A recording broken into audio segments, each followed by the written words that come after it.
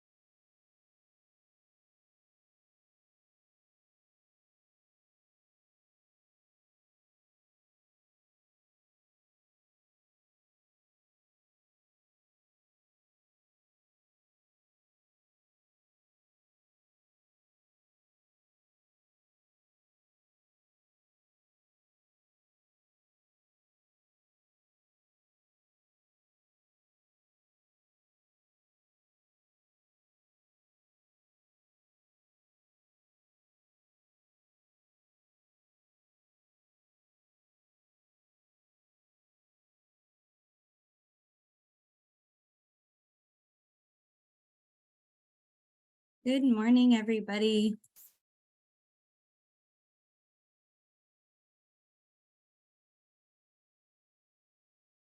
We are going to go ahead and get started. So good morning and welcome to the 4th Annual Multi-County Suicide Prevention Summit. This summit could not be possible without our planning partners and our sponsors. So we want to thank Fresno County Department of Behavioral Health, Kern County Behavioral Health, the County of San Luis Obispo Behavioral Health, Marin County Health and Human Services, Solano County, Tulare County Mental Health and Suicide Prevention Task Force, Transitions Mental Health Association, Cuesta College, Save a Life Today, and Anthem Blue Cross. We are excited to have all of you here today and are looking forward to you hearing the stories of our presenters. And for today, just a reminder, we know suicide is a very personal and can be a heavy topic to discuss.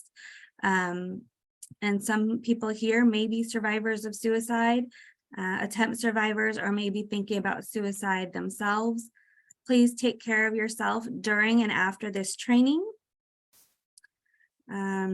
If you are feeling emotional distress or experiencing a suicidal crisis, please reach out to the National Suicide Prevention Lifeline by calling or texting 988.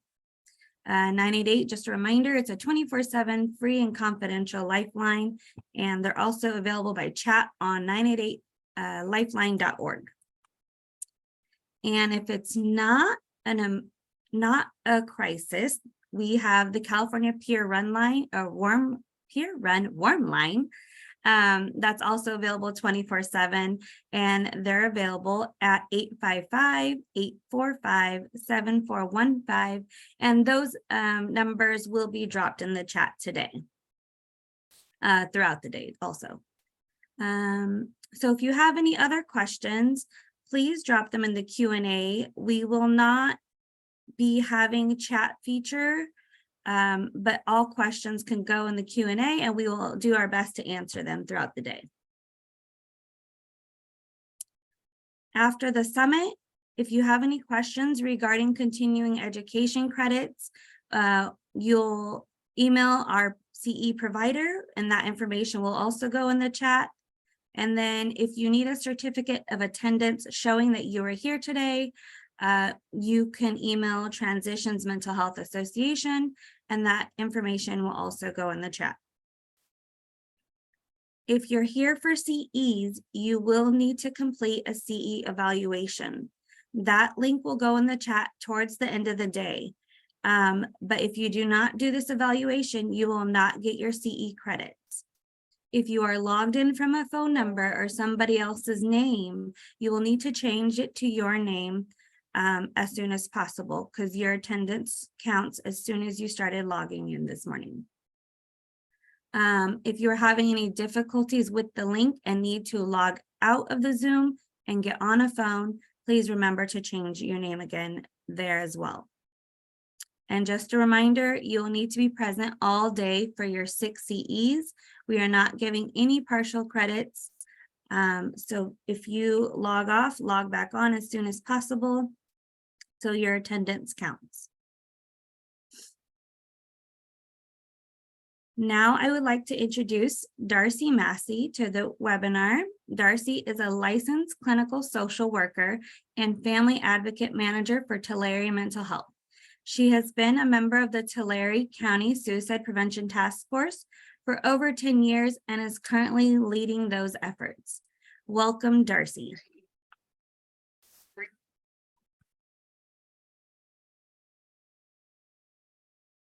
Hi, good morning, everyone. My name is Darcy Massey. I am a licensed clinical social worker and, like Lisa said, part of the Tulare County Suicide Prevention Task Force. It really is an honor to help direct those suicide prevention efforts in our county. We have a loss team. We provide lots of services to loss survivors. We provide lots of counseling services, and we'll go over those in another session a little bit later. So within the scope of my job, I do a lot of things such as the task force and a family advocate for mental health. But I'm also a survivor. I lost my brother 10 years ago, so this work is really important to me, and I'm really excited about all the different things that we're doing. As far as our keynote speaker, we are really excited to have Drew Robinson here. I first heard about Drew's story a couple of years ago. One of my friends was our general manager for our local minor league baseball team, and she sent me an article about Drew's story. And I found it so full of hope, and just the journey he's been through is really, really amazing. And we all know that as a nation, we are losing men at a much higher rate to suicide. And during this conference, we really wanted to highlight just some of the different interventions and providers, and really trying to reduce the stigma around asking for help and help-seeking behavior with men. So I'm going to share a short video to help introduce Drew, and then you'll get to hear from him directly.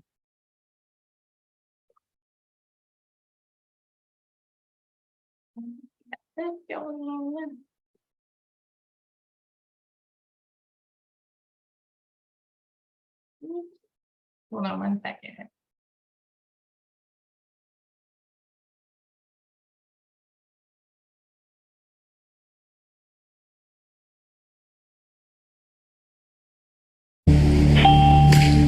Emergency. I thought that I had to live up to this impossible level of perfection. Tell me exactly what happened. Drew Robinson with his first big league hit and making a home run. I just remember the feeling of being on top of the world. How long did it last? Until the next day when I got sent down. I didn't handle the struggles of baseball very well. He did not want anyone to know. I'll never be happy in this world. Is there any serious bleeding? How can this be happening? What happened? Are we trying to survive this? Do you want to play baseball again? Absolutely. He got so lucky, he's still alive.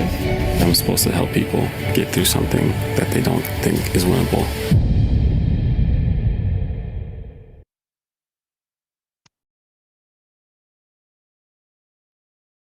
All right, so we are going to bring Drew to the webinar.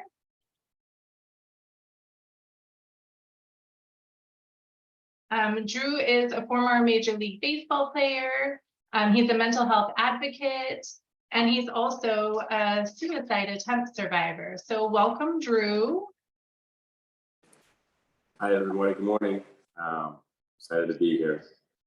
Yeah, so we are going to ask Drew some questions, and then at the end, we are going to have a short question, a Q&A. So if you do have questions that pop up, go ahead and throw them in our Q&A, and someone will kind of compile those questions. In about the last 15 minutes, we will go through the audience questions. So Drew, for those who don't know your story, can you tell us about your journey from being a Major League Baseball player to a mental health advocate? Yeah, let's get into it, right? Yeah, so like Darcy said, I was fortunate to play professional baseball for parts of 12 seasons, with parts of 3 of those being at the major league level. But it's kind of interesting to think about, because most people know me these days for my public story that I shared from that trailer that we just showed with ESPN, because unfortunately in 2020 during the quarantine, I got to a place of attempting suicide.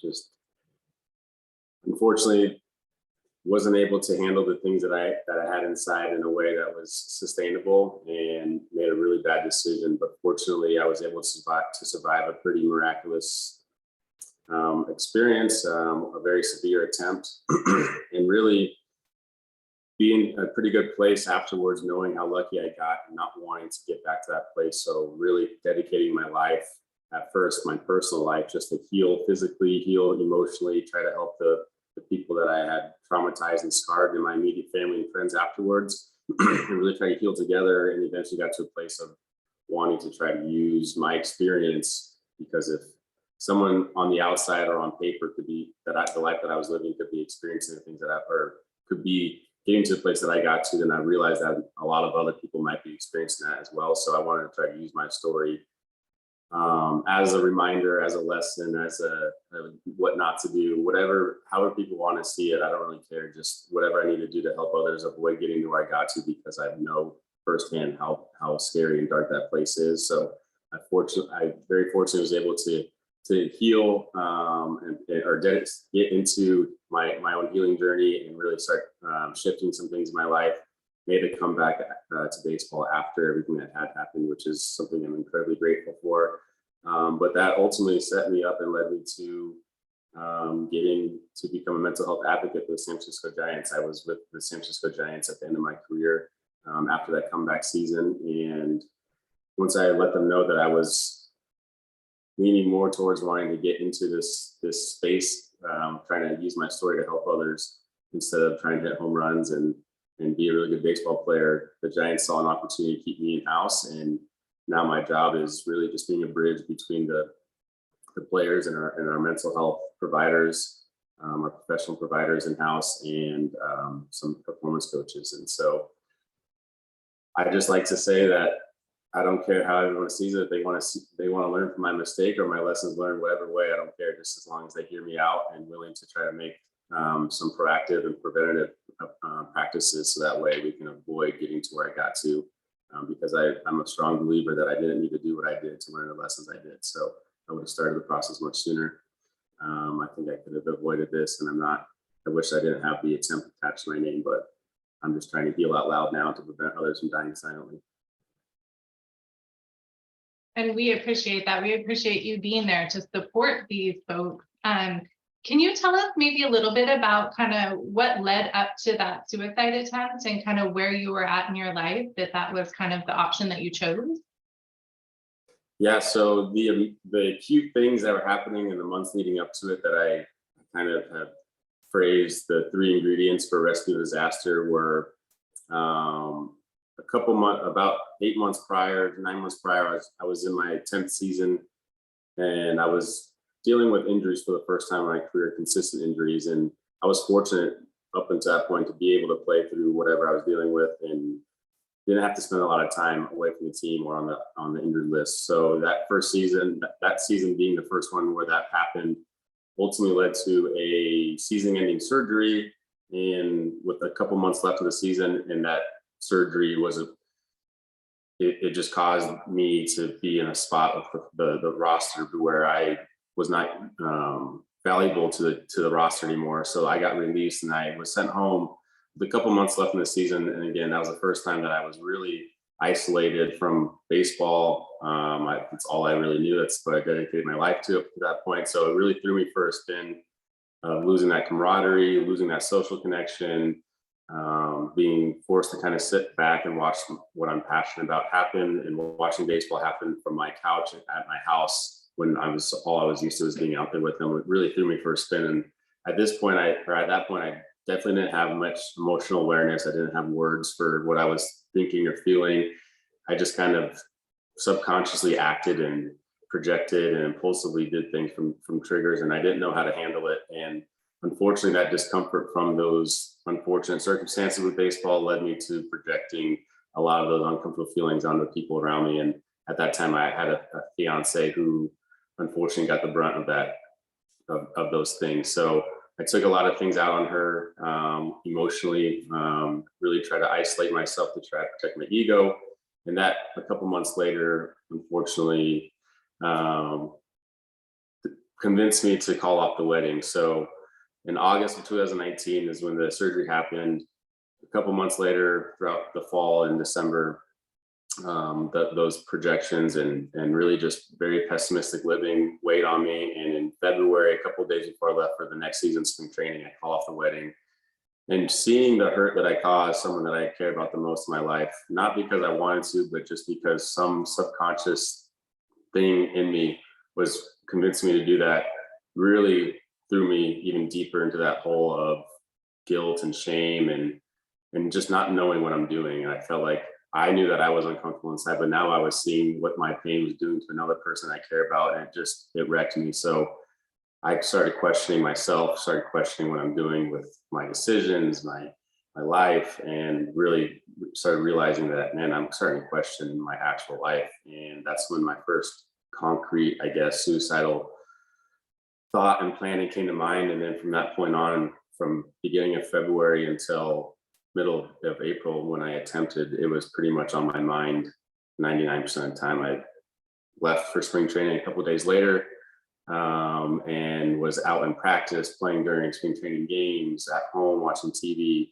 with the idea of ending my life in the background at all times, unfortunately. So the surgery, calling off the engagement, was a second ingredient. And then when the quarantine shut the world down and forced everybody to come home, I was not ready for that. Like I said, I didn't have any kind of preventative or proactive things in place at that time, besides kind of passively seeing a therapist.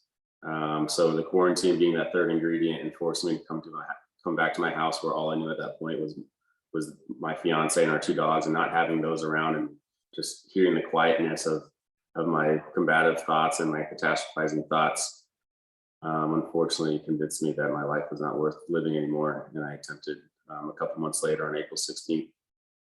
But I like to always note that those three ingredients really is what brought out some of these habitual thought patterns and habits and things that really were showing in different ways from different circumstances throughout my entire life. And I just, again, didn't have the guts or the strength or the awareness to address those before they got to such an extreme thing, which is my biggest regret, aside from the actual attempt. During that time, did you ever talk to anybody about how you were feeling? Or, I mean, was there anybody around you that noticed what was going on and maybe asked you about it? Or Yeah, this is the other regret that I have. Like I kind of mentioned in that last little bit, was I was seeing a therapist, but because I was a man and I was successful and I on the outside looked like I had everything I wanted, I didn't have the guts to say I was actually feeling pretty crappy about everything, because I was so afraid of being misunderstood or judged. So I was actively seeing a therapist, but I was not asking for help. So I worded it as I was looking for help. I knew that I was starting that slippery slope concept.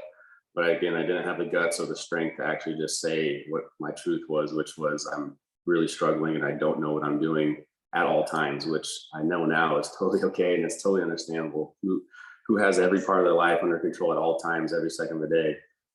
So I was seeing a therapist, but I was still in that space, not willing to be honest and vulnerable, and holding back and kind of portraying it to be like, yeah, I just want to improve a little bit more. Like I'm proud of my life, I'm doing good, and I just want to see if there's something more I can tap into, instead of saying, no, I'm in here because I'm really struggling with my relationships, with my irritability, my impulsivity, and really some pessimistic thoughts, which eventually turned into some suicidal ideation. So I was seeing a therapist.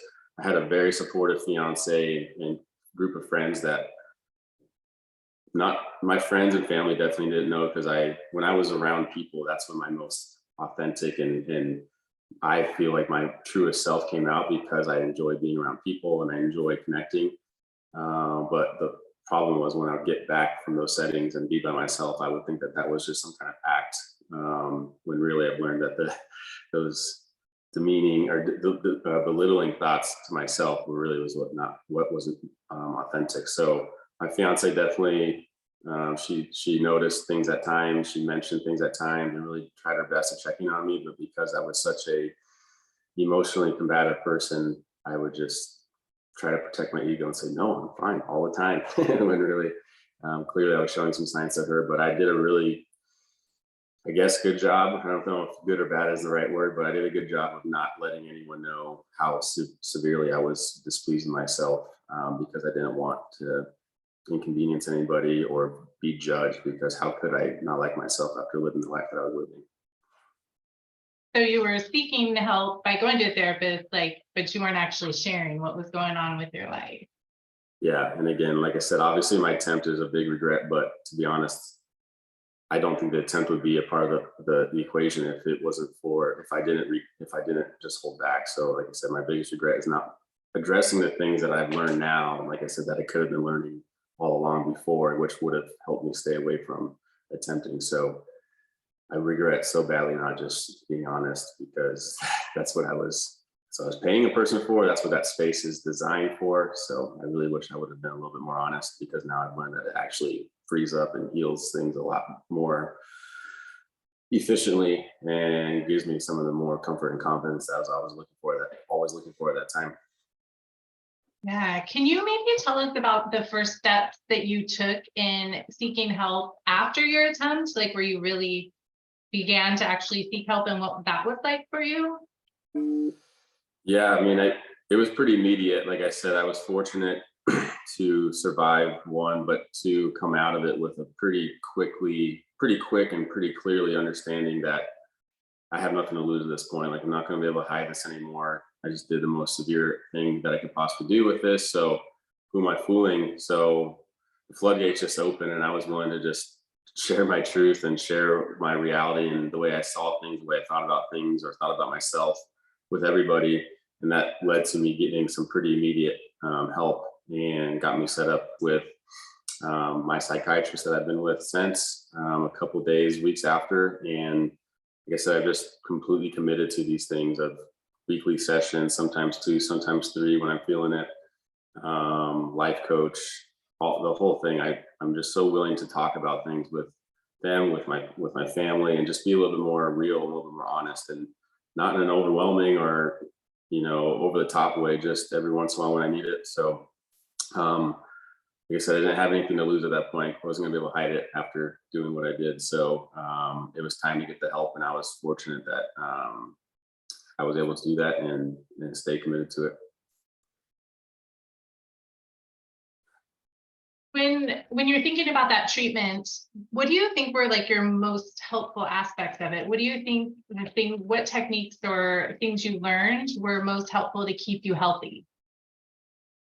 Yeah, really, it's just perspective, practicing all the time, perspective shifting, building, because I've learned and realized, looking back before and after my attempt, that I can really just justify anything if I really wanted to. So of course I was pessimistic, because I spent 27 years trying to convince myself that, yeah, things are going well, but I'm XYZ, I'm not good enough, I'm not worthy, or I'm just fooling everybody, I'm not smart enough, all these things. And like, it became true to me because I was so good at justifying it. So I think the perspective shifting and perspective building within that work has been such a game changer, and honestly, at times a lifesaver for me. I've unfortunately gone through a couple of different episodes after my attempt throughout these last 3.5 years, but I'm proud to share that those are the fruits of my labor, has helped me avoid getting all the way to that point, because I have that perspective, seeds in place that have planted the fruits of my labor of realizing that even though when I'm feeling pretty crappy about something, I have the understanding that it's not my entire life that I want to end. I just want this pain or this phase or this feeling. And I really just try to look at my life as parts all the time, even when things are going well, like not get too pendulum swing the other way to let myself have a big letdown. So I think parts therapy is something that's huge for me.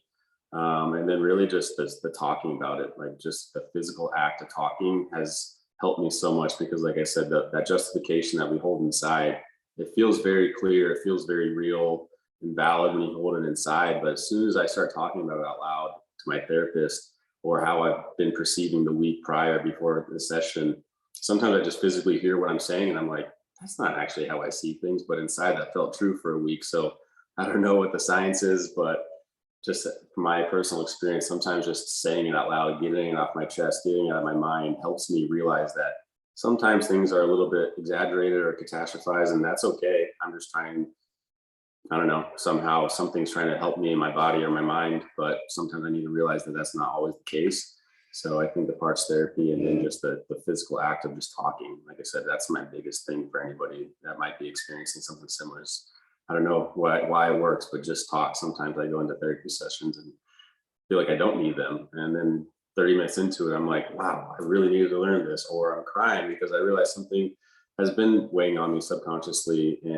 But that act of talking and getting things out and getting a little more organized, it goes such a long way for my overall stability or my mood. So parts therapy is a huge deal, and that's huge for suicidal ideation, is just knowing I just want this pain or this trauma or this discomfort or this phase that I've been in to end, not my entire life. And that's sometimes it's like 99%, but it's still just a part, and that 1% can help me hold on and get me to a more stable place. And I'm really proud of being able to realize that. And that's a very long way of explaining some of the things that I've learned that help me. I know that sometimes just talking about it, I feel like it takes almost the power away from it. Like when you keep it inside, it feels so big, and then you say it and you're like, okay, wait, I can work with this. So and within your role as a mental health advocate, can you kind of tell us maybe what like a day in the life of the mental health advocate for the San Francisco Giants is? Kind of like what your role is, what the initiatives that you're kind of trying to bring about in the Major League Baseball community? Yeah. I mean, I love my job. I get to get my baseball fix. I get to be around the field, actively out on the field with the guys. So I get to also help out like in a coaching way at times, just because playing Parks 12 season, I learned some things. So I'm able to kind of like intertwine into or like ease into the topic by talking baseball with the guys or talking baseball with the coaches, or just be one of the boys. And then before you know it, like 10 minutes later, maybe the conversation shifts to some background or how they grew up, or what their current setup is like off the field at that time. And sometimes it just like naturally turns into realizing someone is like struggling a little bit more than they might have realized or might have shared otherwise. So I think just with my story being public, it creates a little bit more of a natural comfort to talk to me at first. So that's why I said earlier, just being the bridge is really coming in and translating what the mental health world is like to the baseball players who otherwise have just been told to tough it out at all times, and realize that, yeah, that helps. And sometimes that's definitely needed. And majority of the time it is going to be needed, but can you add the tool to your toolkit, as well as being able to be aware enough to know when I need to just go get some venting out or some steam, or just get some things off my chest, like I said earlier. And that way clear up some headspace, so that way you can tough it out a little bit more clearly or more efficiently. So just having the conversations, really creating the space and letting them maybe experience sharing some of their vulnerabilities for the first time, because they know I'm not going to judge them. Just again, because of my story, they know that I'm willing to talk about it, and really just trying to encourage them to do it a little bit more often within their peers or within their family or whoever, not just me or not just our mental health providers, our psychologists with the Giants, letting them know that you can really just kind of start the talks and keep it a little bit smaller, a little bit more preventative in day-to-day things. So starting a peer support program within the Giants and letting the guys kind of take it themselves and experience what it's like to talk about things other than just performance and get things done and whatever else they're talking about. So really just trying to have it be an additive instead of an entire lifestyle makeover, and trying to just kind of lead by example with them when I'm around, and then also letting them get some very easy, natural ease with my service dog. So I have a service dog that goes with me everywhere, and everyone enjoys getting to interact with her. So just trying to boost spirits, boost moods, and lead by example, and let me be a reminder to them whenever they see me that maybe there's some times I need to address things, that way I can avoid getting to where he got. Well, hopefully we'll get to see a little glimpse of your service dog while we're doing this interview. That's amazing. She's right here, so we can. Awesome. Being a male-dominated profession, like, do you see pushback, or do you get pushback or from the players or coaches, or has that occurred at all in this role for you? I haven't personally felt or seen or heard pushback, which again I think is what I am so grateful for and fortunate about is that I get to blend the baseball background with this new background of my personal experience and lessons that I've learned. So I'm not just some outsider coming in and not knowing what the sport is like and trying to like force all these new techniques or approaches or lessons on them without knowing where they're coming from. So I think that's what's allowing this to be as, I guess, efficient or easy or natural as it is, because I get to kind of just be in the same environment that I've been my entire life and kind of just pick my spots of when I notice something rather than just always being on mental health mode. So I'm fortunate that I haven't seen, at least maybe behind my back maybe, but don't really worry about that, because I think anytime there's something new being implemented, there's always going to be a little bit of curiosity or questioning or some pushback maybe on the side, but that's okay. That's the whole point, is realizing that getting outside your comfort zone is a little bit uncomfortable, but it's going to create some kind of growth that you might be needing to get to the next step or get to the next level of whatever you're trying to get to. So just letting him know in a gentle way or a soft push here and there to get vulnerable, to add some of those emotional awareness practices to the masculine, tough it out energy, because again, doing any of those at all times is probably not going to be the best setup for any kind of stability or success. It's going to lead to some kind of burnout or some kind of complacency. So having a blend of both those is something that I've learned has really been beneficial for me. So I'm just trying to help them realize that. So I don't think that I've come in too hot to where they're like, take it easy, man. So I think it's been a good blend, and so far it's been well received from my personal experience. I'm curious to know about how maybe like your personal relationships have changed. I know I've watched a couple of videos and they talk about like your siblings and kind of how they experienced that day and maybe finding out you were in the hospital. Like how has that affected kind of your personal relationships? Yeah, this whole thing, I mean, to be honest, it's strengthened them, because the concept of not having anything to hide or anything to lose, or the floodgates open, kind of all those concepts. So I say it in the phrase of, I've gotten to know the people that I've known my whole life, or friends that I've known for 15 years. I've gotten to know them better in the last 3 years than I did the 13 or the 27 years before that. Just because I've really dove deep with our connection and like what we're talking about, rather than just whatever the daily gossip is or whatever we talked about before. And again, just adding some of these, I don't know, big picture questions, or why I'm feeling the way I'm feeling. Can you help me process this, or whatever? Just adding that to the equation has strengthened and deepened our relationship with my family, friends, and the people that I interact with on a daily basis, because most people that are in my life that I'm connecting with know me for, or know about at least what had happened. So there's always a little bit of a mental health filter that goes into most conversations. But like I said, it's only helped, because if someone's coming to me, they know that I'm not going to judge them. So it creates a very authentic version, or a raw version of them, that they might not feel comfortable doing with someone else. And that's something I don't take lightly. I'm incredibly grateful for. And then because I also know myself a lot better now, that I can kind of approach someone for support in a more, I guess, overall way, rather than give me an answer, give me a fix, or take my burdens. It's really just a more natural and very connective experience. And that's something that's been so good for me. And again, a realization that I could have been doing this all along, because I've had these same people around me before my attempt. So I wish I would have done it beforehand. That's great. Thanks for sharing that. I think a lot of people might want to know, like, what do you do for like your own self-care? I know you go to therapy and you do kind of those pieces, but what else do you do just to make sure that you remain healthy?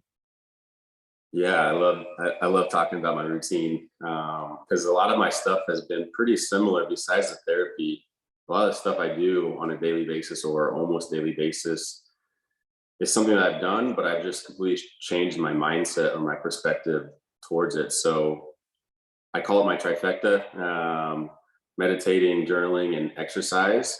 The times I'm doing those three most days or just in a consistent plate or a consistent stretch, it's very evident that, or very obvious that those are the stretches that I'm my most stable or most efficient self, or just more, my moods are just more in line. So, but again, I've been working out, it's been a part of my career, it's been a part of my life, almost my whole life. But my younger self used to just want to look good physically. I used to want to like compete with my friends of being the strongest, or, you know, doing things like that. But now I've realized how intentional and how, I don't know, shifting an exercise can be, or working out can be. Like I said, it forces you to be present, which a lot of, at least my experience, I'm spending a lot of time of regretting the past or shaming myself for the past, or just worrying about the future, very rarely in my present. So my workouts and meditation and journaling just cause me to be present. But if I'm not present in my workouts, I could get hurt, or I might do something that might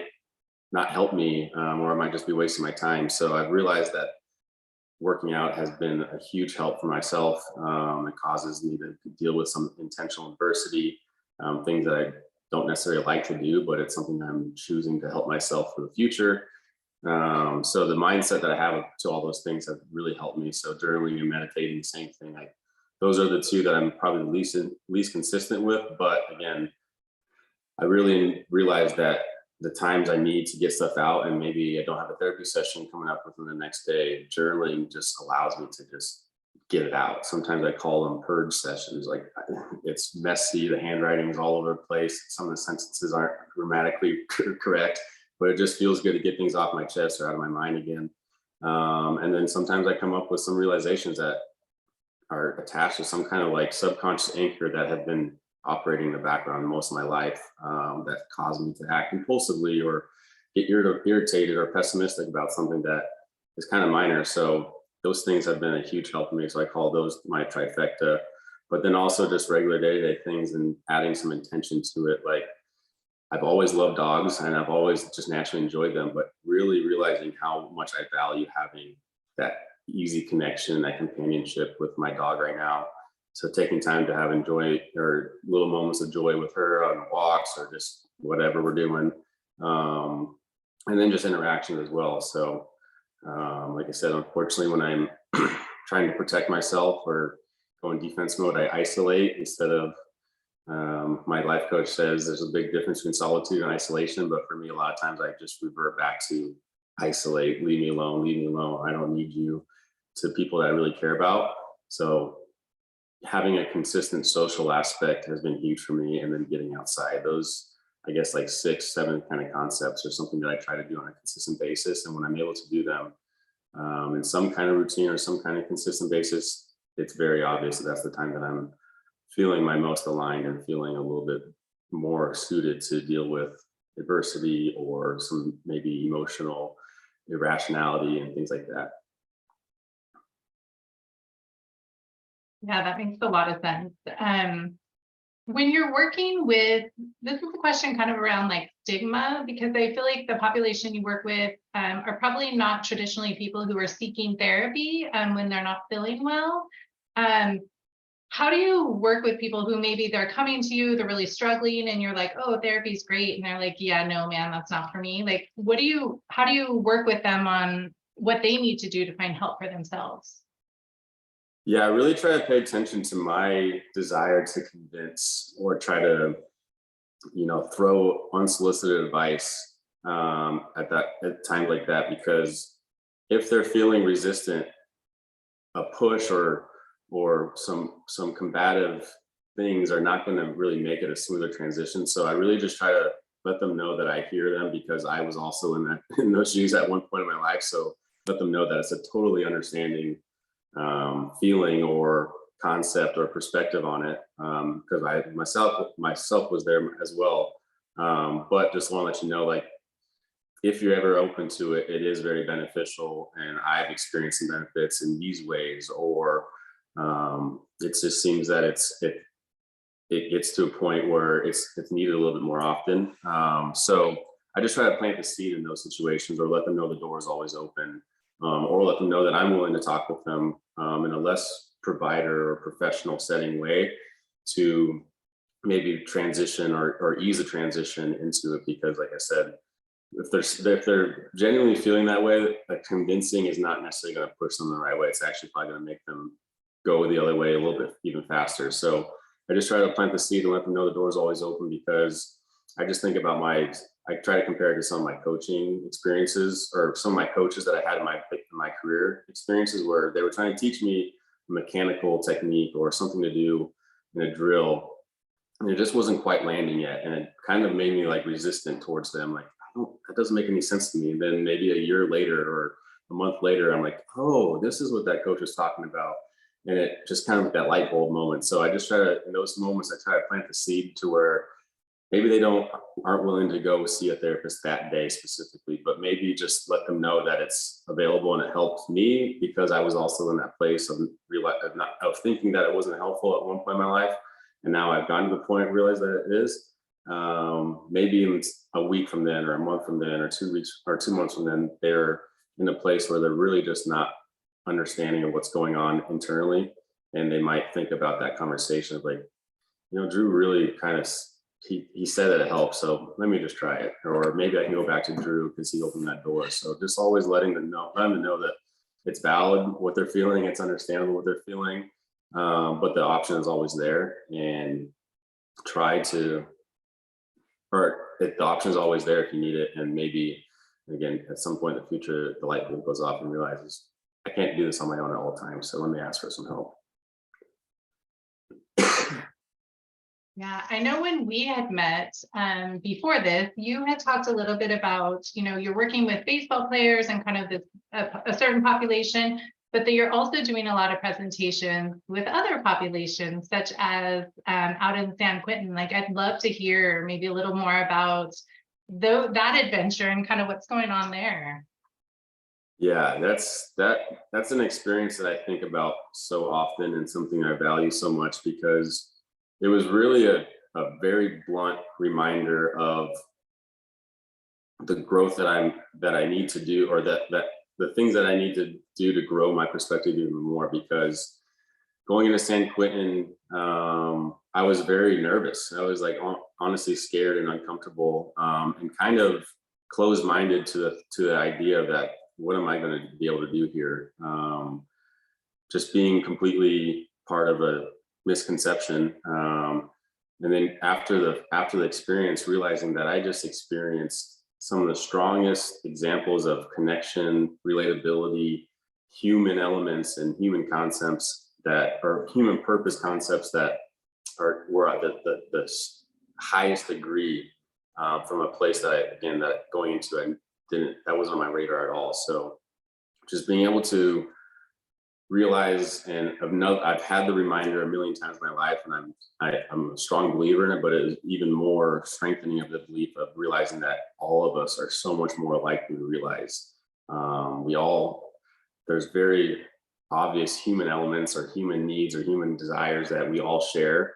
And again, we're all just feeling whatever the chemical reaction is that create all the emotions of fear, worry, regret, joy, happiness, pleasure, irritability, all these things. We're all feeling the exact same things, just maybe at different levels from completely different external circumstances. So again, going into that presentation, I never would have thought during the Q&A portion that I would be answering a question from one individual and eventually getting to a point in the conversation of completely crying and bawling with each other, relating on the topic of regret, again, just from completely different circumstances and reasons that made us feel regret, but we were connecting in the strongest way possible because of the human element of, we don't like the feeling of regret and we wish we could change it, but practicing the idea of acceptance, practicing the idea that you can always, no matter how bad things get, you can always change your life, you can always change your perspectives, and really get to a place of growth and healing that make you feel a lot better about life and about yourself. So going into all these different environments and demographics and stuff like that is just such a blessing, because I get to realize and learn even more every time that we're a lot more alike. It makes me think of the quote that there's not a person that you wouldn't love if you can read their entire story. And I believe that so strongly, because it's so true. And I have so many experiences that are evident of that. That's pretty amazing. I mean, people are just people, right? So everybody's struggling with something, that's for sure. Do you think that looking back that there were signs of distress that you had that maybe your family members or other people didn't recognize? Or do you think maybe you just masked those pretty well?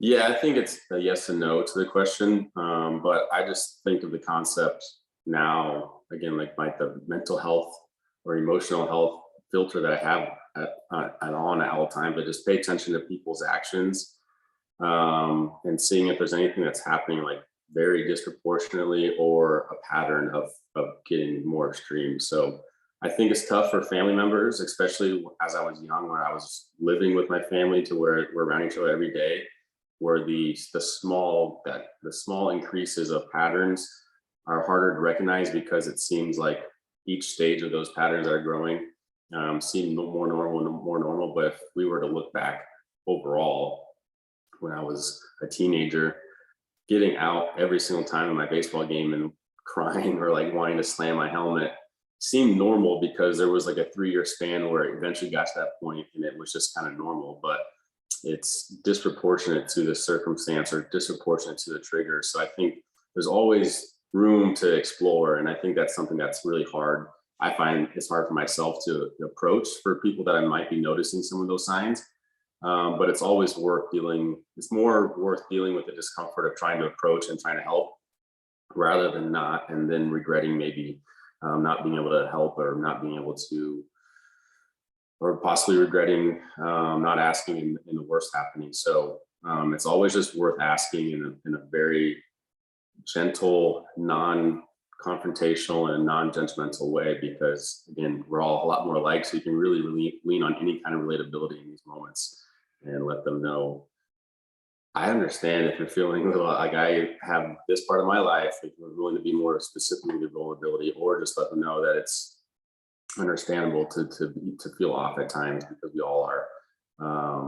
So I think that there was definitely signs. Like I said, I was a very emotional roller coaster kind of person. I was aware of my heart on my sleeve. I mean, I still am. So some of the actions and some of the things I was doing, in an impulsive way and also a pattern way, definitely were signs. But again, it's harder when it's not like at the forefront of our practices of paying attention to these things and just writing off to that's just life, or that's just Drew. I know we've talked a lot about like therapy and things like that. What is kind of your take on, or your take on psychiatric medication, or even within your role as like a mental health advocate, working with, the players around like psychiatric medication? Yeah, I mean, I'm like I said, whatever is the best setup or best thing that needs to happen for you to find some healing or find some peace, to get you to a place of a little bit more stability. So like I said, I've had my experiences with psych meds. I went through a couple trial and error process where first couple weren't the right fit for me, and it was pretty frustrating. But again, I eventually have gotten to a place where I found my fit. And I think it's just the perspective that you're attaching, or the intention that's being attached to anything. 4 years ago, or 5 years ago, when I was given my first psych med or my first antidepressant before my attempt, I was so ashamed of it. The only person that knew about it was my fiance at the time. So it's just the intention that you attach to it. And now realizing it's the same concept as a crutch. My psychiatrist now is great. He really helps with the education and the perspective of these things. But if I were to break my leg and had a cast on my leg, I would be walking around with a crutch, not for the rest of my life, but it is going to help me in that place until I'm in a better place to feel stronger to walk again. So going into it with the intention of, it's not a life sentence. It doesn't need to be. If it ends up being that way, that's fine too. But there's so much evidence that show there's so many different ways to go about it. So if things are going off, and maybe you just need that crutch to kind of get you to a little more stable place, and it maybe helps reinforce some of the better habits of your life, a better thought perspective of your life or patterns, to strengthen those while using them and then eventually come off or eventually get more comfortable with it. So it's, again, I think about the perspective and the intention that's attached to anything. So whatever that is, if it's psych meds, if it's therapy, if it's some kind of personal routine or personal thing, I don't really care. I just think it's worth exploring. It's worth experiencing and maybe doing some trial and error to find out what is your best fit, because unfortunately, some of these things can become life or death, or some of these experiences can become life or death. So if the worst thing they have to deal with is taking an antidepressant or some other psych med, it's not the worst thing in the world, right? I try to justify that with my caffeine intake. Sometimes I'm like, yeah, if the worst thing I'm doing with my life is drinking a couple extra cups of coffee, then I think I'm all right. So it's just the intention that we attach to anything. So whatever someone needs to get that peace or that stability or that aid to get back to their highest version of themselves, why not try it? Yeah, for sure, definitely. And oftentimes it is a combination of those things, right? Therapy, maybe some medication, journaling, self-care, all of those things mixed together. I think that's the biggest thing that I've experienced with my healing journey is just the expectation of it. So when I was given my first antidepressant before my attempt, I think I subconsciously had the expectation that this is it, this is the fix, this is all I need to do. When really that's a combination, again, parts therapy. It's a part of the equation that's going to help me maybe get back into some better habits of working out more consistently or trying some new things. So it's a blend of all these habits that you need to take control of and be willing to take those small steps instead of trying to be this huge jump into completely healed or fixed overnight. It's really about the ing of all these words of healing and learning and growing, not expecting it to ever just be and not to be done. So I think it's really important. The expectation part too is that this is just going to be a part of the puzzle, not the entire magic potion overnight fix. Yeah, and it's definitely something that once you have that kind of in place, when other life struggles come up, you're probably going to deal with them a lot better. So yeah, that's great. So we are kind of going to move into some of the questions from the audience. So if you have questions, please throw them in the Q&A and we'll kind of pull some of those out. So one of the questions is, what sort of things like practices or measures are being implemented now to ensure that players are being checked in on more consistently regarding mental health and not just physically what they're going through? Yeah, it's really, again, about that peer support, is encouraging them to just be more authentic and vulnerable if there is something that might be getting in the way of some casual, yeah, I'm doing well, how you doing kind of questions where we just always answer good. If someone, like, if they're just generally feeling good, great. But if there is something that's holding back, encouraging players and the space and the environment to be accepting of, if someone's willing to be like, I'm a little off right now, but I'll be okay. That's at least one of my answers that I share when I'm maybe going through it a little bit, to try to practice some vulnerability or authenticity. Is I know it's temporary. So that understanding parts work is, this part of my life is causing some stress, but I also know that it's temporary. Everything that I experience in my life is temporary. So just practicing some vulnerability or some authenticity of saying, yeah, like last week has been kind of a grind, but I'll be all right. Or I need a little extra help. Do you think that this thing, or asking some questions. So prompting or encouraging them to be a little bit more real, a little bit more authentic with the people that they're comfortable with or trust, or just anybody that's willing to listen.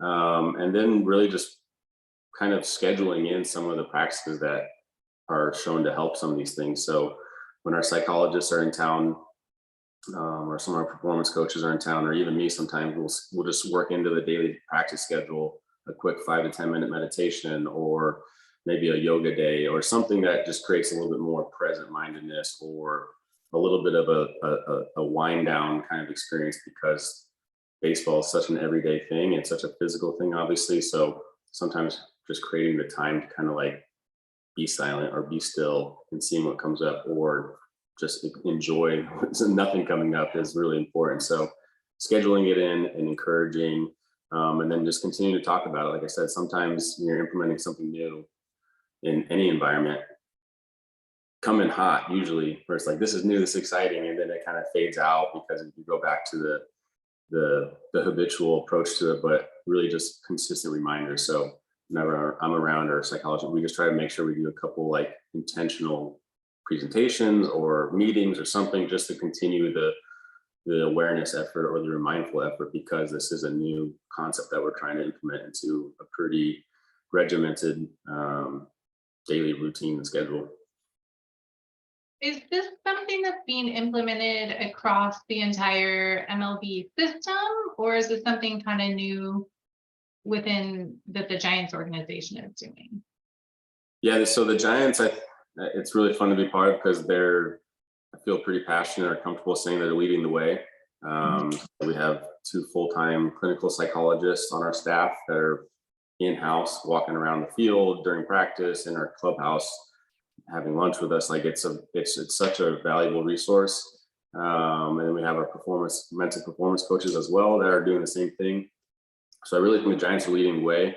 And around baseball, each organization I think has had at least a mental performance coach within the last maybe 5 or 6 years. So there's this wave is happening of where they're realizing this is a very important thing and a very utilized resource. And really at the end of the day, for sports perspective, it is a competitive advantage. So the player can go into a game a little bit less stressed or a little bit clearer headspace, they're going to perform better. They're going to be able to focus better. So it's not a league-wide requirement by any means, but other than the EAP program, but each team is slowly starting to follow suit and realize this is such a needed resource.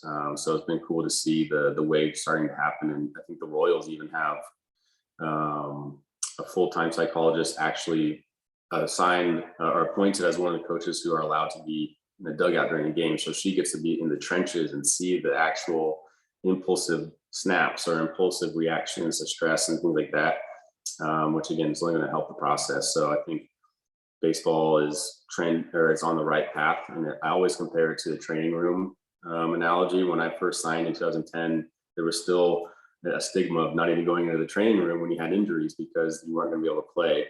Or if you have sorenesses, it's going to be considered an injury. You won't be able to play. So guys would just never go into the training room. So I remember playing through broken fingers, playing with strained muscles until it was so significant that I literally couldn't walk or couldn't whatever.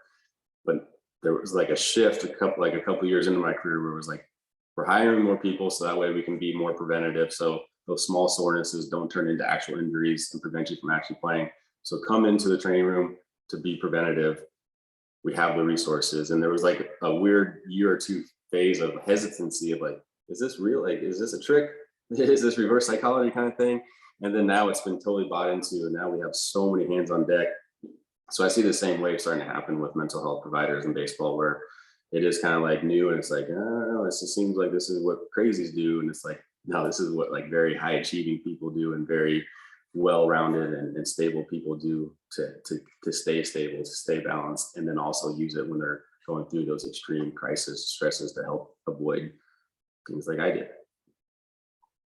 Has the management noticed a difference or the impact of bringing the mental health staff on board? Yeah, and that's what we're so fortunate with the Giants.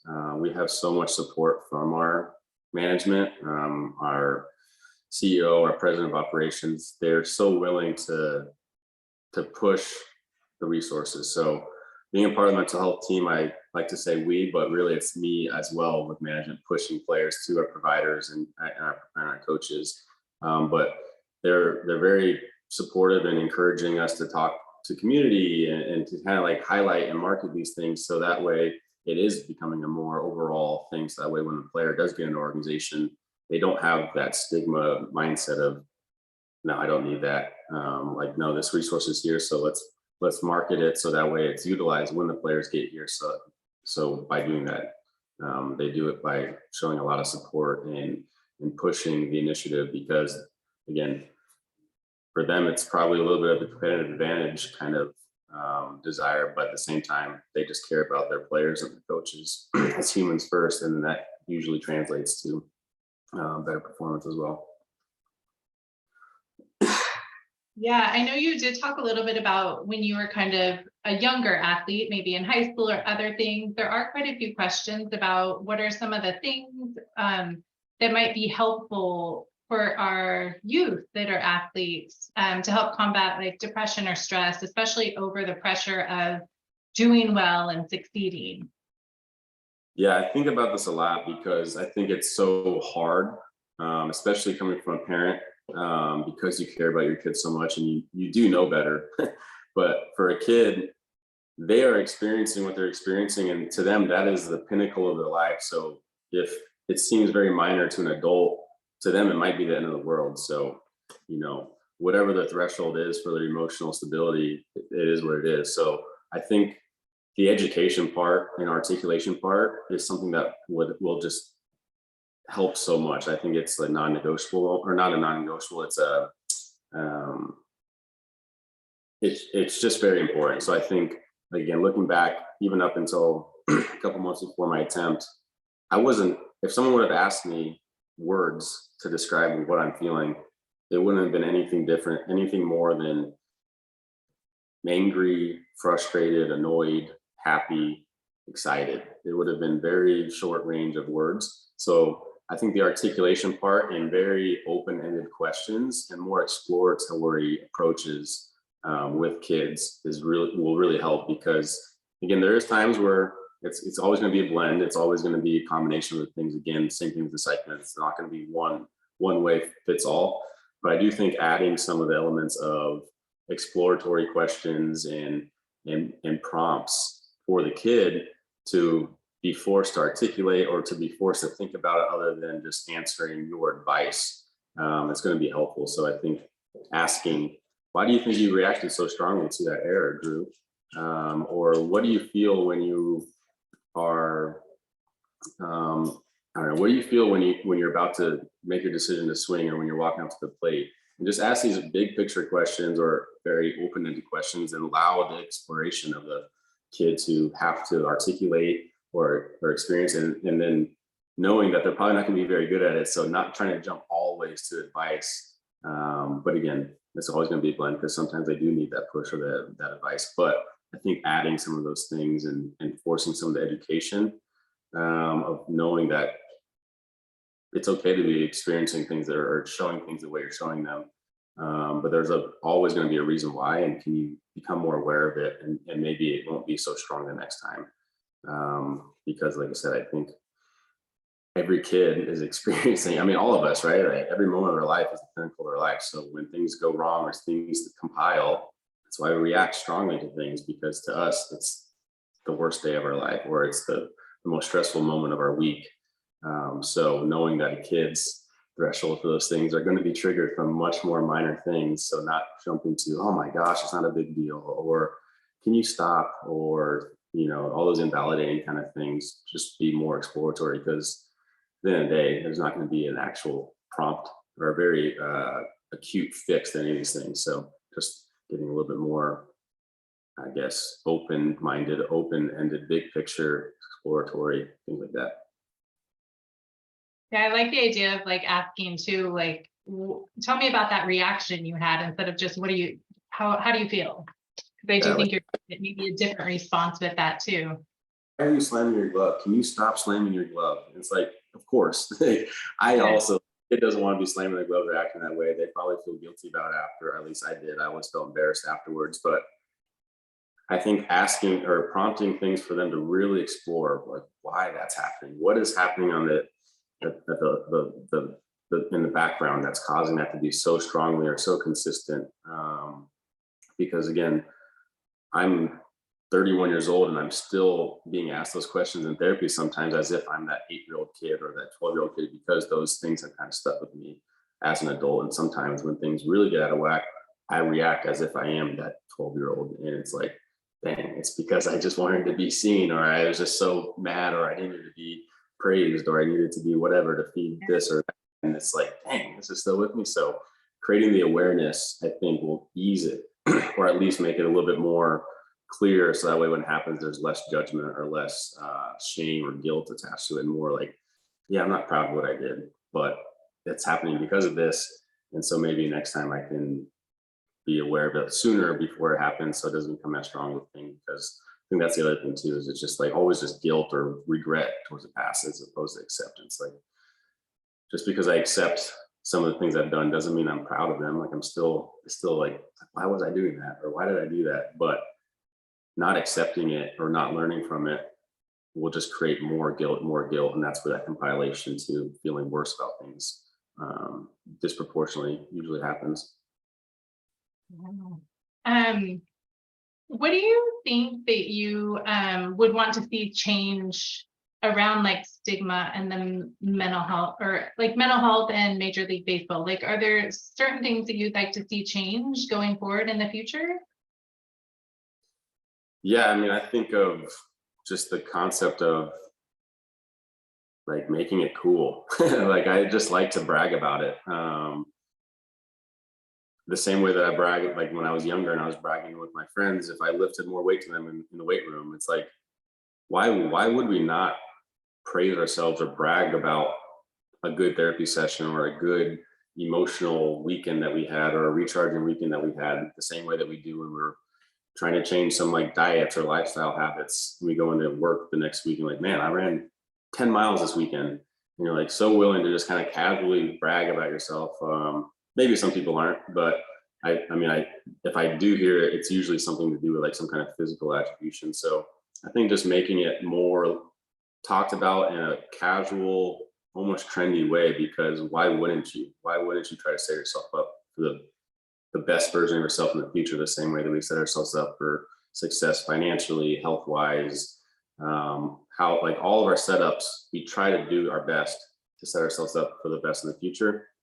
So why wouldn't we be doing that with our emotional and mental health as well? Where it's like, man, my best friend, whenever I see my best friend next, like, man, I had a really good therapy session this week. We talked about how XYZ happens or whatever.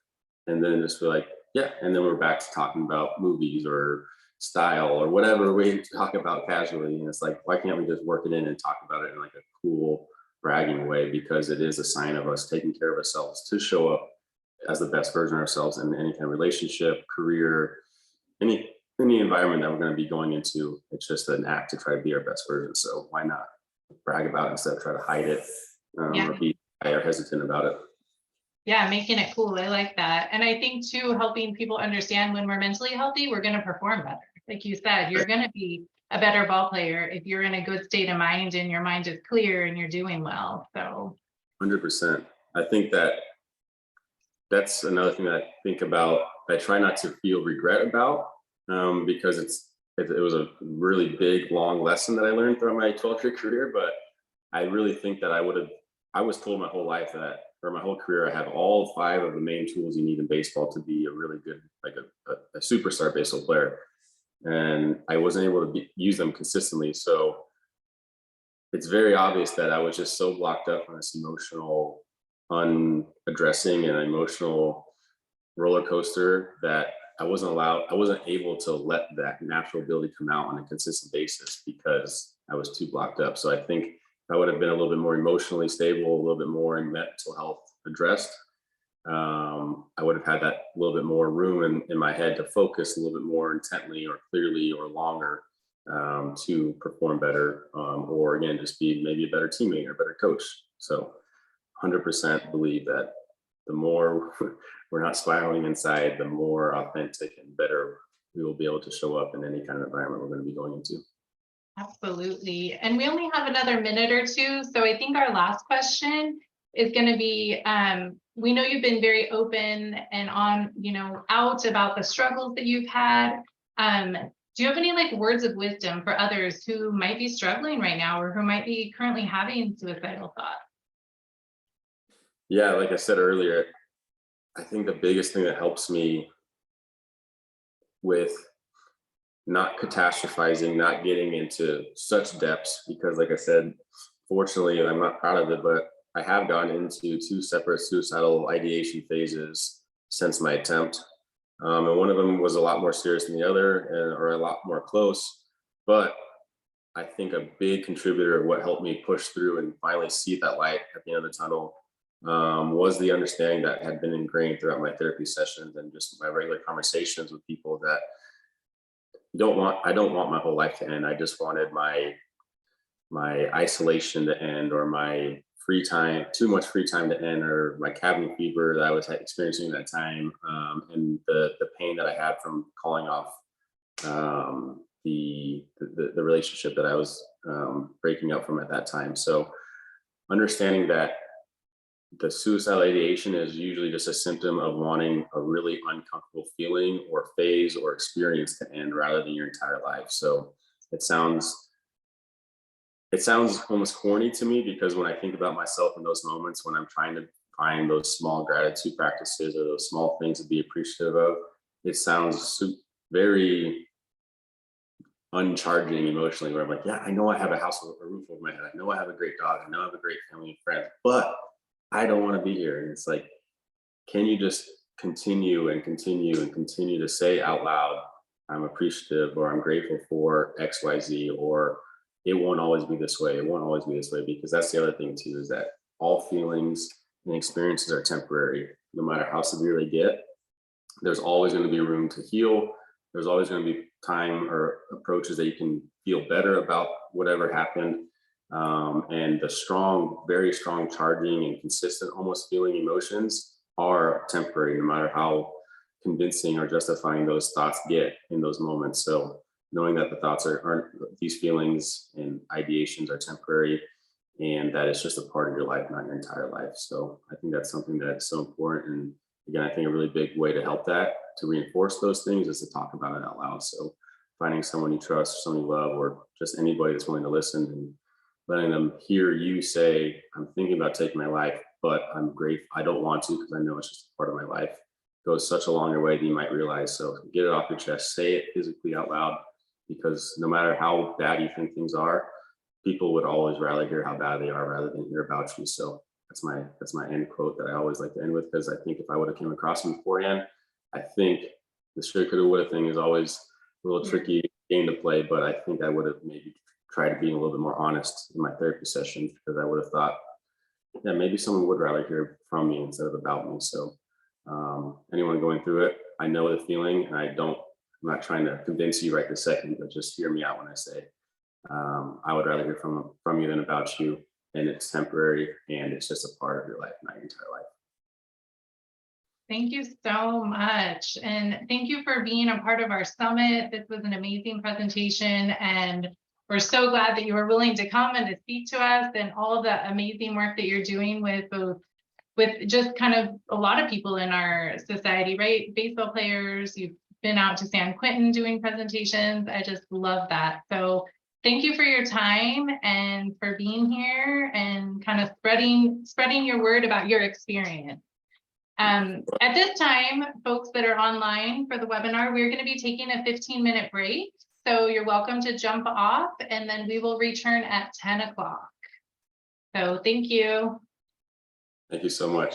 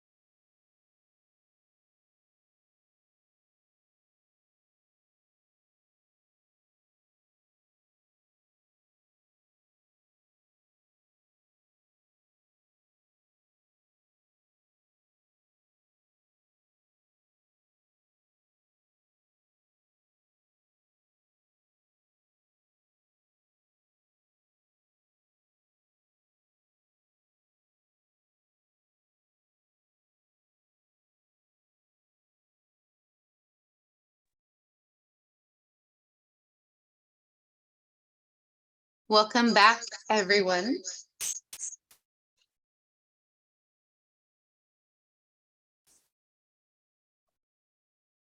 We have a quick housekeeping announcement. We've had quite a few questions about continuing education. If you registered for the webinar with your name and your email, we see you, we know that you're here.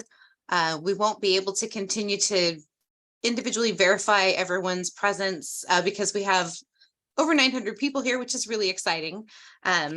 If you registered with somebody else's link, please make sure that you have that email and that's what you put in your CEU evaluation so that they match. And that'll be the best way to make sure that things line up at the end.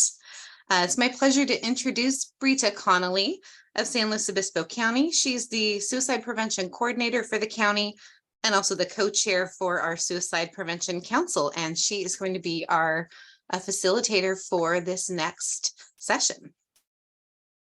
Welcome, Brita.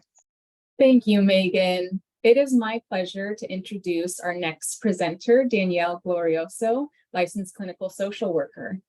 Danielle received her bachelor's degree in human nutrition at the University of Massachusetts. She started her career as a dietitian in Massachusetts before accepting a position at the Family Weight Control and Prevention Program at San Diego State University. After working several years in eating disorders, she moved to the Division of Geriatric Psychiatry at the University of California, San Diego, where she worked with older adults with serious mental illnesses and served as executive director of the Center for Healthy Aging and the Stein Institute for Research on Aging. Her desire to pursue more clinical work led her to enter the master's degree program in social work at SDSU. During her master's program, she worked as an intern at the Veterans Affairs Healthcare System outpatient mental health clinic. And in 2006, Danielle lost her brother, Brian, to suicide. And she chose to focus her clinical practice on grief and loss. So in 2009, she was certified in prolonged grief disorder therapy, which is a highly effective form of therapy used to treat symptoms of prolonged grief disorder. So now we're going to be able to hear from Danielle more about prolonged grief disorder.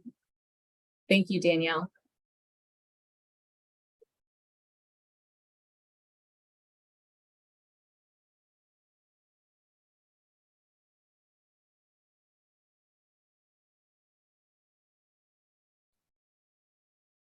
Danielle, I think you need to join us from backstage. There you are. Oh, hi. Thank you for that lovely introduction. I'm just delighted to be here today. I'm going to go ahead and share screen, okay?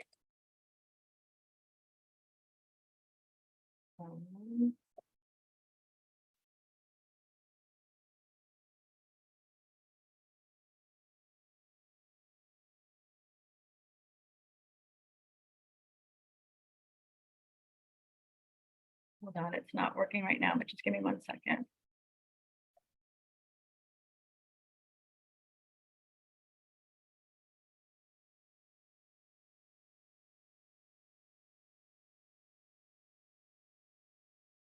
There we go. Can you see that now? Looks great. Okay, great. Well, thank you for that lovely introduction. It's just so wonderful to be here with all of you today to share something that is quite near and dear to my heart, which is the work that I do as a grief therapist and specifically a prolonged grief disorder therapist. So as was noted in my introduction, I am a licensed clinical social worker, and I was fortunate enough to do my training through the Center for Prolonged Grief at Columbia University. And so today I'm going to be presenting a case to you of one of my suicide loss survivor cases and walking you through the work that I did with prolonged grief disorder therapy. And so this is a really special and pretty amazing case. I will share before I get started that I have changed all of the identifying information in this case to protect my client's confidentiality. But it's a wonderful case, and I'm looking forward to getting started with you today. So I have this photo on the front here of my introduction because it really describes in visual context the work that I do with all of my clients, but specifically with my client Margaret that you're going to be learning about today.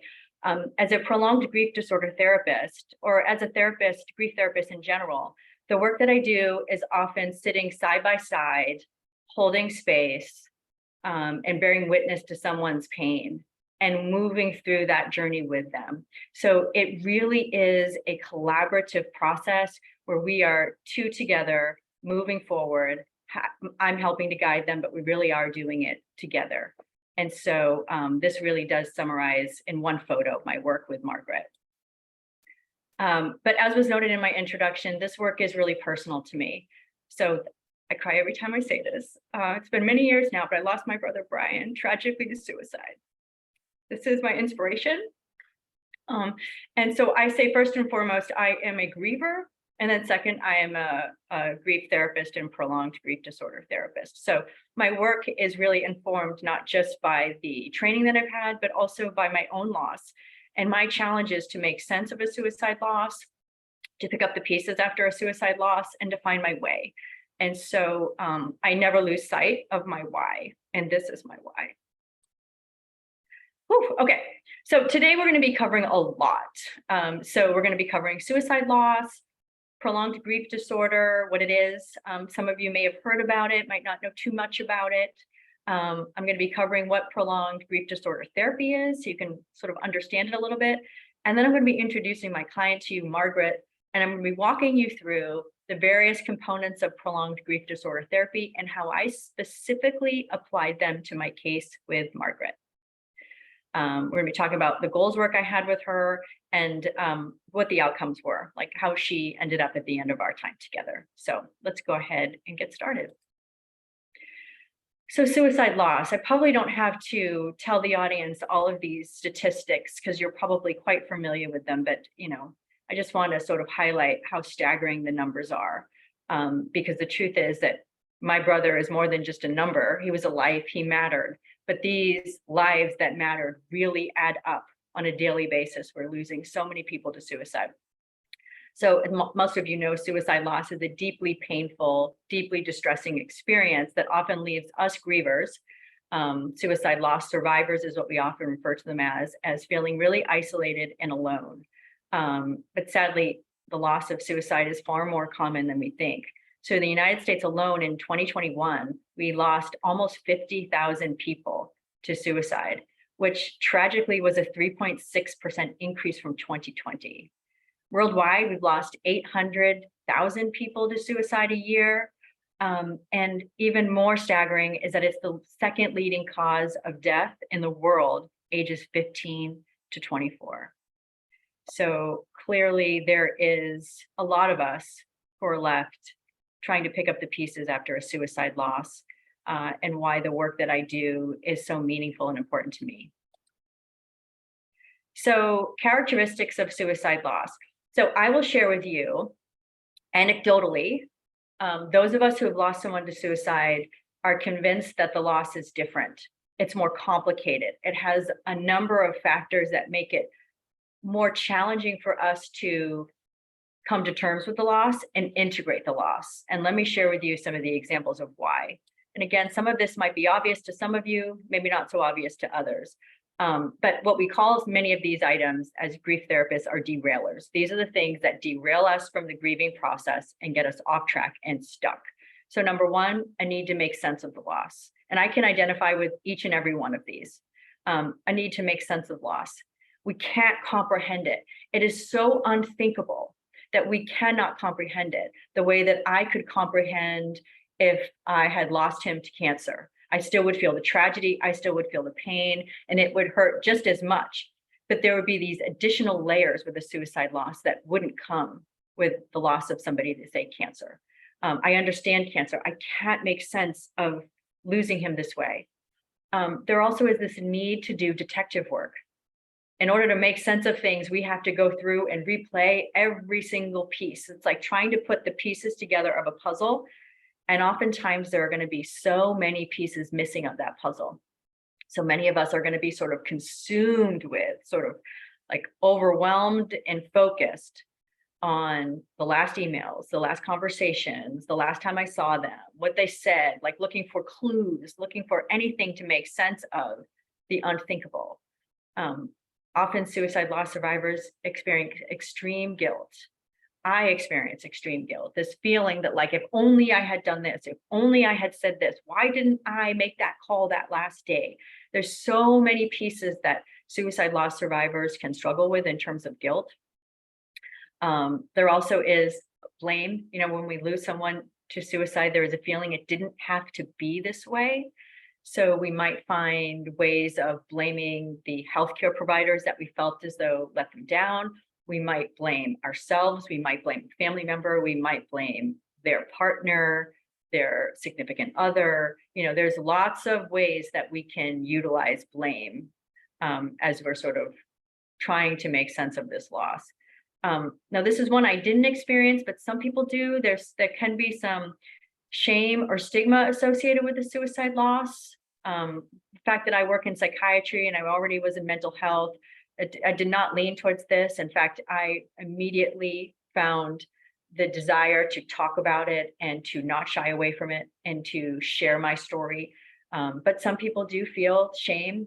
Maybe if you lost your partner, there's this feeling that people might judge me, like, was I not a good enough partner? Or if you lost a parent, you might feel like people will like sort of feel as though maybe your parent didn't love you as much. There's all kinds of storylines that I hear with my clients that can sort of fall into the shame bucket. Rejection and abandonment, I see this a lot. You know, maybe again, if you lost your parent to suicide or your partner, you can feel like they abandoned you or that they weren't thinking about you. And then the trauma of, you know, finding your loved one perhaps, or replaying the story of how they died, even if you weren't present. Our mind sort of creates the image and the vision, and that can be quite difficult and traumatic. But also what we have found in our research, and this is a paper that my team at UC San Diego published back in 2012, is that suicide loss survivors are at higher risk of developing prolonged grief disorder, which I'm going to cover with you just a moment. So prolonged grief disorder was just entered into the DSM in 2021. But for those of us who have been doing this work, it's been around for a really long time, like 30 plus years. But we are thrilled that it was finally recognized in the DSM and accepted in the DSM back in 2021 after a lot of work from various researchers and advocacy groups in the field, with the idea that we want to make sure that people know that this exists and know that there's treatment for it, and help get insurance reimbursements for clients who are struggling.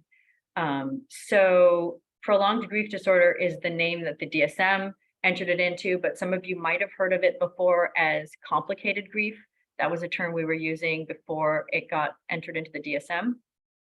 But what is prolonged grief? In a nutshell, prolonged grief happens when someone loses someone close and they experience intense yearning, longing, and preoccupation with the deceased person. And their bereavement lasts longer than social norms and causes distress and problems in functioning.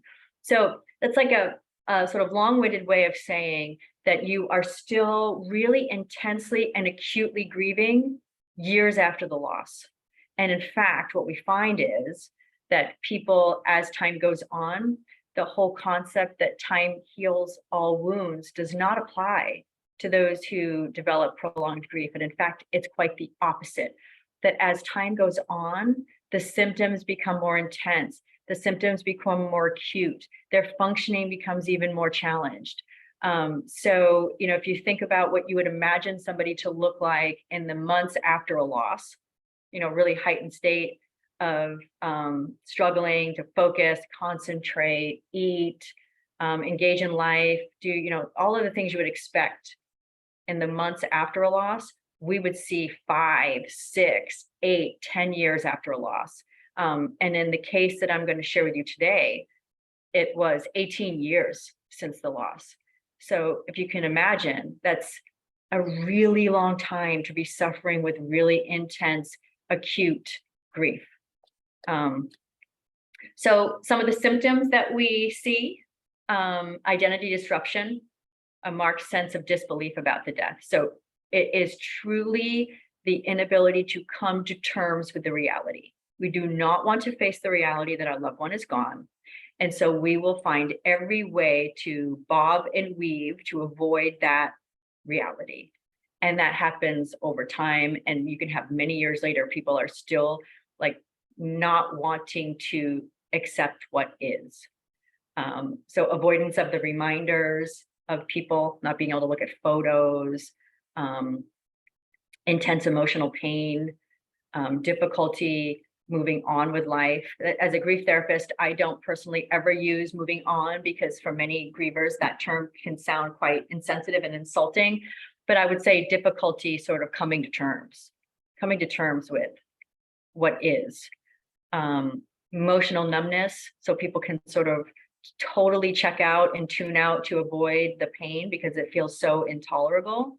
Feeling that life is meaningless, and intense loneliness, usually because people have isolated and are no longer engaging in relationships that matter to them. So here's a little bit of another overview, same information, but this is how we diagnose. So this is based on the DSM. So you're going to be looking for a few things when you are diagnosing somebody. You're going to be looking at is the death of a person at least 12 months. So in order to diagnose prolonged grief, it has to be at least 12 months from the loss. And I will say this is not always a favorable thing to say, but to be fair, I would never diagnose somebody with prolonged grief at 1 year if it was the loss of a child. Because when you think about what would be expected, right? The loss of a child is so massive that it would be unimaginable that somebody could fully come to terms with that loss year one. I have yet to see it. So I personally would not diagnose somebody with prolonged grief at 1 year. So the 12 months is really sort of something that I would say is like, it has to be at least 12 months though. So if somebody comes to me at 6 months from the loss and they tell me they think they have prolonged grief, I will say, it wouldn't meet criteria for prolonged grief, but your symptoms are still quite acute. We're also looking for persistent, pervasive yearning, longing, preoccupation with the deceased. And since the death, at least 3 of the following things have been present. So these are some of the things that I just highlighted for you, so we don't need to go into these in detail, but we want to see 3 of these: identity disruption, sense of disbelief, avoidance of reminders, intense emotional pain. And then we're looking for significant distress and impairment in personal, family, social, educational, occupational, or other important areas. And duration and severity clearly exceeds expected norms for the individual social, cultural, or religious context. So those are what we're looking at when we're diagnosing. So prolonged grief disorder therapy. This is a form of therapy that I was so fortunate to be trained in many years ago. I've been a prolonged grief disorder therapist for about 10 years. And I have to tell you, it is the most meaningful part of my week, every week, to do this work, because this therapy is really intensive, it's really difficult, but it is so effective. And so to be able to work alongside somebody who is still so acutely grieving so many years later, and to be able to guide them through the darkest moments and get them to the other side where they can enjoy their life again, where they can find meaning in their life again, and they can live again, is an honor that has been bestowed upon me because of my brother. And I take it very seriously. And so I'm super, super grateful to be able to do this work. And it's not small to me. But in a nutshell, prolonged grief disorder therapy is a short-term therapy. So it's time limited. It's not meant to go on forever and ever and ever. But it addresses the complicated grief and strengthens a person's ability to naturally adapt. There are components of this therapy that help people get to understand their grief, get to manage their strong emotions, think about the future, rebuild strong relationships, and think about the death, and revisit reminders of the loss and access living memories. So those are all the components of the therapy we do. I mean, it's pretty intense, right? Understanding our grief, managing the emotions, thinking about a future, rebuilding relationships, thinking about the death, talking about the death, revisiting reminders and memories. These are all very powerful things, and they're all put into roughly 16-week therapy.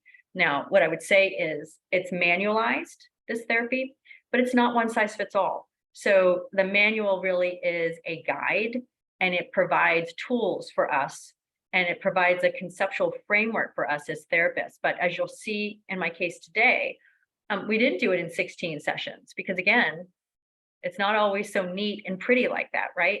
And so, but ultimately, while I didn't do my therapy with her in 16 sessions, I did a pretty clear-cut version of prolonged grief disorder therapy. It just took a little bit longer. And one of the things that I love about this therapy is that it is evidence-based. So it's been around for over 30 years, and it's been published in major peer-reviewed journals. And the research is amazing. So some of the research shows that upwards of 70% of the people who did the study in randomized controlled trials had marked improvements. And I can just share with you anecdotally, and I'm going to knock wood on this one, I have yet to see it not improve the life of every single client that has gone through it with me.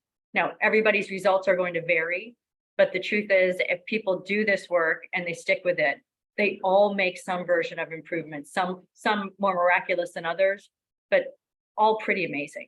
So it's a fascinating form of therapy, and I highly encourage you to go to the Center for Prolonged Grief's website, learn more about it. They have trainings for clinicians that they provide every month or two, webinars every month as well that are free. So there's a lot of great things here on the center's website. So how we conceptualize the prolonged grief disorder therapy is that we use healing milestones. And each of these milestones is used to address aspects of prolonged grief disorder. So the first thing is we're going to be using psychoeducation to help people understand and accept their grief. It is so overwhelming and so difficult that people can't make sense of what's even happening. So I'm spending time early and often teaching my clients about what's happening, what they're experiencing, and how to tolerate it. So we're also using psychoeducation to help people manage their emotions. And we're also asking them to track their grief on a daily basis using grief monitoring, so that they can sort of understand the trajectories and patterns of their grief, and also allows them to sort of see that that their grief is variable. It might feel like it's always intense, always hard every day, but when we start tracking our grief, we can notice pockets of positive moments or pockets of moments that were tolerable. So it allows us to sort of reflect and see our grief, which helps us manage it. We're going to help people see a promising future. So critical to the work we do, but yet, as you can imagine, for some grievers, this is really hard. They actually feel insulted with the idea of seeing a promising future because they are so convinced that to be able to have a promising future means, what does it say about me as a griever? Does this mean I didn't love my child? Does it mean I didn't love my spouse? I don't know that I want to see a promising future because I've told myself that my love equals suffering. And so seeing a promising future can be a really dicey concept with our grievers. So we have to delicately work around this. But we have to help people live the best life possible. We want to help people strengthen relationships because often prolonged grievers have isolated and are not spending time with the people that they care about. We're going to help them narrate the story of the death, which is the heart and soul of this treatment. And this is where we're going to be asking people week after week to close their eyes and visualize the moment that they learned their loved one died. And then be telling that story in detail. It's almost like it's an adaptation of exposure therapy. We'd be sort of exposing them in a directed way every week for 5, 6, 7 weeks, telling that really intense story. And by telling that story and narrating it, it allows people to see it from as many different lenses as possible, and also helps people take the unthinkable and make it thinkable. But as you can imagine, it is really intense and really painful. We want to help people learn to live with reminders, learn to get through holidays, learn to get through birthdays, anniversaries, learn to look at photos if that matters to them. And then we want to help them connect to memories of their loved one as well. So lofty goals, as you can see here. So now I want to introduce you to my lovely client, Margaret. And I'm just going to read this out loud to all of you. Margaret was a 72-year-old widowed female that was referred to me by her daughter, Monica, who read an article about complicated grief and urged her mother to seek therapy for it. A reminder that these are not their real names, and I have changed aspects of Margaret's story so that she's not identifiable. Margaret grew up in Illinois in a large family and eventually married her college sweetheart and moved to California for his career. She was a talented artist and taught art at a local community college. She had 2 children. Daniel was the oldest and Monica was her youngest, and describes her children as the greatest loves of her life. She has 1 grandchild that is 20 and attending college out of state. She describes herself as being someone that was carefree, philanthropic, active in fighting for human rights, including women's rights. She was passionate about Roe v. Wade in the 70s and LGBTQ plus rights. In fact, she protested the same-sex marriage rights, both in California and nationally. So she was, by all accounts, a force to be reckoned with. She was also an avid Chicago sports fan and notes that she would go back to Chicago annually to see family and catch a few games. She claims her life was perfect until her son was diagnosed with bipolar disorder when he was a sophomore away at college in a state that was far enough that required plane travel. His symptoms became so severe that he had to drop out of college and move home. She got her son into treatment, but he never seemed to benefit consistently from medication management and therapy. He would have periods of doing well and then periods of struggling with intense depressive episodes.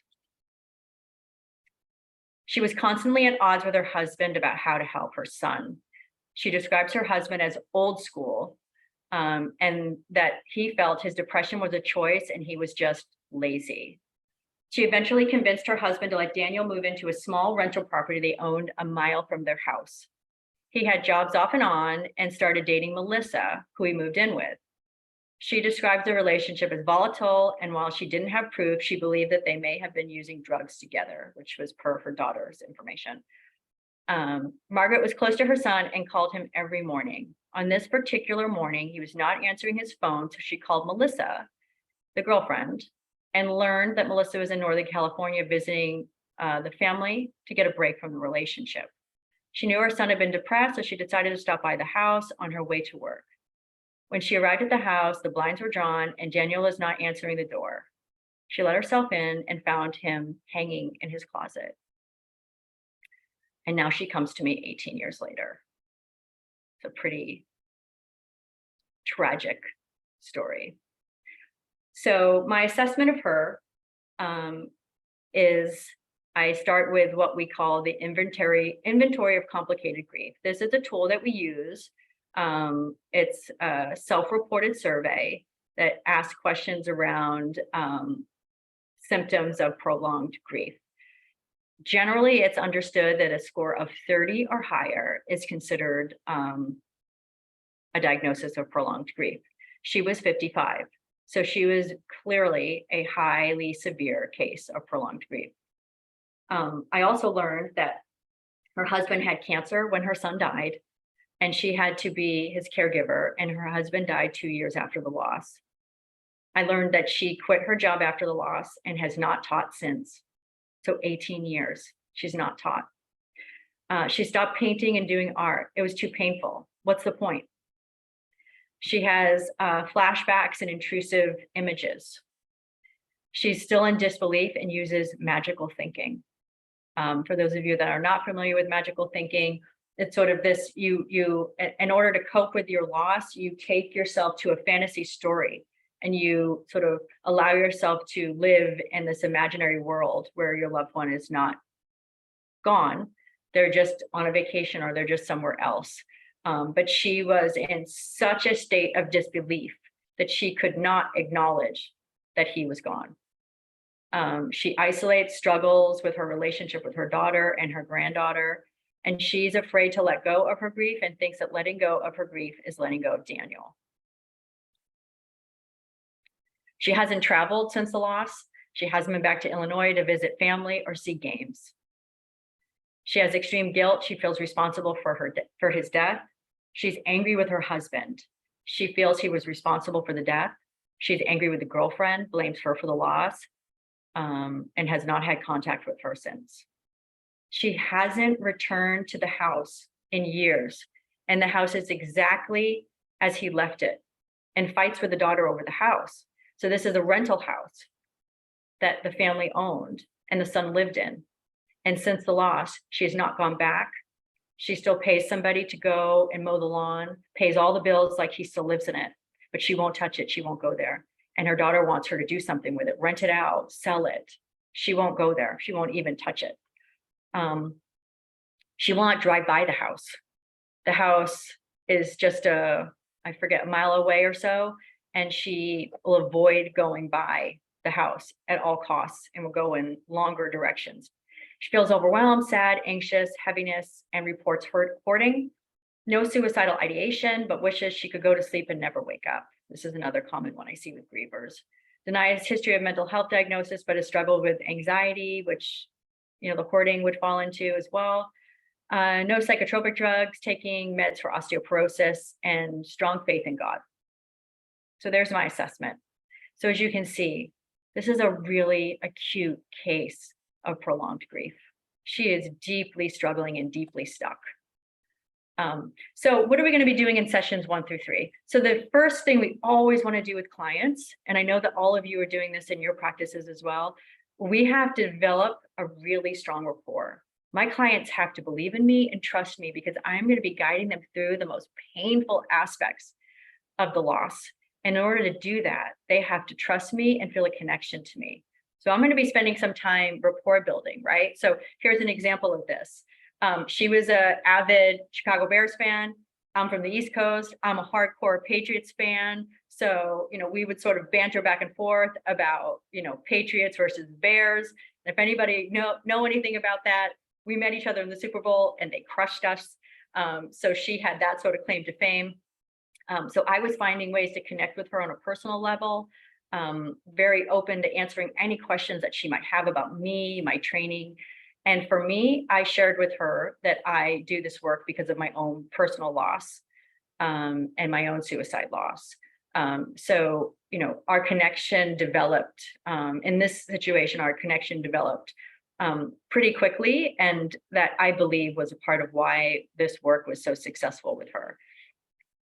I'm also asking her to check her grief monitoring. So we're going to be asking on a scale of 1 to 10, what is your highest grief and what is your lowest grief on a daily basis? She was really good about tracking that. We found that the highs most days were 9s and 10s. So that's real high.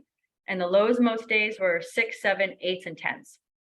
So a 6 is okay, but still if that's your lowest, that's still pretty high 18 years later. I invited the daughter in for a session as a way to relationship strengthen and build, and also as a way to better understand her mother's grief and to facilitate support and help her with some psychoeducation around what prolonged grief is and what the therapy is. So the daughter could be supportive and sort of understand her mother from this new lens, because up until this point, the daughter felt like mom was just wallowing. She didn't realize that mom had a diagnosis with a name until she read the article. So I'm spending a lot of time in the first 3 sessions doing assessment, grief monitoring, and also psychoeducation. I want to explain to my client what their grief is. I want to explain to them how I see things. We're going to be talking about the derailers. We're going to be talking about the things that keep people stuck. And we're going to be talking about the plan for our therapy together.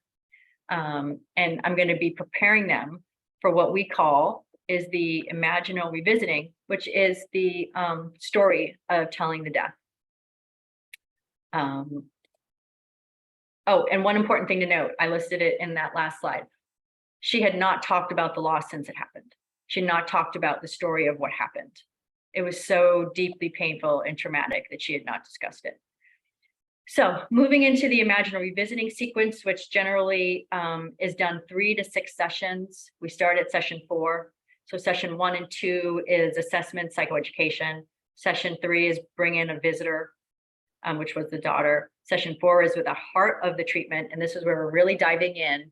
And this is where the narration of the story of the death happens. Like I said, we're going to do this 3 to 6 times.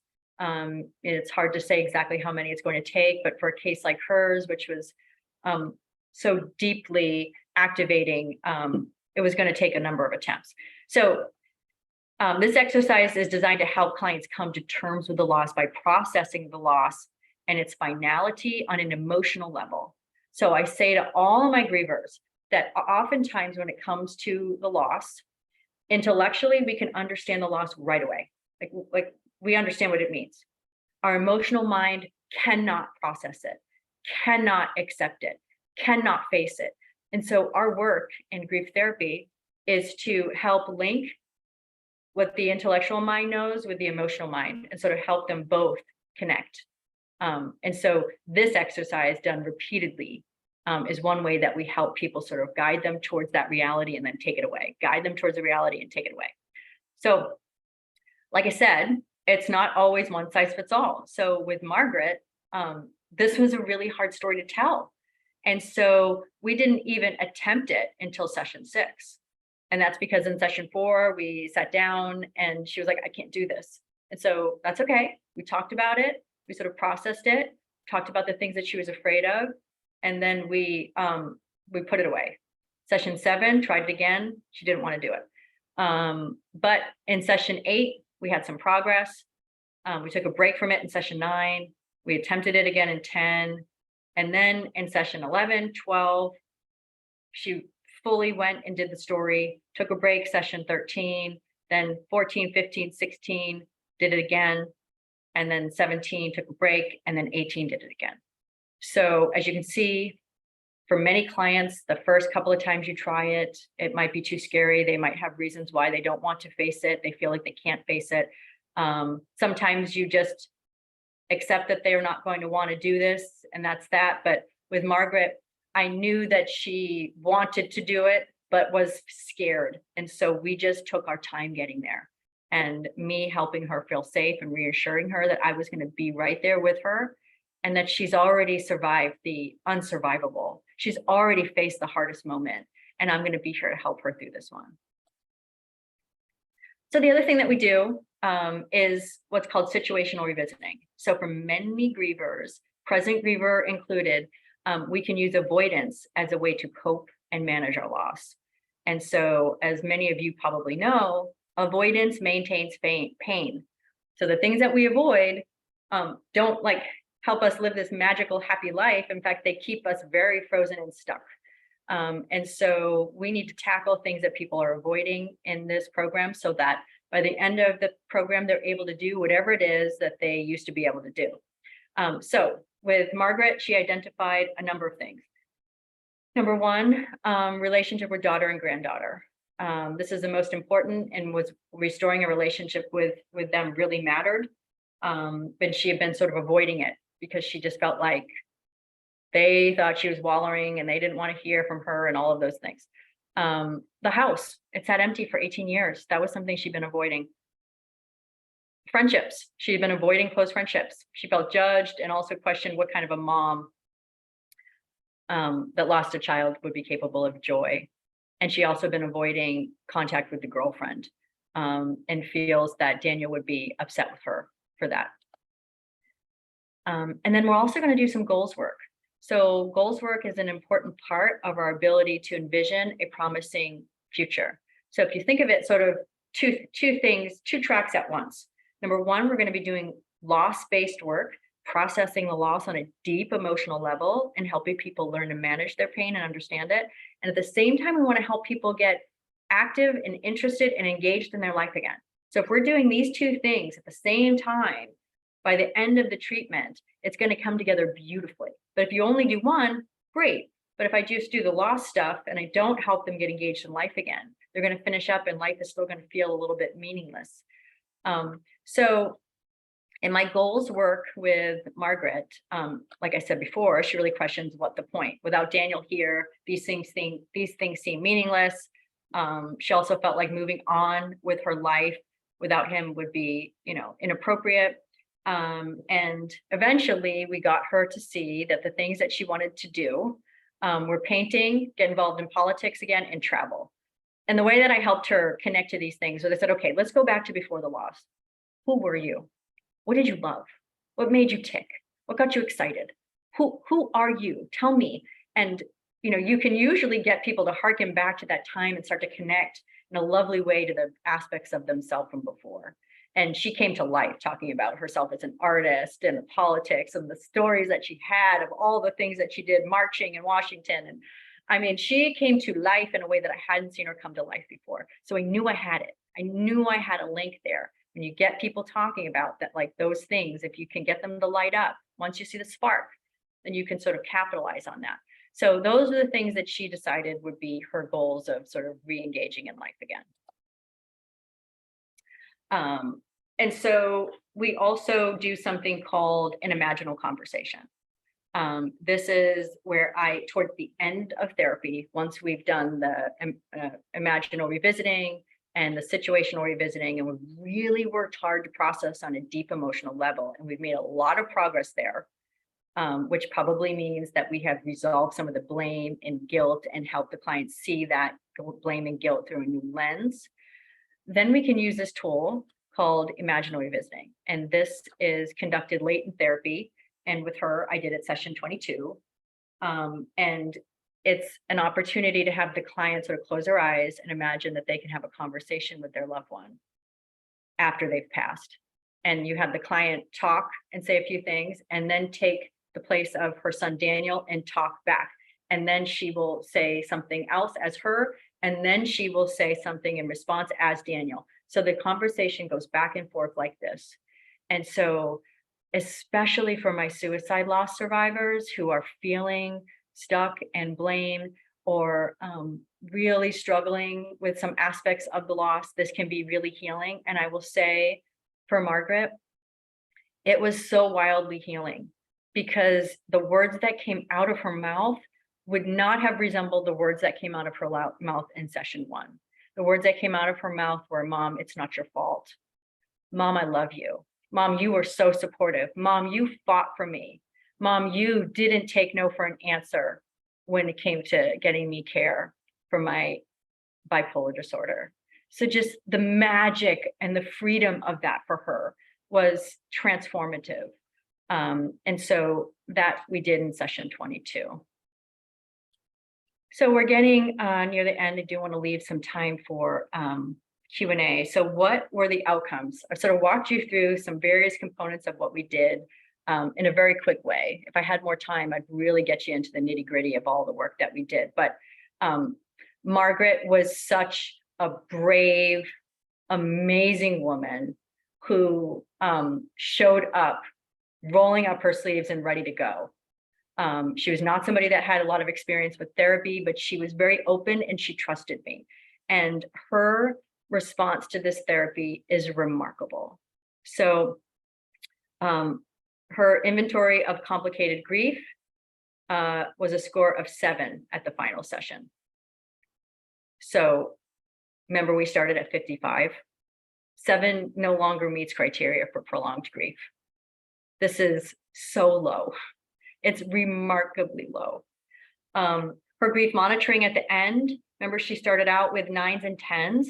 At the end, her diary highs were 2s most days, with some 4s. Most days were 1. Margaret started painting again. Can you believe this? She started painting again and loved doing it, and found that this was such a reprieve to her, and it allowed her to get respite from her grief and allowed her to feel the freedom of her artistic capabilities. She learned to manage her grief and find meaning again. She became active in the local Democratic Party, and she attended the American Foundation for Suicide Prevention Out of the Darkness walk with her daughter, which is just amazing. A year after finishing therapy, she sold the house. So I often stay in touch with my clients when we finish. They send me emails, they send me text messages, they send me, cards in the mail. So, one of the goals was to be able to sell the house. She didn't accomplish that during the therapy, but that's okay. We don't have to finish it in therapy, right? But we want to help them sort of start thinking about the path forward. And this was remarkable. She started traveling again. And when she went to Chicago to see a Bears game, she sent me a postcard and sort of ribbed me a little bit about, how great the Bears were, which was sarcasm because the Bears haven't been good since they won that Super Bowl against the Patriots. So that was kind of fun. She started regular dates with her granddaughter when she was in town from college. I referred her to a hoarding program at UC San Diego, which she enrolled in.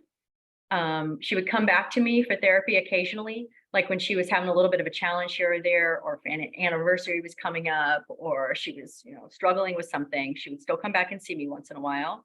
She struggled to re-engage in friendships, and she felt lonely, and many of them had died, and she had a lot of regret.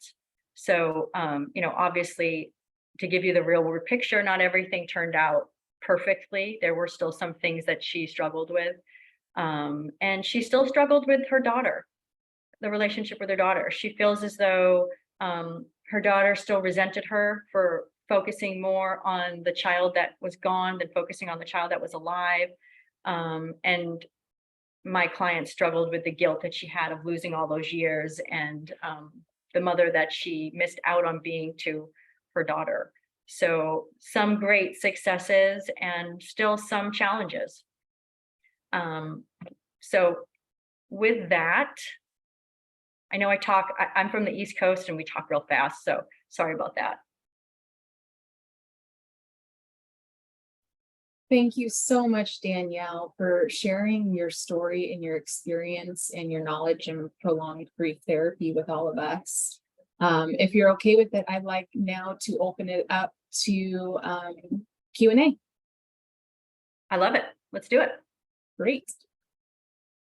Okay, so first question is, what is the time frame to use for clients who experience a loss of a child? If 1 year is not long enough, would it be 2, 5 years? So here's what I would say is, as a grief therapist, I can work with people at any stage of the loss. 1 week after the loss, 10 years after the loss. And I just would be careful to not diagnose them or tell them that they have prolonged grief at 1 year. But I would still use some of the tools in the prolonged grief disorder therapy in my toolbox, right? So I would still be treating them and I would still be sort of working on some of the same concepts, but I might not do it in the same deliberate fashion that I would do a classic case of prolonged grief.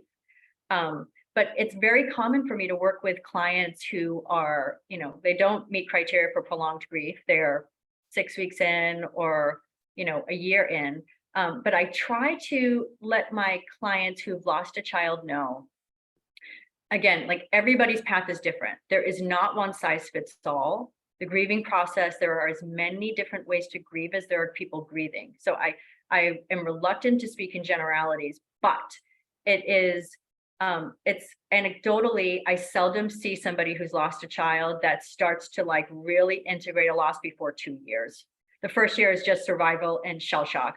The second year is like trying to find a new way to navigate. And so if I'm diagnosing someone with prolonged grief who's lost a child, I'm usually looking at more like 2 years. But I could still do many components of the therapy with them. And it would still be beneficial. And how often are prolonged grief therapy trainings offered? Oh, all the time. They have a 1 day and a 2 day. And they also have an online program that you can do. So if you don't want to attend one of the Zoom-based trainings, they created an online training program that people can look up. They can purchase the manual and attend the trainings. And also there's webinars every Friday for free. Oh, that's amazing. Yeah. Okay, on a various topic related to prolonged grief or grieving. So if it's not in a city near you, you can find it virtually available. Oh yeah, everything they have is done virtually because really one of the main goals of the Center for Prolonged Grief is to disseminate information, to help people learn and have awareness that this exists and to get clinicians like all of these folks on here trained so that we can help more people. Because what I didn't say in this is that it's been reported that up to 15% of grievers develop prolonged grief. That's a lot. That's not a small number when you think about how many people a year lose someone, and especially with COVID, the rates went way up. Okay, helpful to know. Yeah. And do any signs of post-traumatic stress disorder also show up with prolonged grief disorder? Yeah. So what we find is one of the things that you'll learn in the trainings that we do at Center for Prolonged Grief is we help people differentiate between major depressive disorder, post-traumatic stress disorder, and prolonged grief, because they are all distinctly different, but they have enough of a similarity that they can often be confused. But it's most of the clients that I see have some form, especially my suicide loss survivors, have some form of trauma. It generally doesn't meet the criteria for post-traumatic stress, although sometimes, almost always the emerging issue is the prolonged grief. But for some clients, like my client that I just talked about, Margaret, she did not score and meet criteria for post-traumatic stress, but she did have some sort of trauma-related reactions that she was, dealing with. How do you help support a loved one who has prolonged grief, who doesn't want to talk about emotions regarding loss? This is such a hard one. I think knowledge is power. So, what I find so often is that people like Margaret were struggling for 18 years and didn't know there was a name to what she had. So she was just suffering in silence, thinking, look, there's something wrong with me.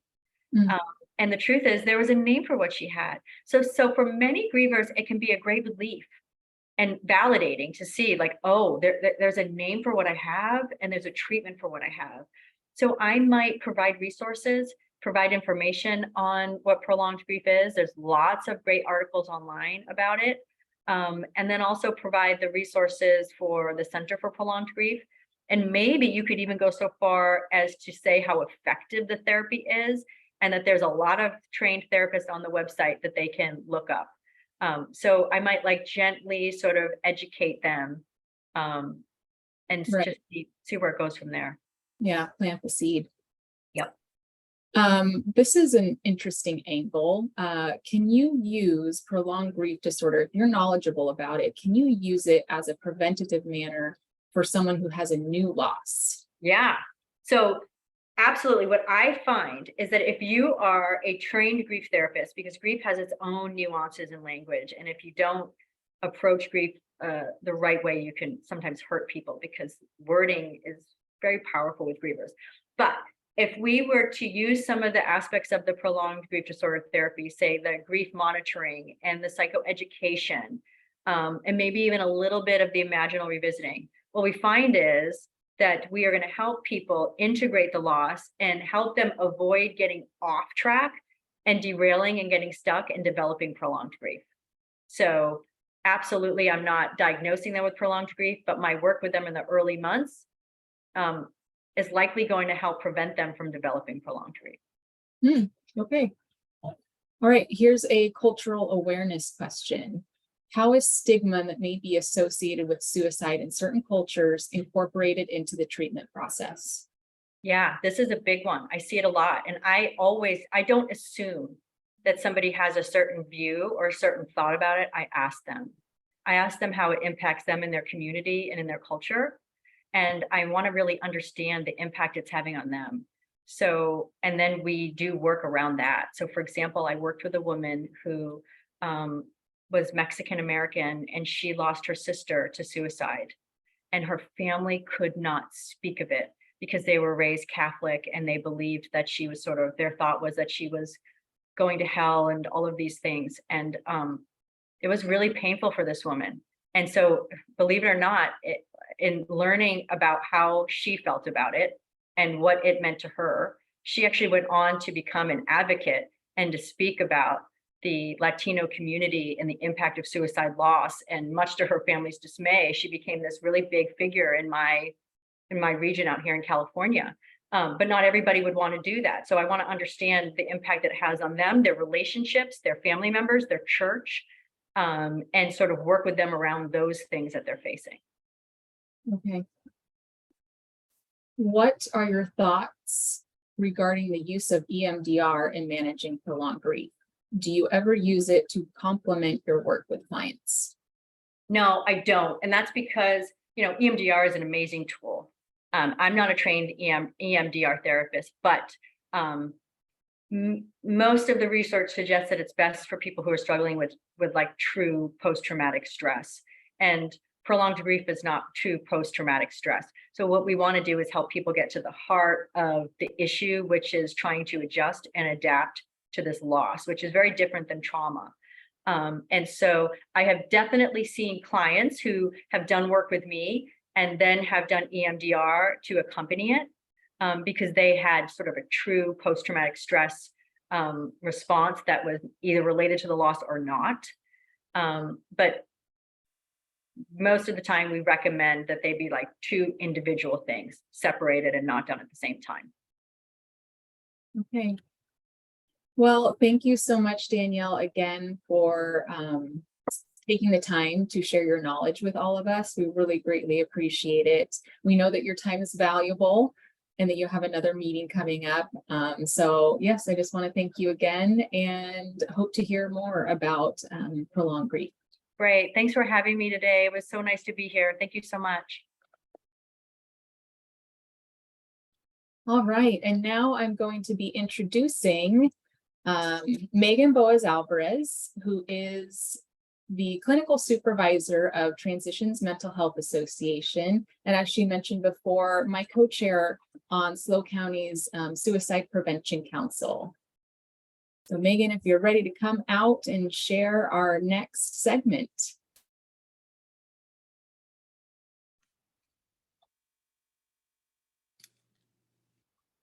Good morning, everyone. I'm so glad to be here. I'm really excited about our next group of presenters.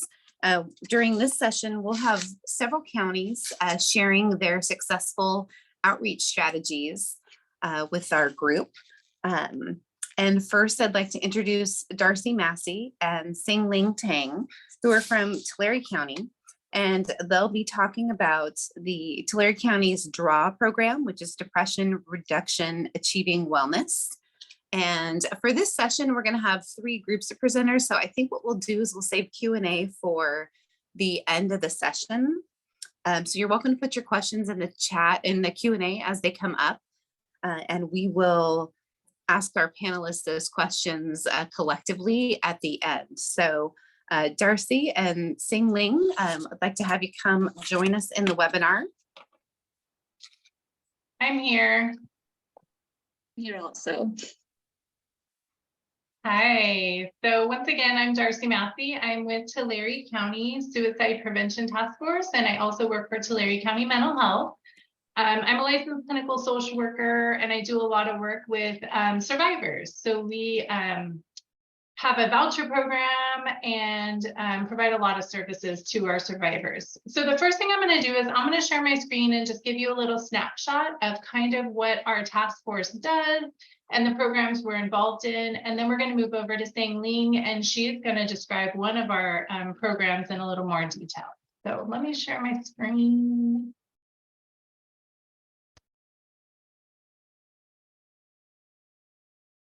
All right. So yeah, we're from Tulare County, which is right in the valley, close, like in between Fresno and Bakersfield. The mission of our task force is to foster the hope of a suicide-free county through education, empowerment, and innovation. Our task force started in about 2007 was when they first had their very first meeting, and has really grown since then. So we've been around a long time, and it's a multi-agency collaborative effort. So we have representation from many different areas of our community, including a lot of people from our educational field, veterans groups. We have folks from the SOARS, that is our LGBTQ community. We also have transitional age youth, survivors, family members, and those with lived experience, to name just a few. Anyone's welcome to join our task force to provide their input or recommendations or to introduce us to new programs. So a little snapshot of kind of the things that we're involved with is we're funded through our mental health, through our MHSA Services Act. So with our prevention and early intervention funding, we are able to provide training to our community. We partner with our Office of Education to provide some of those trainings, including our ASSIST training, which is a 2-day suicide prevention and awareness training. Safe Talk, which is a half a day, about 4 hours training. Suicide and prevention awareness training, where we go out to different agencies and community partners and provide about an hour-long training just to recognize signs and symptoms and kind of what we're doing with the task force. We have our loss team. So that's a team where we respond and meet with loved ones anytime there's a loss in our community. That team has been around for about 10 years. So that we're very excited about that. And we're actually heading to a national conference at the end of this month to learn more and hopefully kind of flaunt what we're doing in Tulare County. We also have our grief and bereavement counseling program. We call that our voucher program. So when we do interact with families who have lost someone, they are able to access free counseling. It doesn't matter the relationship with the person who was lost or when that event occurred. We can offer up to 6 to 8 sessions of free counseling just to make sure that they have the support that they need. And that's what we're doing as far as some of our postvention services in Tulare County to ensure that they are at a lesser risk of suicide themselves. We offer a peer support group that's once a month. And then we also are one of the major sponsors for our Slick Rock Student Film Festival, that's been around for several years, where our local high school students create different films and videos and submit them for review. One of the categories is a PSA on suicide prevention and awareness, and the films are amazing. You can Google them online. They have them posted on YouTube, a lot of them, but it's really amazing to get the word out there. We also offer training through The Source, which I mentioned, which is our LGBTQ+ center. They do safe zone training and safe and supportive schools training, and also offer free counseling services. And one of our biggest things that we do is we do a lot of outreach events and activities. So we do booths at different events. We have tons of what we call swag that we give out to schools and different organizations just to get the word out there and ensure they have things, reminding people to check on each other and some of the resources that we have in our community. Let's see. This is just an example of some of the advertising that we've done, Break the Stigma. And then this was a bus ad, Life is Better With You Here, that ran throughout our community. So the program that we're here to talk about is a program that Thing Ling is the coordinator for, and it's our DRAW program. So I'm going to turn it over to her to talk a little bit more about this program and kind of share some of the components. You're up, Thing.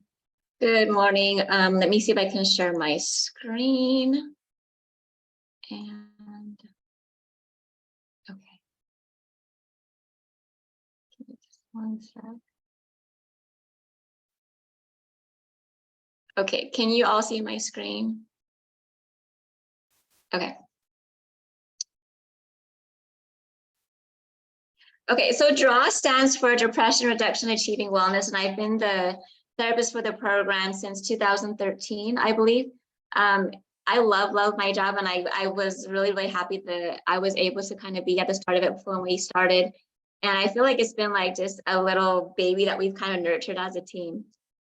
So what is DRAW? DRAW was funded through the Mental Health Services Act. It's also known as California Prop 63. And if we remember, it's that tax over the 1% tax over those that made income above $1 million. And it was formed as a part of our Kings and Tulare multi-county collaborative plan. And so DRAW is a campus link prevention early intervention program where we are able to address the onset of mental health issues amongst college students. And we try to do that. So this is for institutes of higher education. So this is college level and higher. We don't do anything with high school. And we started the program in March of 2013. So we have 3 main goals for our DRAW program. The first goal is really to offer mental health services information and resources to students and staff in a natural community setting. And what we mean by natural community setting is at a place where they're normally at. And so we thought, you know, for college students, it would just be at their campus. For faculty and staff, it would be where they work. And the other goal that we have is to reduce mental health stigma so that students and also staff and faculty are able to access mental health services and be able to talk about mental health issues on their campus without that stigma. And our other goal is to reduce untreated cases of depression that may ultimately require a level of care and decrease instances of suicide. What we're finding out is that when college students are struggling, a lot of times their instructors, their advisors are the ones that notice it in the beginning. And so if we're able to get them connected to treatment right away, it can help them be more successful in their college education. So there are 6 main components of our program. The first one is really prevention education. And this is geared toward all students. This is where we may provide mental health screenings on campus. I'll do presentations to classes and talk about mental health issues or provide workshops, talk to clubs. When we also have outreach events where I set up a table and I provide food and snacks and also resources for mental health issues. The other component that we have is selective prevention. So this is basically when we do on-site depression screenings or mental health screenings to students to help identify who are the ones that may be struggling and may need to get connected to care. Our other component is early intervention. So these are students that are actually experiencing symptoms. Maybe they're identified through a faculty or an instructor. And what will happen is they'll get connected to counseling services through me. And so what they'll do is they'll give me the resource or the referral for that. And then I make contact with the student directly and set them up for individual counseling. Our fourth component is linkage. So after I see the students for, right now we offer 6 sessions through our program. If it seems like they may need more services, and I'll get them connected to another resource or another therapist for more long-term services. And for that, it could just be looking at what resources we have available in the community, what health insurance they have, what resources they may have accessible to them. Our other component is just providing training. So this is more for college, vocational school staff and faculty. I do presentations for staff and faculty to help them recognize when do I actually refer a student that might be in distress for help, or when are they just having like a bad day. And the last component is for suicide prevention. And this is where there's a lot of education in terms of providing presentations and workshops to help students and faculty identify symptoms of depression, other warning signs of suicide, and help them understand depression and other mental health issues that they might be struggling with. We know that suicide, can be preventable and treatable. So I'm going to show you, this is a quick video that talks about what our program is about.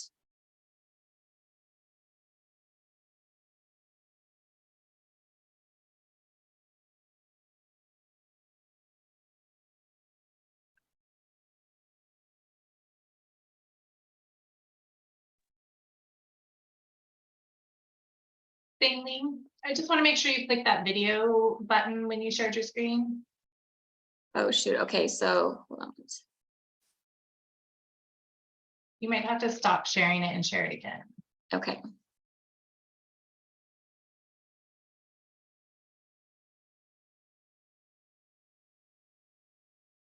I'm sorry, Darcy, is it where I go to where it says more? Down on the bottom, you might need to stop sharing your screen. Okay, I said pause share. And then I would stop sharing it and reshare it, and then click the button for video. I'm sorry, the video button is where it says view? No.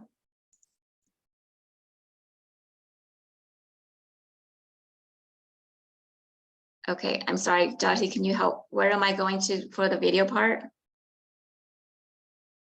I can't hear you. You're on mute. Maybe just go on with your presentation and we'll see if we can pull that up. Okay.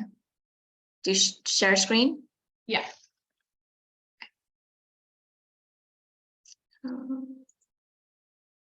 Okay. Can you see it? Yeah. Can you see? Okay. Do I push play? Yeah. All right, does that work? We can't hear the volume. Okay, what am I doing wrong for the volume? It's probably that button when you shared your screen. You have to click the volume button.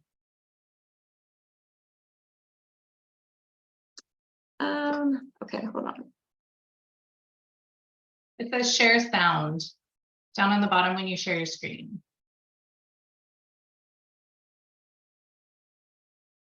Okay.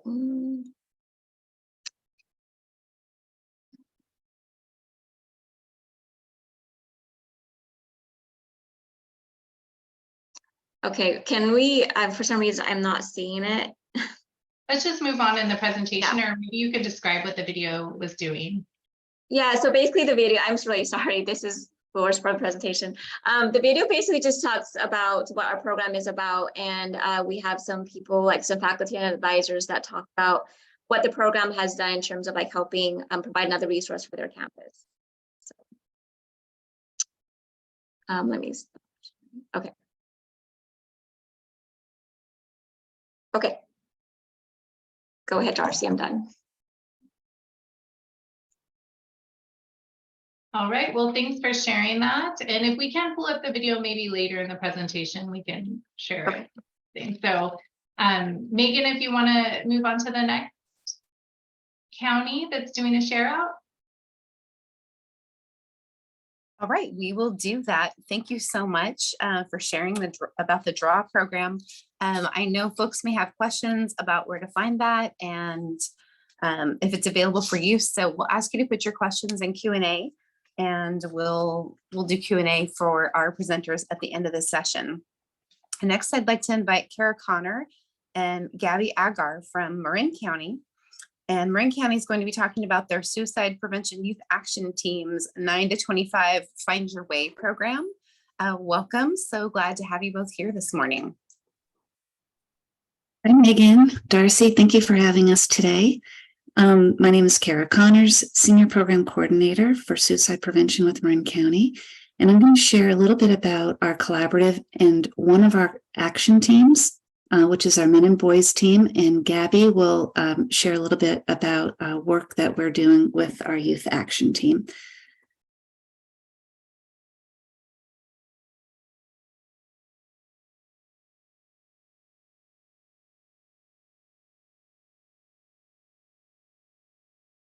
For context, or for today's agenda, I'll just review a little bit about our context for our work, an overview of the Men and Boys Action Team, as well as our Redefining Strength campaign, and just a few of our accomplishments. The Men and Boys Action Team of the Suicide Prevention Collaborative in Marin County, and also part of Marin County's Division of Behavioral Health and Recovery Services, is one of 8 community action teams. Our Youth Action Team, Lethal Means, Data Team, and others also work together to help advance our county strategic plan. The Men and Boys Action Team launched in October of 2021, and our co-leaders for that team include our medical director for the county and a mental health liaison officer with the San Rafael Police Department.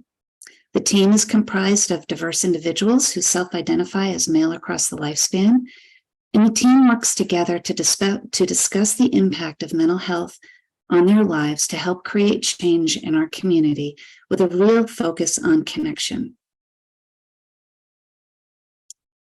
In our community, we know that men make up 49% of our community, but comprise of over 70% of deaths by suicide.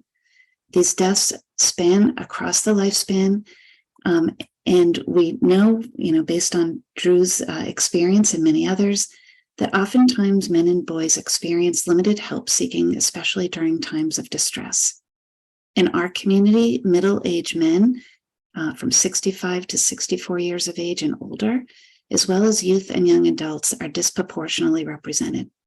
We also know men in our community fatally overdose at a much higher rate than women. We really try hard to really draw connections between many of these health issues, from mental health, suicidality, and substance use. And we know that the number one protective factor is social connectedness, which is a real driver and motivator for our Men and Boys team.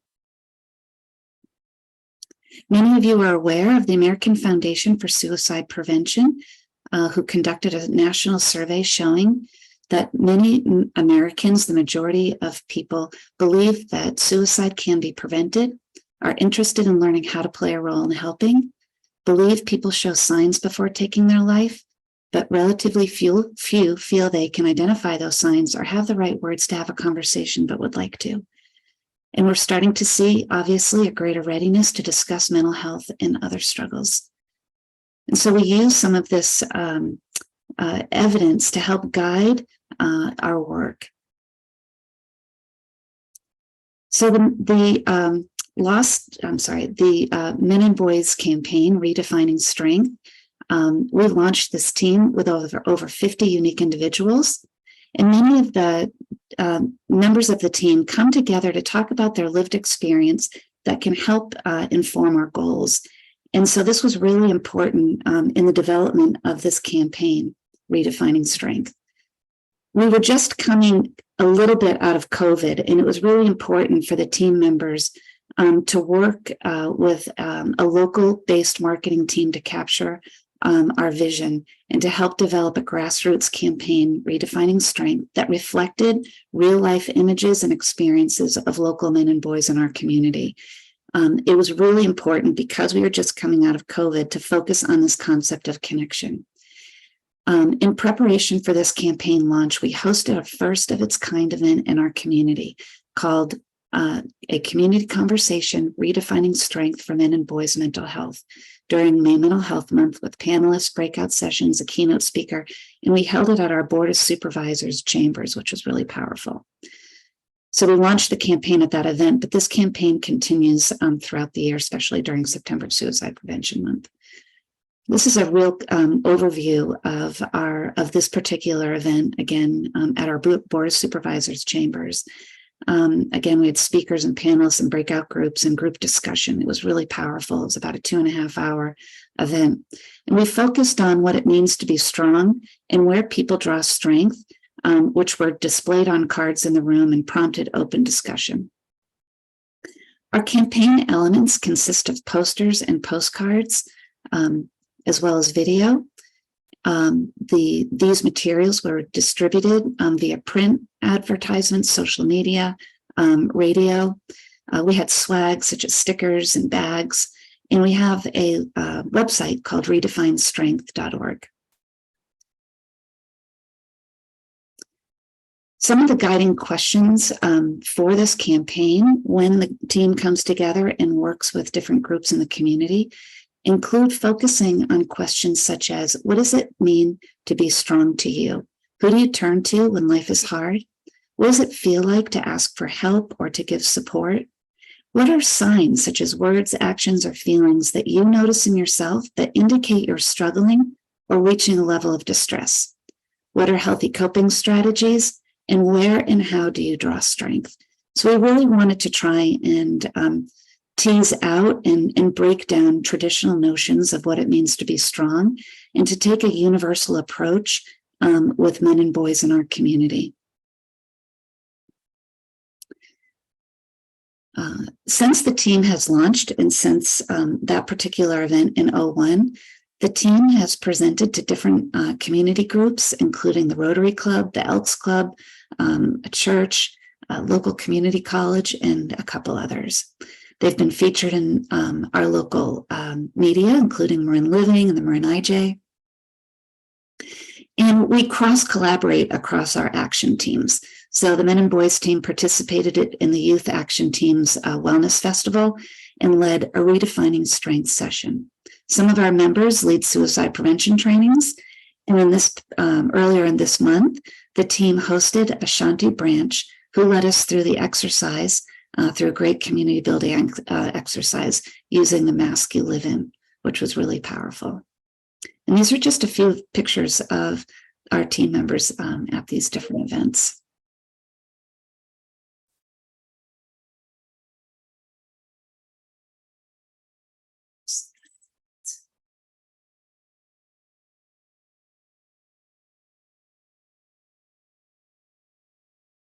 Stop sharing because I'm having some technical difficulties. Let me go ahead and share one video of a team member of ours, which we use to help invite people into the team and to educate people about our team.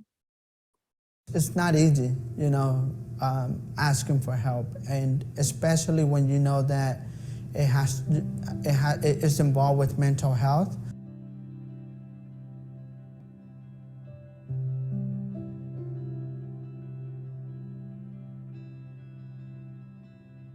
What that means is anybody who is going through crisis, we are there to offer services such as recovery, mental health services, and also directing them or helping them navigate through the system.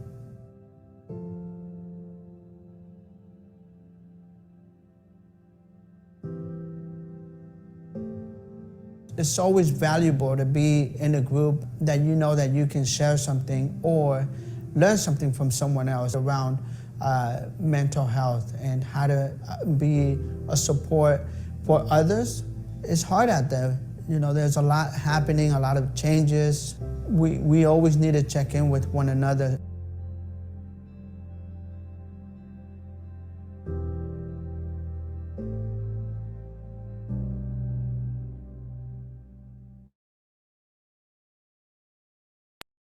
So that's a brief overview of our men and boys team.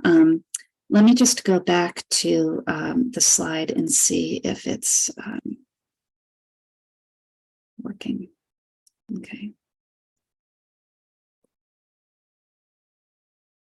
Okay, I'll stop there. I will just highlight that later on in the program this afternoon, you'll be hearing from one of our members from our men and boys team who will speak a little bit about his experience. In the meantime, I'm going to pass it over to Gabby Agar, who I work really closely with and have a great pleasure to work with. Gabby is a member of Marin 9 to 25 and also a liaison to our youth action team. And she'll talk a little bit more about a campaign. So I'll hand it over to Gabby. Thank you. Thank you so much, Kara. Good morning, everybody. My name is Gabby. I use she, her pronouns. And today I'll be presenting on Find Your Way, which is the youth wellness campaign that I manage under Marin 9 to 25. So Find Your Way came to be following a youth fentanyl event call to action last year. And the Wellness Action Team identified a need for a youth resource guide. And I want to reiterate that our team partners with the Suicide Prevention Collaborative on our youth wellness campaign and has helped a lot to specifically help develop our printed resource guide along with our online one. And recent county reports highlighted an increase in negative mental and behavioral health as a result of COVID-19, which, stressed the need for comprehensive health and wellness support. And screenings from the Youth Opioid Response 2 program in 2021 to 2022 at San Rafael High School and Novato High School, youth have been screened to show extreme hopelessness, with 28% exhibiting evidence of suicidal ideation. And so our mission with our youth wellness campaign is to encourage youth within Marin County to seek helpful, reliable support and connection. Our mission is to deliver a variety of accessible resources, most are which are in our youth resource guide. And this movement, again, is created for youth by youth to ensure a supportive, accommodating, and relatable message is spread. And as Kara mentioned, I have a really unique position as a transitional age youth myself. Sort of as a liaison between the youth and our partners, but also to help guide and implement whatever it is that these youth want to make happen within their community. And so here's a couple of pictures during our brand development last winter/spring. Here's us trying to develop Find Your Way, brainstorming, jotting down a lot of different ideas.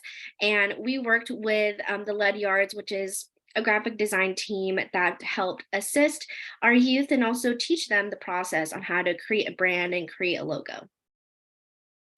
So when creating it, a lot of different words came out in terms of what we wanted our logo to convey, which is urgent, empowering, destigmatizing, specifically around mental health, not cliche, a trusted resource, and most of all, relatable. And that is how we came up with Find Your Way. The youth were like, well, obviously this resource guide, we want to help the youth find their way to help. And then they implemented that arrow, and we're also taught how to use Photoshop and Adobe Illustrator.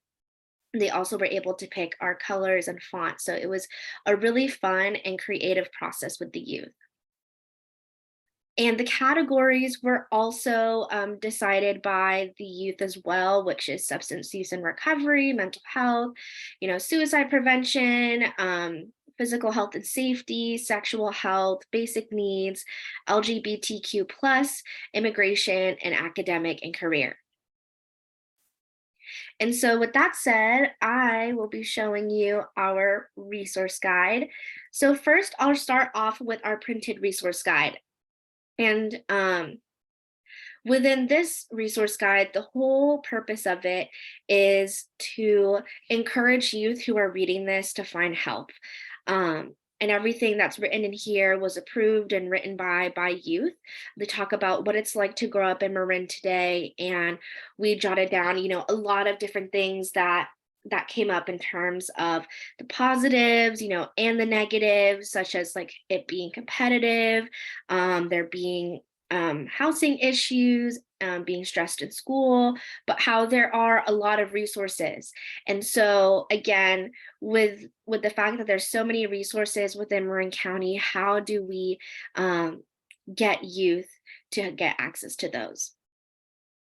And we also talk about the ups and downs and in-betweens of mental health, a testimony as well, and why it's okay to ask for help. And that, most of the time we think that it makes us weak, we feel that we'll be judged, but in reality, it actually is what makes us strong and can actually strengthen our relationships and lead to new perspectives.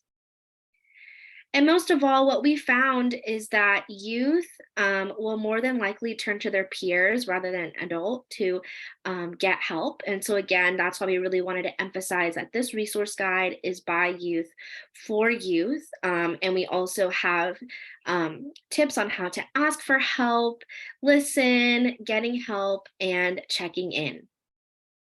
And then we have a few resources listed here that cover Marin County, specifically North, South, Central Marin, and West Marin. And again, our goal from here is for them to scan this QR code and lead you to our online resource guide. So again, this was all created by the youth. And so when you head on into here, you can click whether it's emergency or not an emergency. So for this case, we'll click not an emergency. We'll click for me. And then these are all the different categories. And so we have mental health. So let's say we want treatment/therapy. We also want crisis support. We also added one for TAY resources. And let's also say you also want LGBTQ+ resources around support groups and information and education. And so from there, you click next. And so any resource that is tagged with those categories will pop up. At the top will always be our 988 suicide and crisis lifeline, a crisis text line, and of course 911. And as you scroll down, there's a lot of different ones that obviously connect with the tags that you picked. And what's great about this and what makes it different is that all of these resources were vetted by the youth, meaning that all of these resources are accessible in terms of, not having to go through their parents or legal guardians. They don't need a referral, really wanting it to decrease any type of barrier for them to get help. And so this is a really great tool that we're currently trying to implement and have currently been tabling. And I will talk more about that. Oh, and I also want to emphasize, is that you can find this at marin9to25.org. And if you go to Find Your Way, it has the online resource guide here and our printed resource guide as well. So that's where you're going to be able to find that.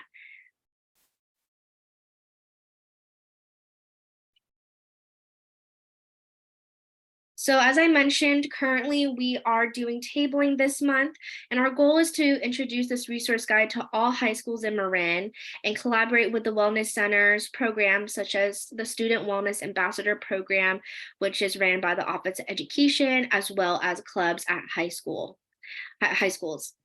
All of these tabling events are student-led, and we have put together a tabling toolkit that has all of our, printed resource guides. We also do raffle giveaways and have a bunch of Find Your Way swag that has our Instagram and everything. And again, trying to track this resource guide engagement. And I really want to emphasize that this resource guide is continually updated.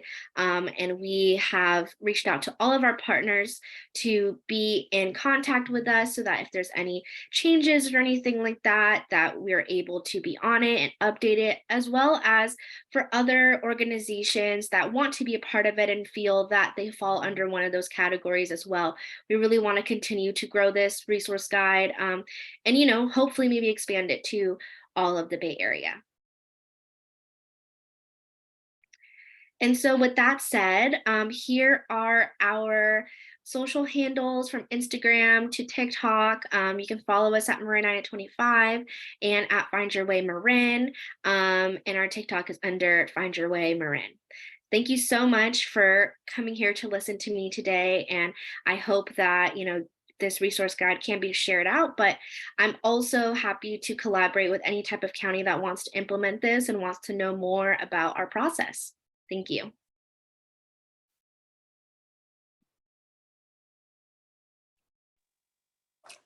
Gabby, thank you so much for extending that offer to be available to collaborate with other counties. I know folks have questions about how to do this and how to engage youth. So we'll post some of those questions in just a little bit. Next, I'd like to invite Robert Cuevo and Kendra Belch from Transitions Mental Health Association. I'm very excited to have them share about our high school program and how that program is working in our local schools.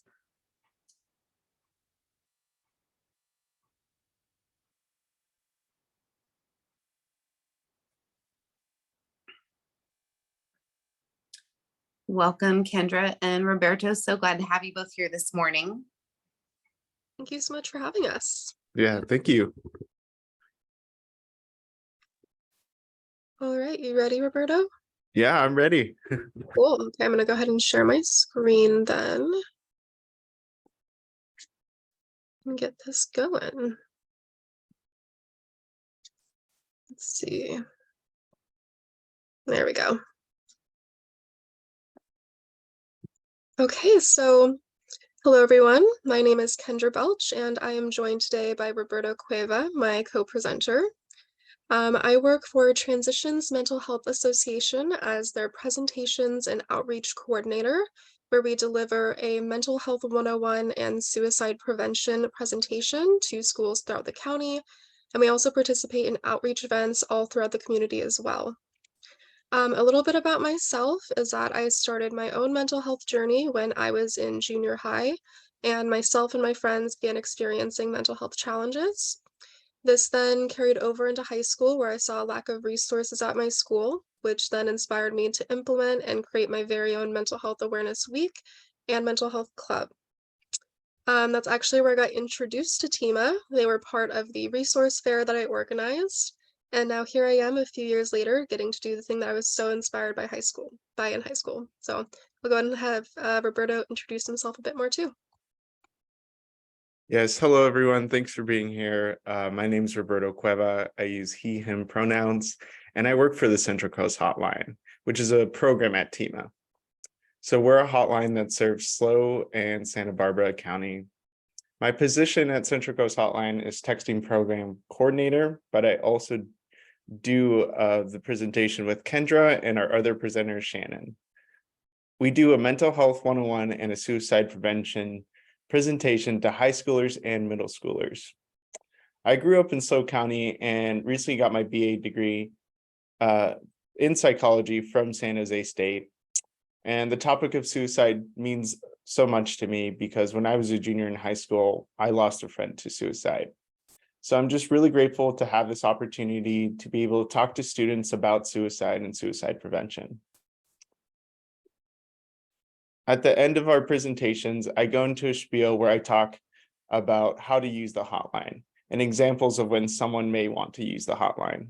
So, for example, I talk to them about if they're concerned about a friend who may be thinking about suicide, if they feel like they themselves are in danger of suicide or hurting themselves, or if they just really need someone to talk to. I have been lucky enough to share this presentation with hundreds of students, and I find this work incredibly rewarding. I also really appreciate the discussions that happen at the end of the presentations, which we'll go into later. But when I do talk to students about our hotline, I really do emphasize our new texting feature that Central Coast Hotline has. Because the Central Coast Hotline has been around for over 40 years, and of course serves SLO County and Santa Barbara County. And as of December of 2022, for the first time in hotline history, our callers can now also text in.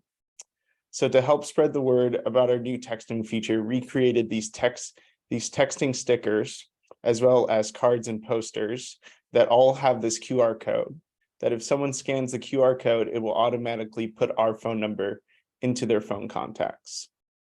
The goal is for Hotline to be as easily accessible as possible and to be very convenient for someone who is struggling and might find it hard to reach out.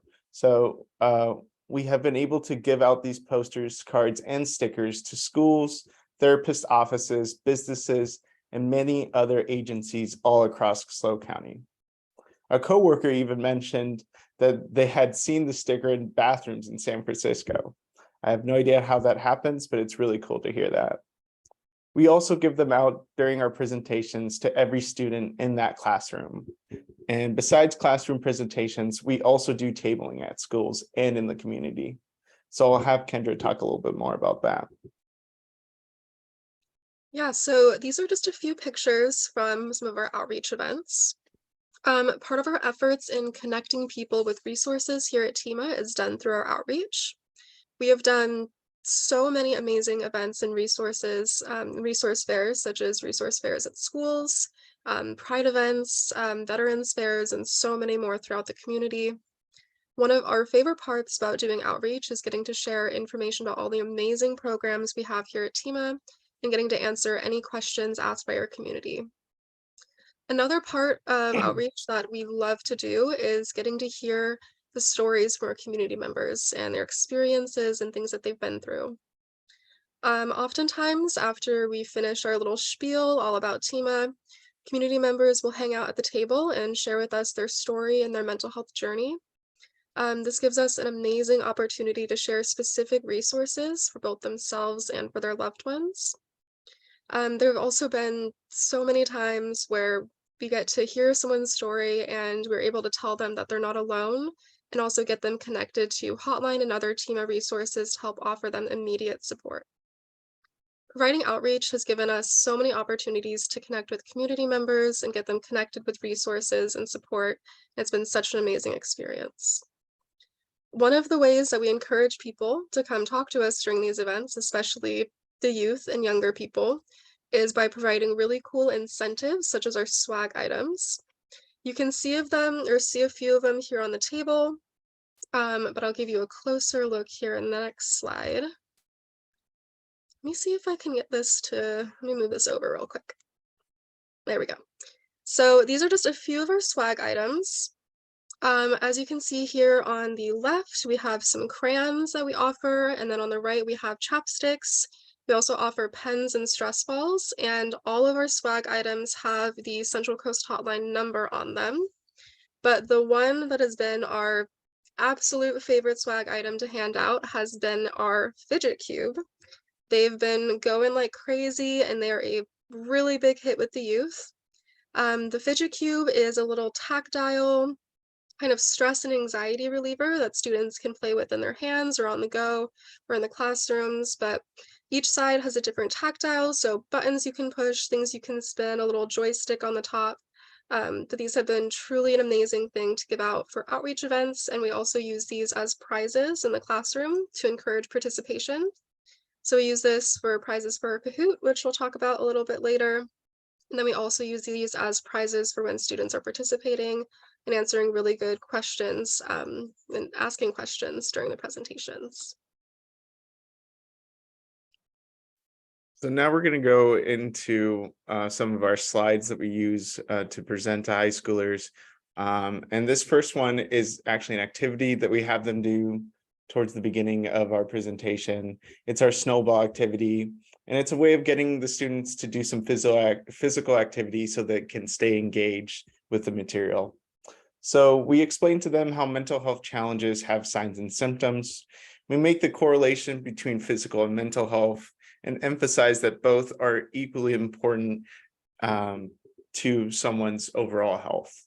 And it's also really important to know that just like when you're getting sick and you start to get a fever or a headache, mental health challenges also have signs and symptoms like bad eating or sleeping habits.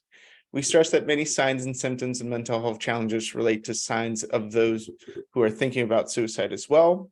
So this activity has the students write down 2 signs and symptoms of mental health challenges on a piece of paper. They then crumble up that paper, and when we tell them to, they throw it to the front of the classroom.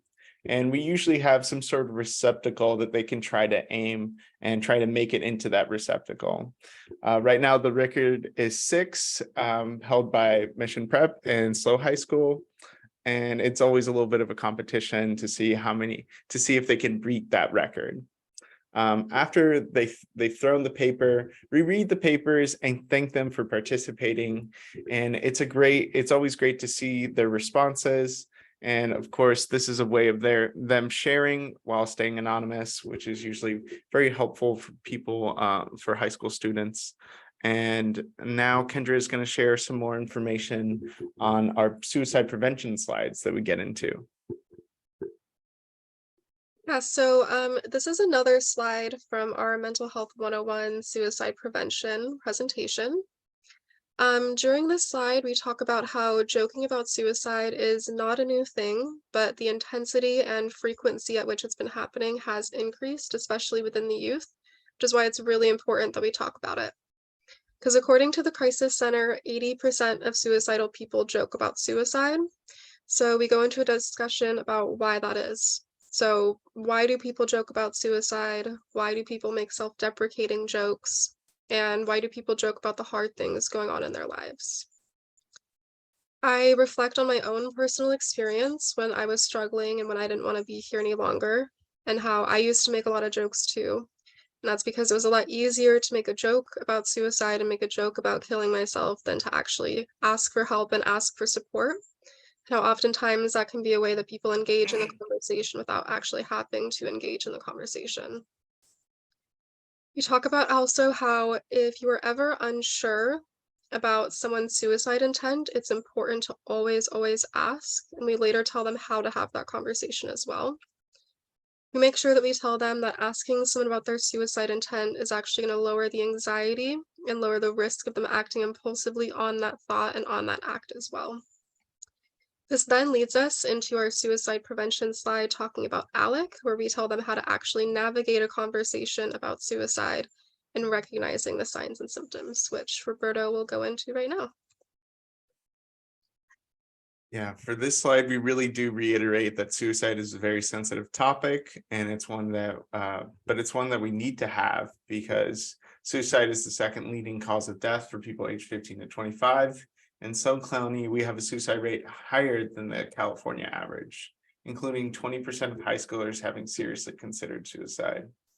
So we stress that suicide is not only present in people with a mental health condition, we also debunk the myth that asking someone directly about their suicidal intent actually lowers anxiety and opens up communications and lowers the risk of an impulsive act. We introduce all the signs that they should look out for, including behavioral, situational, direct, and indirect verbal clues. We emphasize that the better that they know these signs, the more likely they will be able to recognize it when it's time to have a conversation with their friend.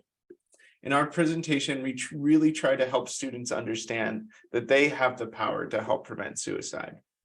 We tell them that most people communicate their intent in one way or another, and their actions that they do can help save a life.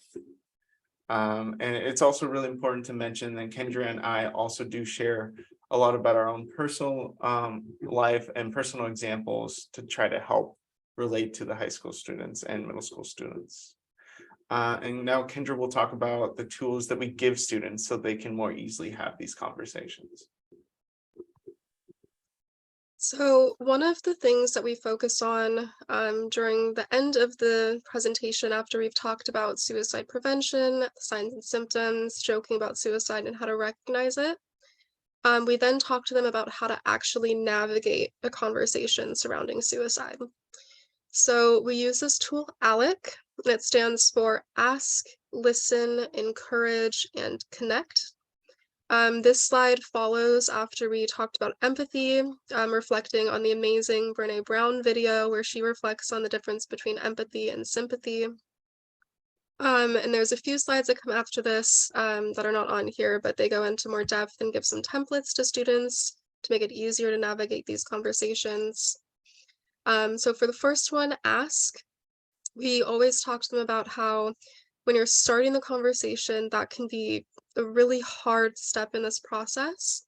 So we give them 2 templates to make it a little bit easier. So I'm worried about you because, or I've noticed that. And then you ask a follow-up question to lead into a conversation. The next thing we talk about is listening. Listening can also be a really hard step in this process, especially when you're having a really difficult conversation. So we tell them that even though it's hard, and oftentimes during hard conversations, our gut instinct is to interrupt and interject, it's because we want to help. We tell them that in this space, it's really important to allow the person the time and the space to share openly and freely without judgment and without interruption. And then after they're done sharing and after you're done listening, we then tell them how you can encourage. So the thing we reflect on the most is how these conversations can be really scary and really vulnerable. So even though they're 2 very simple words, they do make a huge impact on this conversation. So just saying thank you.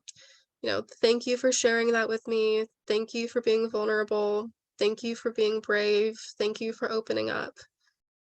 Just 2 simple words to show that empathy that we talked about a little bit previously in an earlier slide, to reflect on that again. And then of course, the last step in ALEC is connect, which is also one of the most important steps.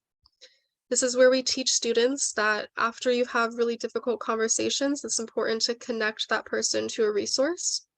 So whether that be walking their friend up to the counselor's office, sitting with them while they call the Central Coast Hotline, getting them involved with a teacher or a parent or faculty, but being that connection and being that movement and being that energy to get them connected to a resource. We also reflect on the students about how when people are going through mental health challenges and in a dark space, it can be really hard to get those resources for yourself. And you don't have energy to get out of bed or take care of yourself physically. You don't have the energy to sit there and call 20 different therapists. So connection is a really, really important step that we reflect on. We always reflect on the Central Coast Hotline as a resource during this step as well.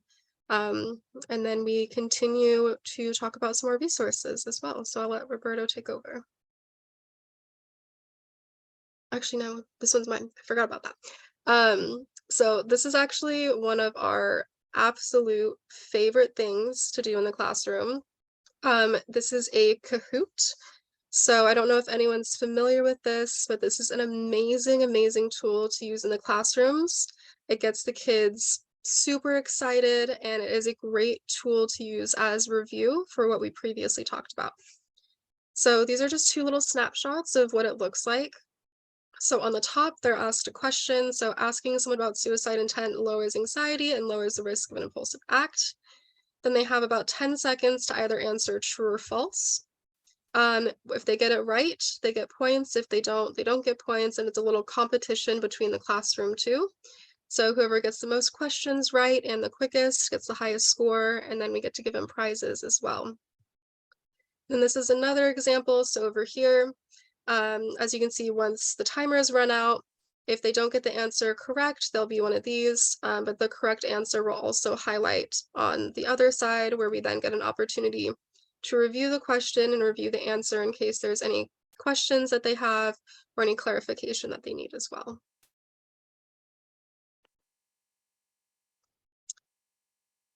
And then lastly, we have so many highlights from students that we could share today, but we wanted to share just a few.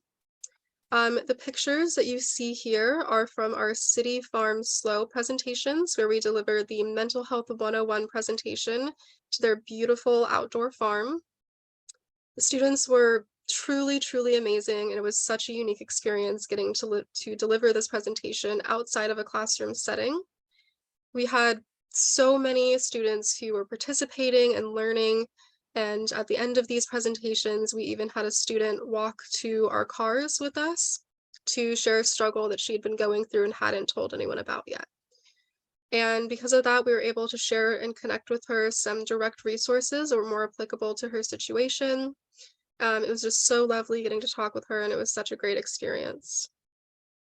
The picture on the right here as well is actually us doing the Kahoot. So you can see the students are very excited, and it was so fun and such a great experience to get to share with it in that sense.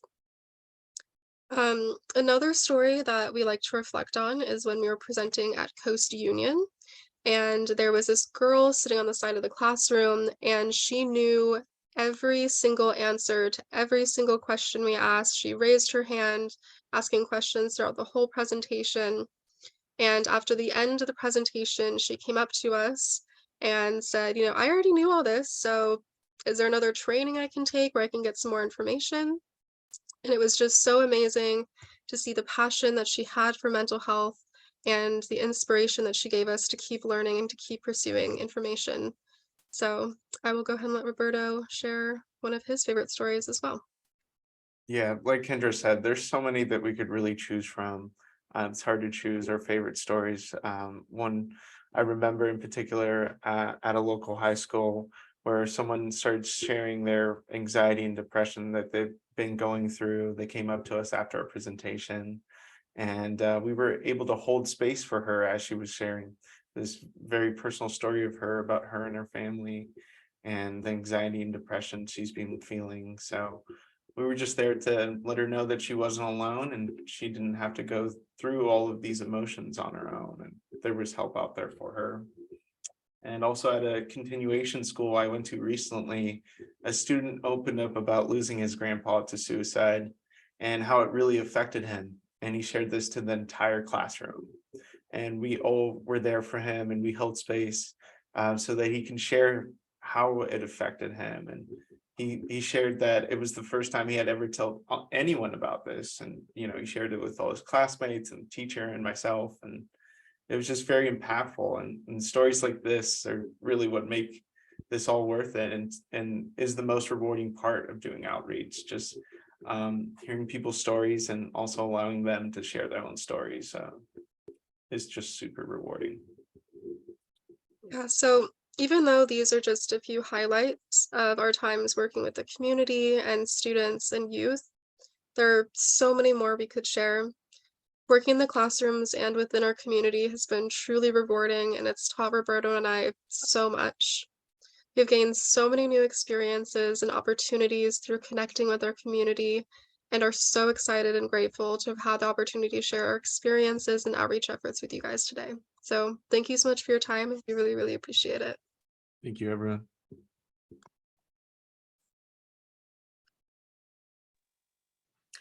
Thank you both so much for coming and sharing with us about the high school program. We have just a couple of minutes left, but we do have a few questions. So I think I'll go ahead and read those for the presenters. It looks like we've got one or two for each panelist group. So for Tulare County, the question is, and actually we have this question about all of the curriculums. Is the draw program available to other counties? Is it shareable? Is that a resource that other counties are able to use, or other agencies? So for our draw program right now, we're just contracted for Kings and Tulare County. And I think that other counties can start something like that. I know that NOAA was the one that got the grant for our counties originally, and it was a pilot program. And so I think we have a great model, and I think other counties can reach out if they had questions about that, or how they can get set up. Darcy, do you want to add anything about that? Yeah, no, definitely. We'd love to share what we're doing in Tulare County, and if other counties want to replicate it. I know St. Ling is a really great resource and would be happy to share what we're doing. Fantastic. Thank you so much. For Marin County, we love the concept of redefining strength, and how it connects to Drew's story, and the idea that it really takes courage to ask for help. It looked like that one of your events had a lot of broader community participation. Can you talk a bit about how you engaged kind of a broader network of community members in that conversation? First of all, I'm sorry, my video is pretty dark here, but that's a great question. And that's a question that really is left up to the team to decide. Our first event, we had 140 people. It was a hybrid event, 100 in person, about 40 hybrid. And they very much wanted that to be those attendees that I really self-identified as male. But then at our most recent event, it was really open to the community, because we really wanted to promote the concept of redefining strength. And while it's a concept that's so important for men and boys, we know that you can never be enough in our society, and everybody feels that. So we wanted as many people to come to that event that we could reach out to. Having it at a community college was great, because then we were able to draw in, transition age youth into that. And that worked out really well. I think college campuses are a great way to do that outreach to youth. For Kendra and Roberto, we have a question about, how do you get students to engage in conversations about mental health? How do you get them to come over and talk to you at the table? That is a really, really great question. Students, in the classrooms, it really does depend. It depends on the period and how awake they are. But honestly, I think it helps that we are close-ish to their age. So I think that they feel a lot more comfortable asking us questions, and maybe their teachers or their peers, since we're, not going to school with them. Tables, it's always super fun to talk to youth. They're always some of the most energetic people we know. One of my favorite stories tabling, actually, I was working the blues event, and I had all of our Central Coast Hotline swag out, all of our brochures, and these three boys came running up to the table. They're like, oh my gosh, are you the Central Coast Hotline? And I was like, yeah, we are. And they're like, you guys are just at our school. We met Roberto. We love him. And they were just so excited to see that we were there. They must have come back to the table like 5 or 6 times throughout that time just to come chat with me. But surprisingly, youth are some of the most talkative people we get at the tables. They get super excited, especially with our swag items that we have. Even if it's just to come get some candy, we at least always give them a hotline card or just some information to take back with them. And it's always super rewarding. Fantastic, Kendra. Thank you. So friendly faces and good goodies on the table. Oh yeah, lots of candy. Let's see. There's a question. I think this is also about the high school program. Are parents involved at all? And is there a parent piece that's incorporated? Yeah, so for our high school presentations, parents don't typically attend those, but we have in the past, and I would love to implement it again, done our mental health 101 presentation to a Zoom parent forum if they were interested in joining. So that's one of the things I want to start working on in this upcoming school year, to see if we can implement that in more schools, because it was honestly really successful, and the information that we share in the classrooms to the students is just as helpful and impactful for the parents as well, to also have that information. Sure, helpful for students to know about what's available and recognize when they need help, but really helpful for parents to have that understanding as well so that the students have the support piece. Yeah, exactly. Well, thank you all so much for coming and talking with us this morning about your successful outreach campaigns and community engagement efforts. I think people will leave with many good ideas of how they might do some of this work in their own community.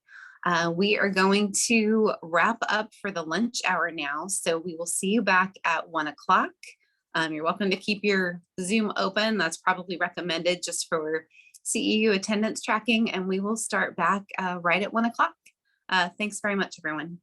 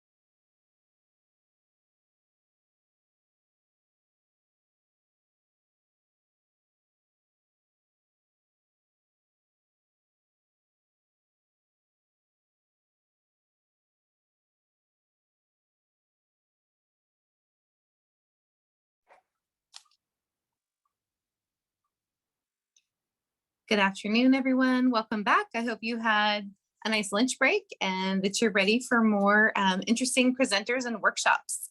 I'm delighted to introduce Dr. J.P. Jameson, who is a professor of psychology at Appalachian State University and a licensed clinical psychologist in North Carolina.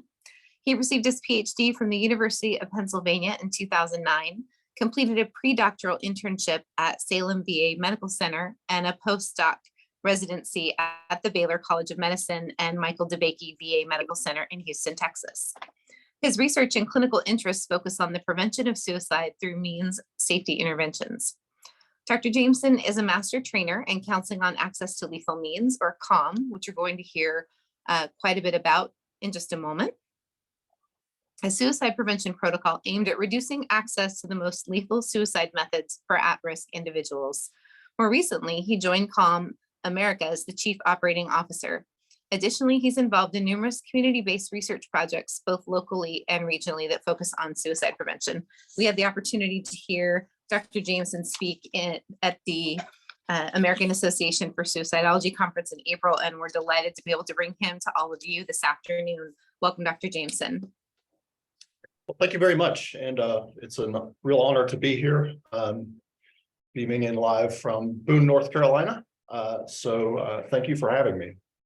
And so I'm going to go ahead and share my screen.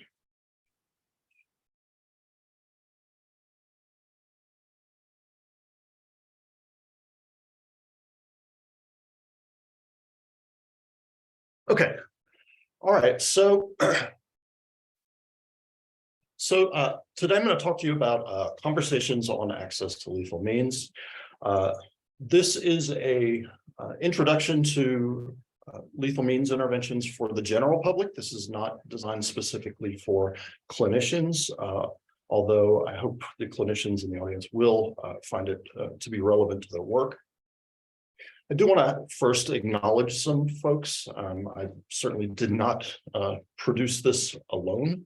I had a lot of help from both my colleagues at CALM America, as well as suicide prevention specialists from around the country. I also do want to make sure that I just disclose that I am a member of the executive leadership team for CALM. And I want to give a little bit of a background of how I got to CALM, because I did not necessarily seek this out. So I'm a licensed psychologist by training. I did a lot of my doctoral and postdoctoral work in the VA system. So I worked a lot with veterans who were at risk for suicide. And when I was in the VA system, you know, the nice thing was that if I had somebody who was at risk, I could walk them down to the ED if they were in an acute crisis. I could step up the intensity of their services and get them more intensive services if I needed to. And then about 14 or 15 years ago, I moved here to northwestern North Carolina. And so I'm in a very rural area of Southern Appalachia. And I started working in school-based mental health. And so now I run 2 school-based mental health clinics. And I didn't have those resources. And the scary thing was, I thought, well, if I'm going to start working with younger people, then maybe I won't see as much suicide risk. And that turned out to be very untrue. So I was still working with children and adolescents who exhibited high risk characteristic profiles, and I didn't have the safety net of the VA anymore. And so probably about 8 or 9 years ago, I reached out to the original creator of CALM, a woman by the name of Elaine Frank. And from there, I've pretty much, since that time, I went up and got trained, and then I got trained as a master trainer, and I've really been highly involved because the other thing about me is I'm a gun guy. So I grew up in rural South Georgia. I've been around firearms all my life. I shoot recreationally. I'm a NRA certified range safety officer. So I know a little bit about guns, and I'm pretty familiar with them. And it just made sense to me that discussions about suicide and suicide risk should involve discussions about firearms. I did not, at no point did I ever think that, me as a psychologist and me as a firearms enthusiast would ever kind of bring those two interests together. But here we are, and I think this is really good work. And so before I get into calm conversations, I just want to remind everybody, and I'm sure, it's a little bit later in the day now for the summit.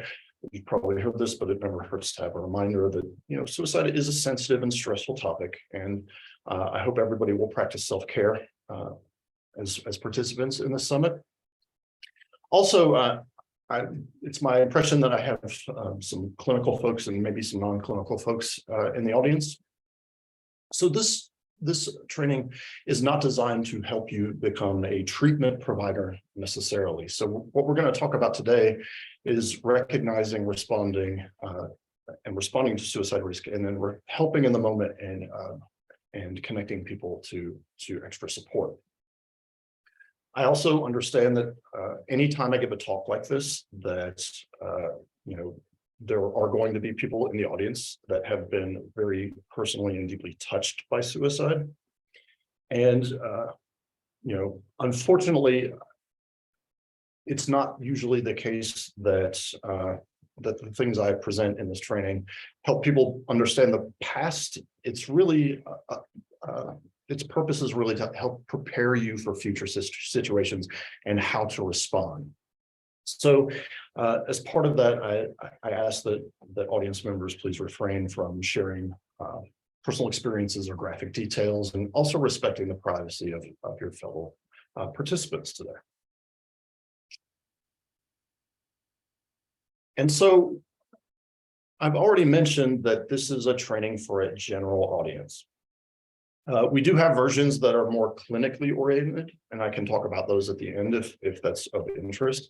But this particular training, Calm Conversations, is to help people recognize when to act, to learn what you can do to help keep your friends and family safe and connect them to the resources and treatment supports that they may need to get to a better place.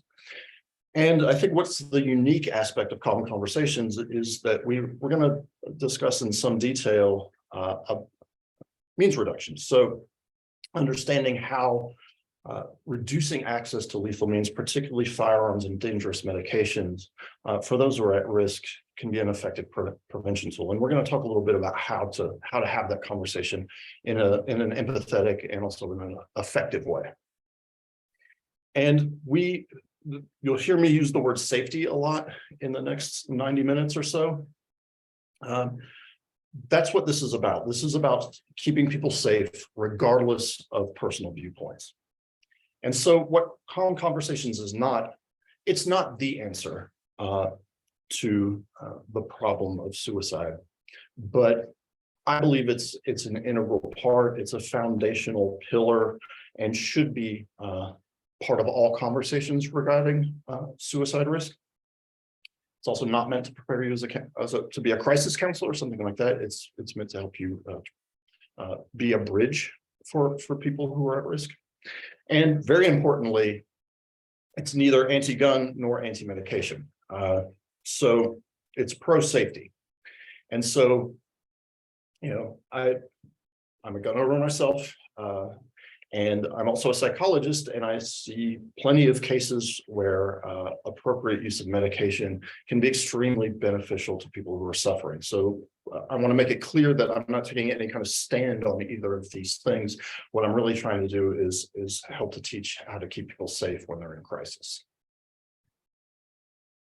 Also, just a quick word on language.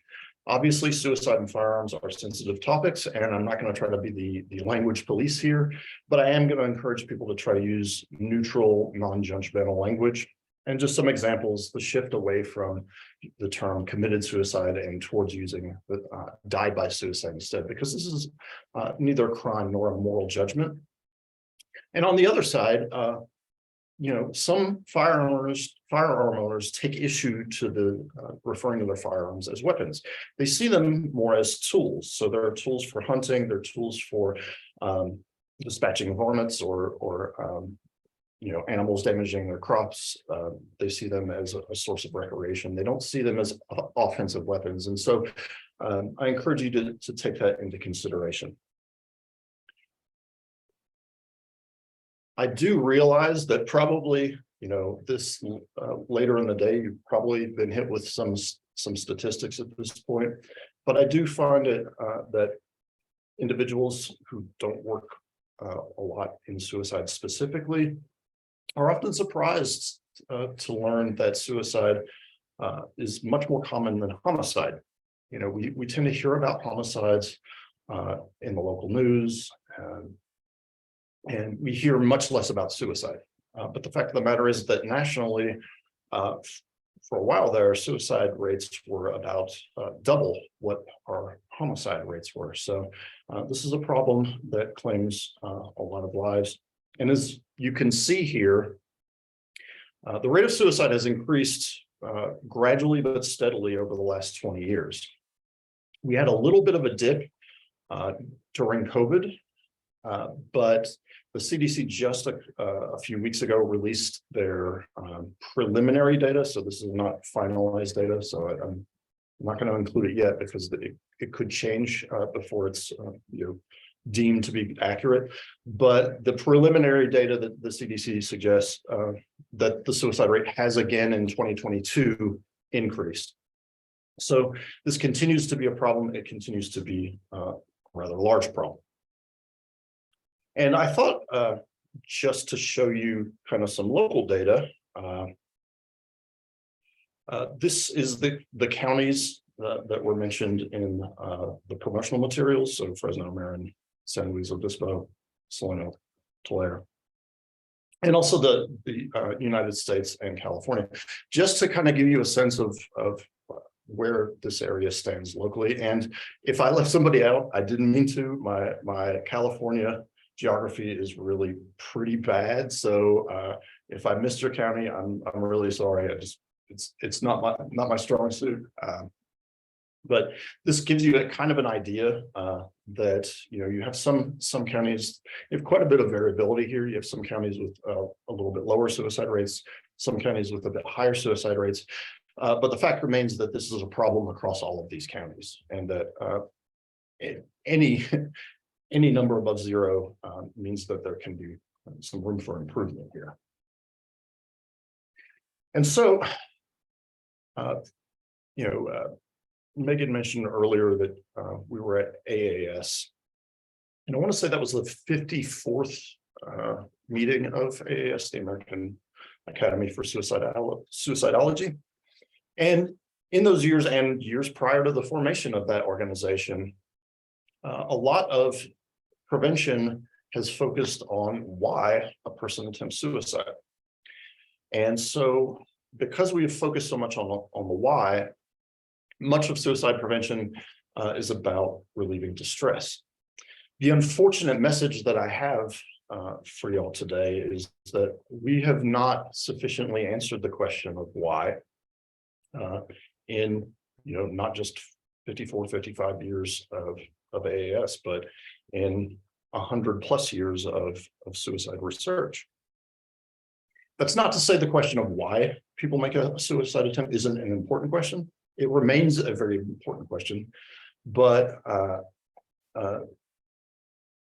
our ability to distinguish who just thinks about suicide and stops at the thinking part and who goes on to act upon those thoughts we're really bad at that. And that's a scary thing. And it scares me as a clinician because people can move from the why to the how, or to an attempt very quickly. And so what we're suggesting here with CALM is that there is room for how. Why remains an important question, but how a person attempts suicide really plays a critical role in whether or not they live or die as a result of that attempt. And what CALM does is covers the how to address the how by talking about access to lethal means.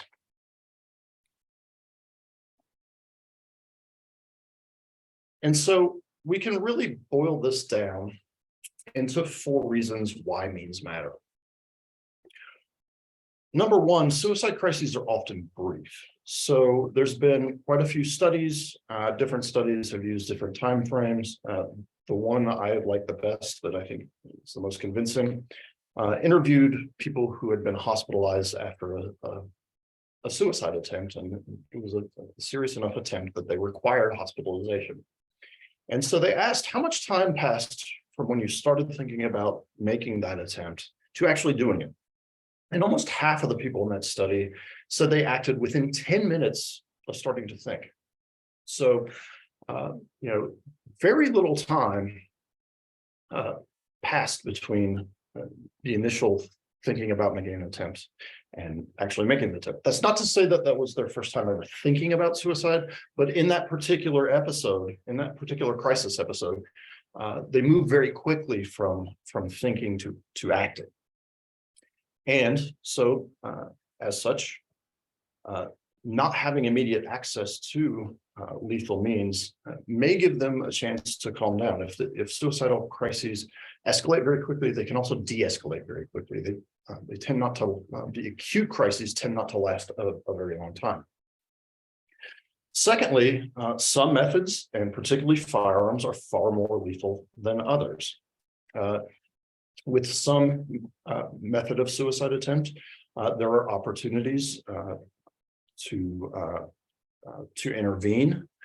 There are ways to revive the person.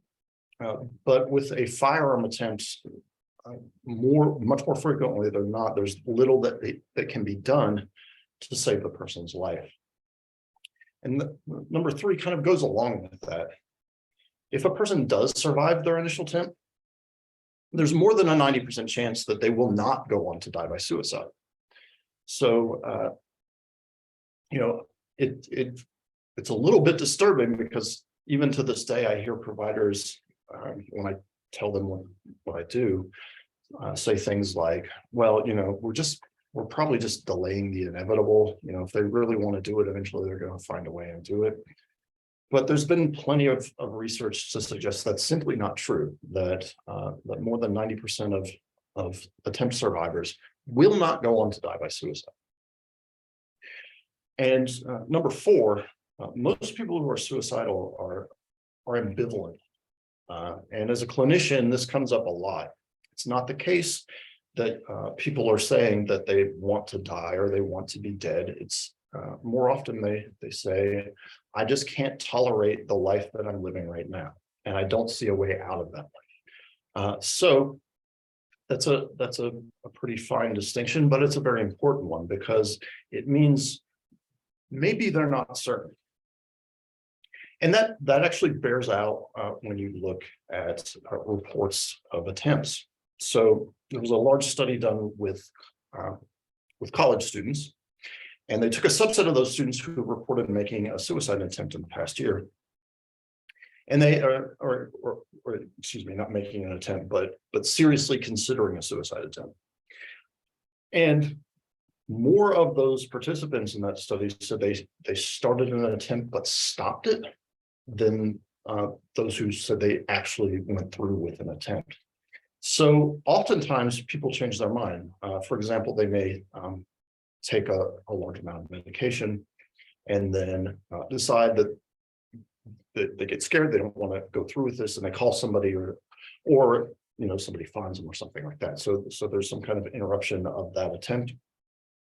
But that's not the case with something like a firearm, because with a firearm, the beginning of the attempt is also the end of the attempt, because once the firearm is discharged, there's no going back from that.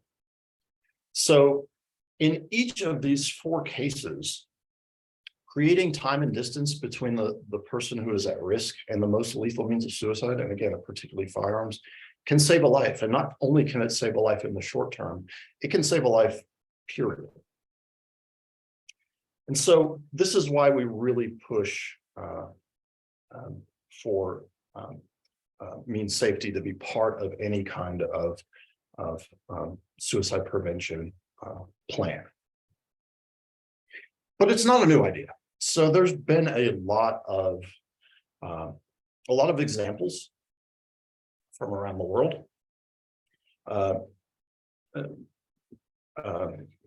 Notably, it's been quite recently that the bridge barrier on the Golden Gate Bridge, I believe, has just recently been finished after a very, very, very long time of planning and debating and building and stuff like that. And there's plenty of data from all over the place that those kinds of barriers do prevent suicides when that bridge is frequently used in an attempt. We also see data, kind of accidental data. So back in the 50s, when England moved from the burning of coal for heat and for cooking to natural gas, you actually saw a pretty sharp decrease in carbon monoxide related suicides. So natural gas burns much cleaner, much less carbon monoxide, and there was actually a reduction in suicides using carbon monoxide.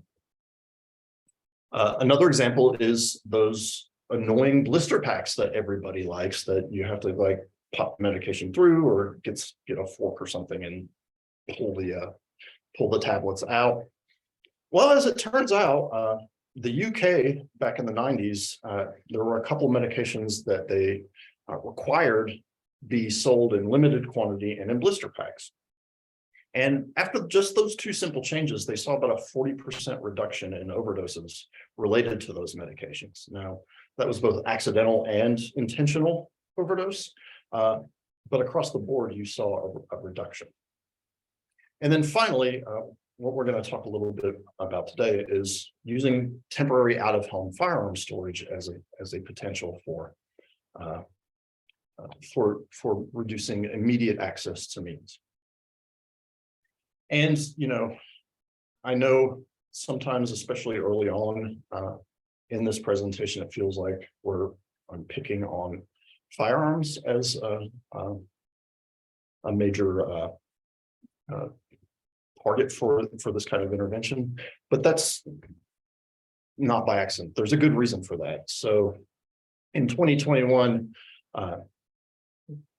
firearm suicides accounted for about 55% of all suicides in the US.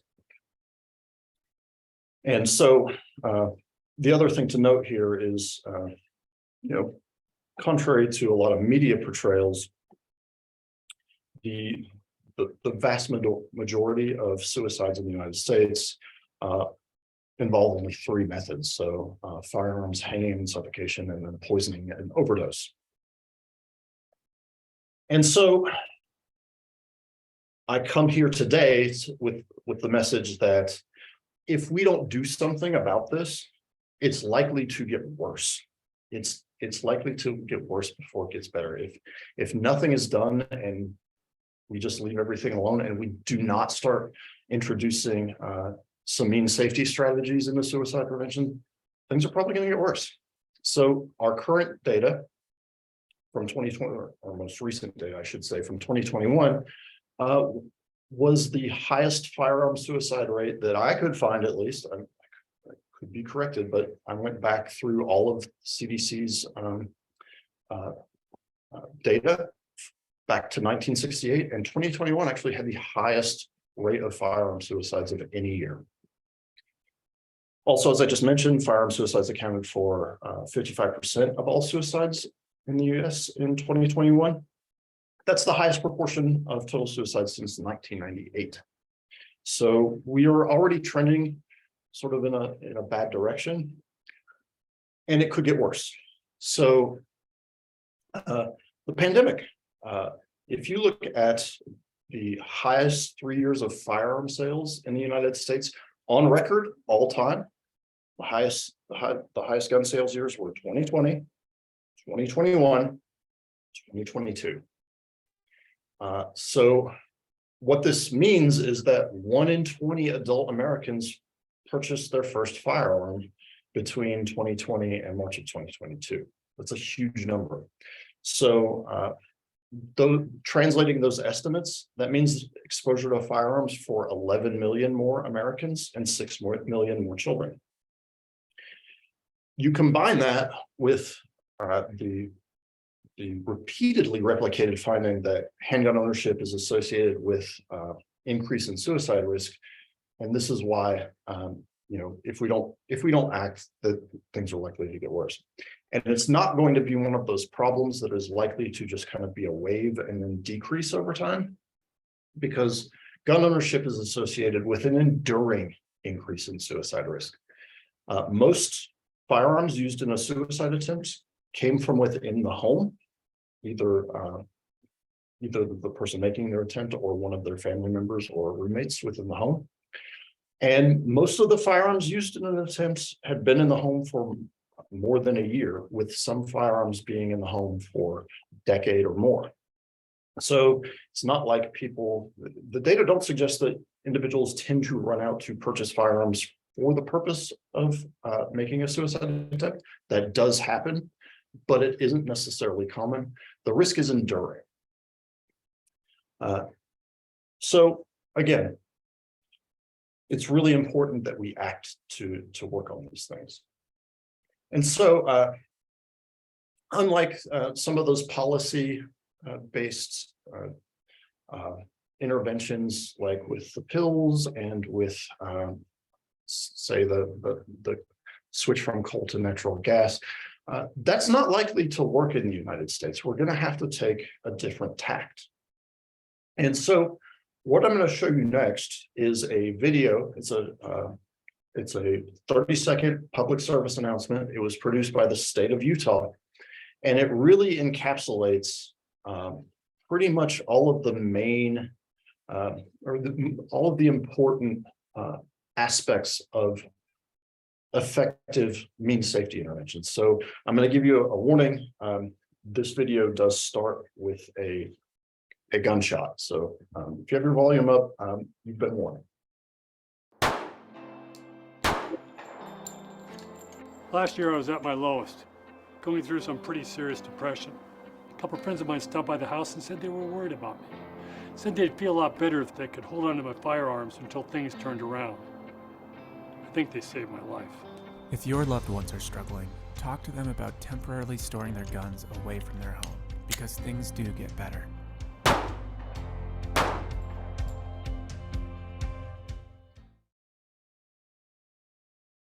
So I just want to point out a couple of things about that video and why I think it's such a great, really well-packaged message. This is a guy who didn't get involuntarily committed, wasn't anything like that. His friends came by, and they came from a place of concern. They were worried about him and how he was doing. Number two, they asked if they could hold on to his guns until things got better. We don't know, based on this video, how that conversation went, what the back and forth was like, but it sounds like he agreed to voluntarily let his friends hold on to his firearms temporarily. And so again, this is coming not from a place of enforcement. It's coming from a place of concern and caring. And the other thing here is it was obviously temporary, because this guy's back out on the shooting range now. So, the period of risk was finite. He got better. We don't necessarily know how that process worked, but he did get better. And now he's grateful that his friends had the wherewithal to talk to him about this and to offer to hold on to his firearms. They think he saved his life. So really, coming from a place of concern, a focus on safety, and a focus on temporariness are three key aspects of having conversations around interventions. And so that's really the rationale for doing means safety interventions as part of suicide prevention. So now we're going to walk through kind of the skills portion of calm conversations. And so we have 4 different parts here. Number 1 is recognizing warning signs. 2 is asking about mood and asking directly about suicide. 3 is connecting the person to support. And 4 is focusing on increasing the person's safety.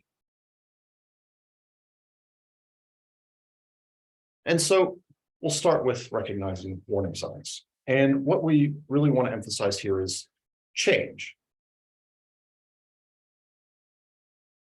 And so what you want to be on the lookout for is changes in behavior and major life changes. So behavioral changes can be negative mood and emotional state, could be depression, could be anxiety, could be trauma-related stuff, a loss of interest in activities that the person usually enjoys, a sense of hopelessness, withdrawal, or from family and friends, or even a sense of burdensomeness.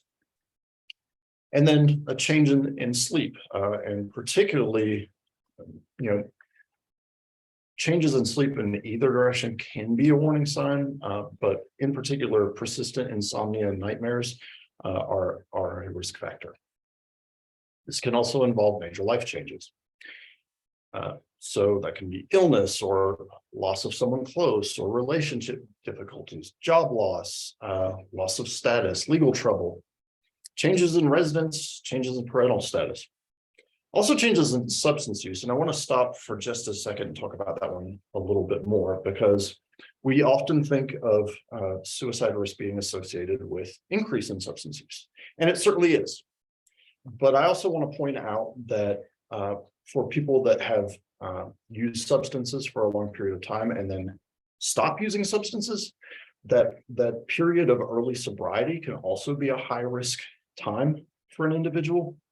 So it's not just using more, it can be extended use of substances and then new sobriety in that window when a person first gets sober. That can be a real risk time. So it's important to keep an eye on that too. Now, this is obviously a very short list, and this is not a complete list.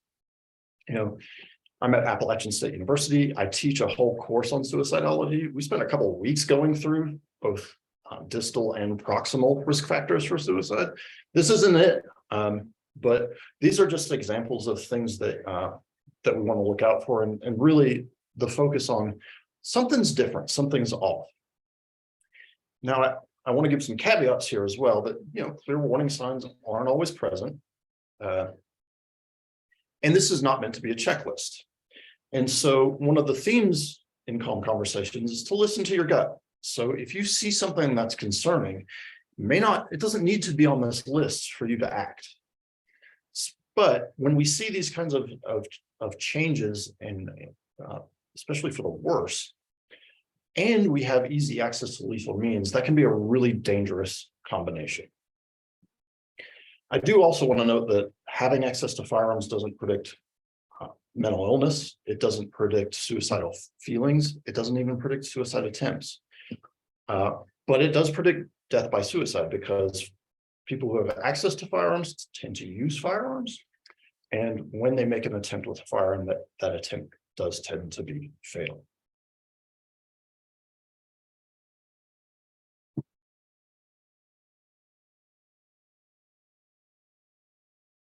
And so here are just some simple examples of both verbal and behavioral signs that somebody might be struggling. So things people may say: I can't take this anymore. Nobody cares what happens to me. People would be better off if I wasn't around. So there's that kind of reflects that burdensomeness concept. Nothing's going to change. I'm going to feel like this forever. I'm stuck. There's kind of a hopelessness theme there. I wish I were already dead. That's a pretty clear one. Things people do: withdrawal, difficulty sleeping, agitation, also trying to obtain means, so stockpiling medications, asking to borrow firearms, those kinds of things. But what you really want to keep your eye out is changes in their usual behavior. And again, trust your gut here. This is not, it's not something that necessarily appears on one of these slides that could tip you off that somebody's struggling. And so what's helpful and protective? So connections to others, that's a big one. So having meaningful perceived support from family and friends and community, access to care, spirituality or religiousness or purpose, particularly beliefs that reflect an anti-suicide stance, involvement in regular mental and physical health services, and then using healthy coping strategies to manage stress and negative mood. Also, so you can be one of these protective factors. So as somebody who might be in tune with an individual who's struggling, just simply showing you care and helping them find support, and also talking about their access to lethal means can be the difference between a person, getting better and then a tragedy. That said, we do want to keep in mind there's not one thing people say or do that signals suicide risk, and there's not one protective factor that guarantees safety. And so what I want to encourage people to do is when in doubt, ask. If you are asking yourself whether or not you should really have a conversation with this person about how they're doing, the answer is probably yes. So, and what I want to make clear here is that asking about suicide does not increase the risk of suicide. This might be the most replicated finding in all of suicidology. There's this mistaken belief that if you ask somebody, you're going to give them the idea that that suicide is an option. When many studies find it doesn't change the probability that they will make a suicide attempt, and quite a few studies show an effect that we call therapeutic assessment, that actually asking reduces their risk of suicide. So when in doubt, ask. And so we're going to use a case study to try to bring some of this stuff to life. And today we're going to use the case study of Mike. So Mike's a 42-year-old maintenance worker, married his high school sweetheart, Barbara. They've got a couple of kids. He's pretty much had the same group of friends since he was young. He's attended the same church since he was a kid. He's on the church softball team, and he enjoys hunting in the fall with his hunting club buddies. But this past year has been really tough on Mike and Barbara. So Mike's been getting fewer hours at work. Money's been tight. He's taken to drinking almost every night, and he and Barbara are fighting a lot. And according to her, he's having more trouble controlling his anger. And so we can see there are both helpful and warning signs with Mike. We do have some protective factors in play here.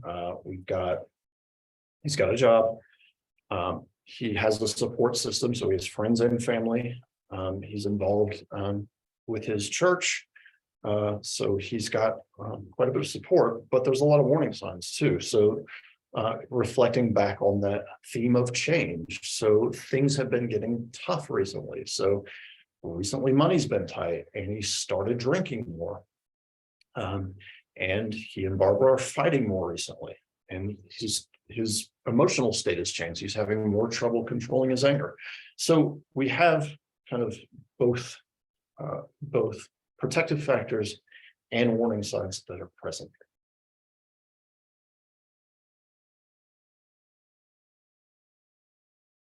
So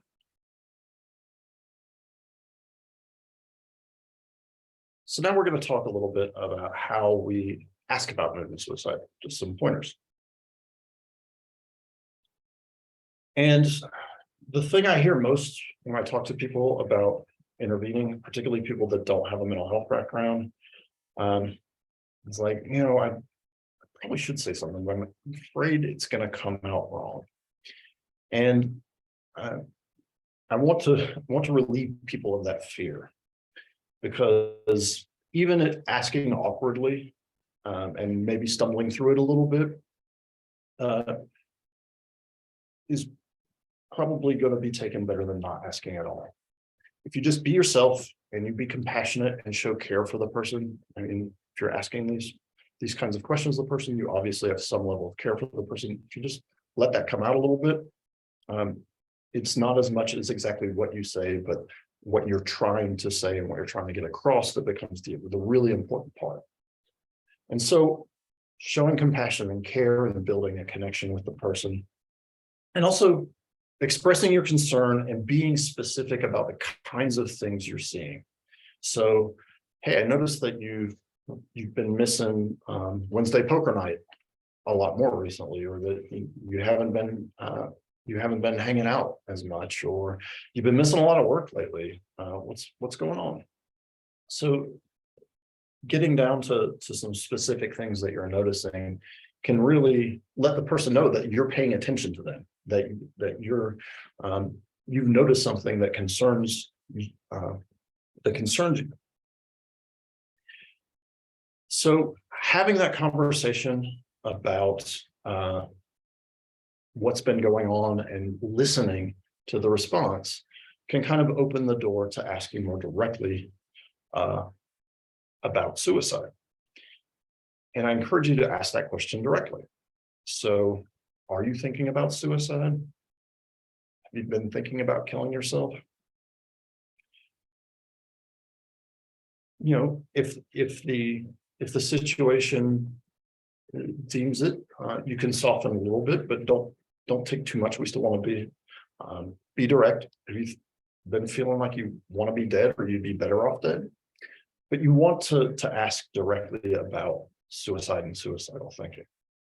And so I know this is difficult to do because this is a big webinar, but if you never asked, if you've never heard those words come out of your mouth, it's really worthwhile to practice in a zero stakes setting. So take a second and just ask in your own words and hear it come out of your own mouth if you've never said it before, because it's having a little bit of practice and hearing yourself say it when there are no stakes involved will make it a lot easier if you actually have to ask this question when the stakes are high.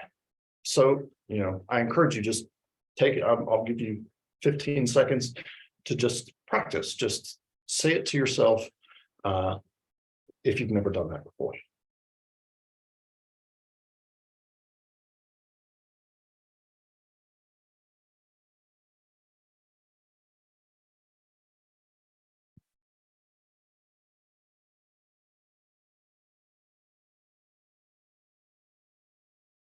Okay, so I know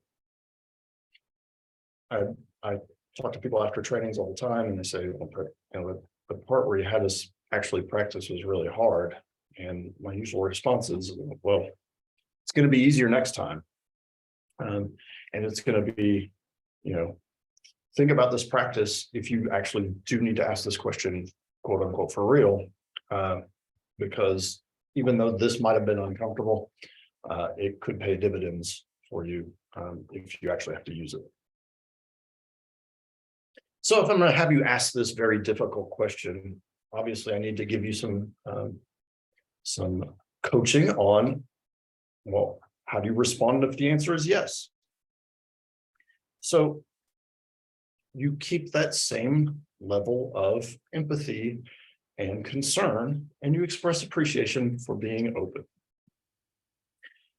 The other thing you want to emphasize in this situation is safety, and be there to offer yourself as a resource. So I really appreciate you letting me know. It sounds like things have been really tough for you lately. I want to help. Can we think about some things maybe that would help, help you feel better? Or, I'd love to, thanks for sharing. I'd love to be able to help you to find what you need so things improve.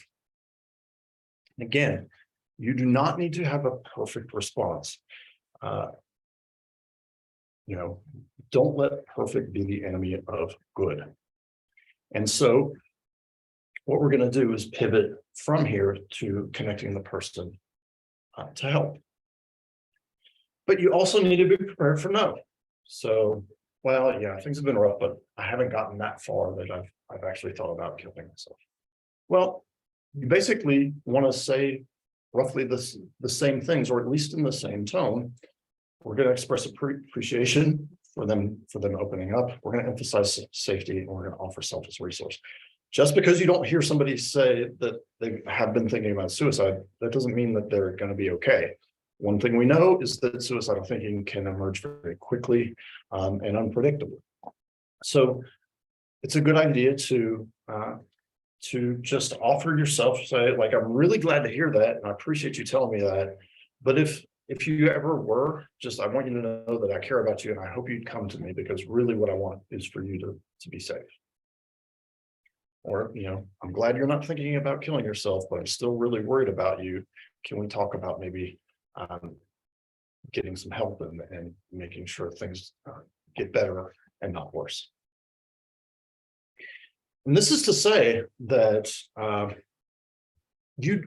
so when I first started doing these means safety interventions mostly with teenagers and their families, I would wait until the kid was having active suicidal ideations before I would suggest, improving safe storage practices. I don't do that anymore. Even if I hear warning signs that fall short of actual suicidal thinking, I'm still going to want to have that conversation about safety, because I know, I often tell my graduate students in training, a risk assessment and a gallon of milk, well, the gallon of milk probably has a longer shelf life than the risk assessment does, because the process of suicidal thinking is so dynamic that things can change very quickly. So we've opened the door, we've had this conversation about how the person's feeling. Now what we want to do is connect the person to support. And so we'll revisit Mike and Barbara. So Mike and Barbara are at home. They have a big argument one night, and at about 3 a.m., Barbara wakes up and Mike's not in bed. So she goes downstairs, and he's sitting in the dark at the kitchen table with his gun on the table. She asks if he's okay. He just yells, "Leave me alone. I just need some peace and quiet." And so how's Barbara feeling? Well, probably pretty scared, right? That's a pretty dramatic scene to wake up to, that your husband's sitting alone at 3 a.m. with a handgun on the table. So in response to this, she calls Mike's dad, and Mike's dad detects the fear in her voice and plans to come right over. And so the point of this is that you don't need to worry alone, that just because you've initiated this conversation doesn't mean you are the only person responsible for this person's safety and getting this person help. Go out and enlist the help of others. And so that could be informal sources of support and or formal sources of support. Informal sources of support: increasing visits with friends, reducing isolation, identifying a go-to person. That may or may not be you. You may have initiated this conversation, but they may feel comfortable going to a cousin or brother, or someone else that's not you, and that's totally fine. Another thing that you can do is help the person think through some things they can do to reduce stress, like, are you exercising enough? What if you just spend time with your child, or you go to a friend's house instead of going straight home every day after work, or you create a list of distractions. And so for clinicians that are out there, if this looks familiar, this is kind of like safety planning light, doing some of those safety planning activities for self-directed regulation. Then you got formal sources of support. So counseling, medication, spiritual support. It's really good to have local resources handy. And I think, seeing that y'all all get together for the summit every year, I get the impression that y'all have a really nice network of resources that you can share among each other, and just having those on hand and being able to disseminate those things is a really helpful thing to have in a situation like this. Of course, if you're ever in doubt on what to do next, you can call 988. You don't have to be the person at risk to call 988. You can call 988 and say, "I'm really worried about my friend. what can I offer this person, or what can I do? And they can help with that. So 988, good resource. I think I saw it on some of the promotional materials, so I'm glad that y'all are getting knowledge about that resource. And so, it's not always the case that whoever you're talking to, and this happens clinically, but it happens among friends.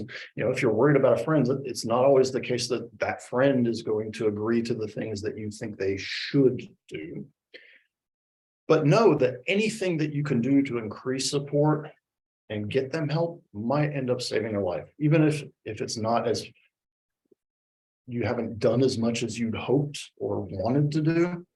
If you've moved the needle at all, that really could be the difference. So it's very rare in clinical practice that you get a 100% perfect gold star outcome. A lot of times people get significantly better. You'd like them to take that next step and get even better than where they are, but compared to where they started, you've done great work. So that's the kind of mindset I think that can be helpful in having these kinds of conversations. Move the needle as much as you can. So you try to connect the person for services. I know it can be tough to ask for help, but I know some folks here in town, some providers. I've heard really good things. I've had friends and family work with them, and they've really been helpful. I'd be happy to give you their contact information. What do you think about that idea? They may say yes, and they may say no. As a psychologist, having someone, forcing someone into treatment is usually not a recipe for success. If the person doesn't want to be there, it's really hard to work with the person. Happy to talk to them about, why they might consider engaging in a treatment, in the treatment process. But if somebody is just not ready to take that step, then a lot of times that can be frustrating more than it can be helpful. So for that reason, you can still try to strengthen their connections to existing support. So, look, I'd like to see you call this person and see if you can get an appointment set up, but I understand you're not ready for that. That's cool. What about, what about something a little smaller? What if we, hang out with friends and family more? Or maybe, would it be okay if I just texted and checked in on you to see how you're doing? So even those small steps, again, might not be what you were hoping to do, but it could be, it could make a big difference. Okay, so all of that, you could probably, that information, it's probably similar to if you've ever taken other gatekeeper trainings, it's pretty similar. Here's where we diverge a little bit from a lot of things that are out there, and that's increasing safety of firearm and medication storage. And so we're going to start by revisiting Mike. And so Mike's dad comes over. He's aware, it's middle of the night. He's aware of the struggles Mike's been having recently. He talks to Mike about various sources of help or support. He also talks to Mike about ways that they could store their firearms and medication to keep Mike safe and also keep Barbara safe, given the arguments and the anger, until hopefully we get things turned around and Mike starts to feel a little bit more like his old self. And so again, notice here, Barbara identified the problem and reached out for help. And now it's Mike's dad that's kind of taking that torch. And again, this is just to remind you that don't go it alone, enlist help. If there are other people who are appropriate to help in this process, reach out to them. Don't feel like you need to carry this burden entirely on your own. And so how do you have this conversation? These are just some general guidelines, and it's a lot like asking about emotions. You're coming from a place of concern and empathy. I want to help you. And a big part of that is that second part, keeping you safe, increasing safety. I'm not going to make judgments on you like, well, you're not safe enough to have guns in the house, or I don't trust you with that prescription medication, or, you're not fit to have guns, and things like that.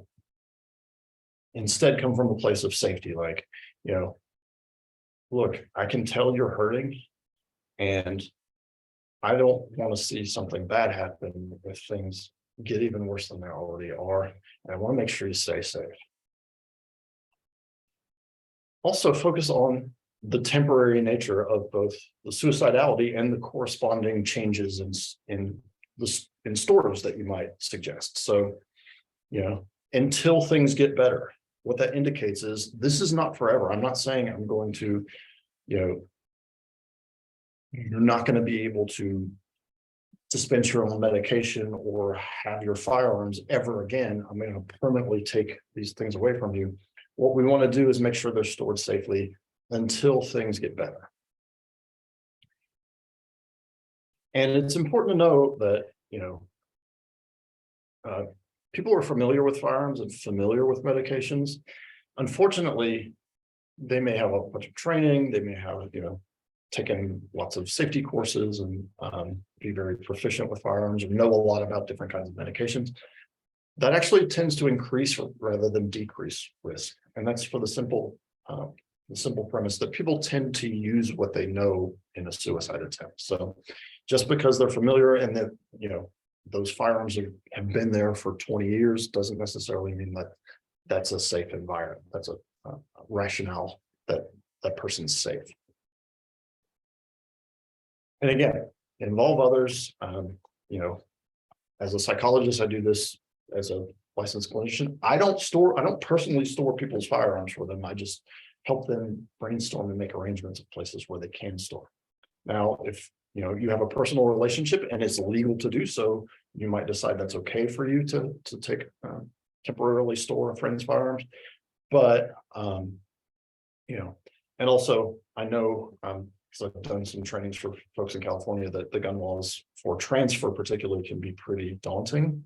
But we'll talk about some alternatives in a minute if out-of-home storage is not an option.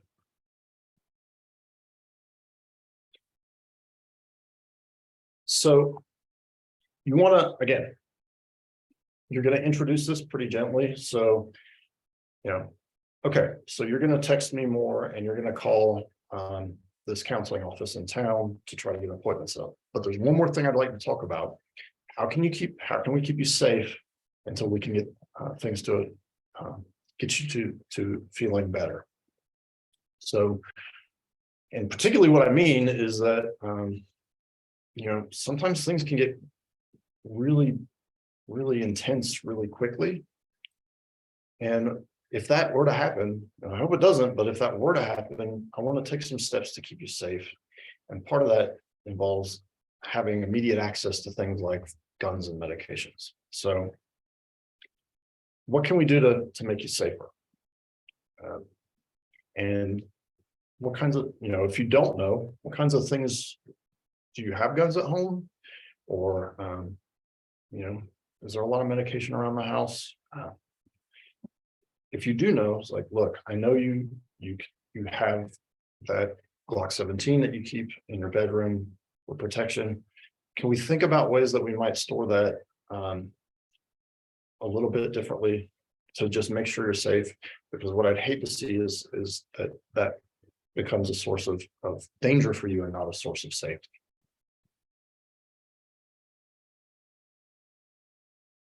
And so there are 3 steps. So we're going to review options.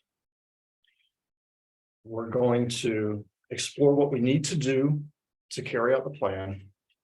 And then once we have something that the person will agree to do, we'll just review it and make sure everybody's on the same page.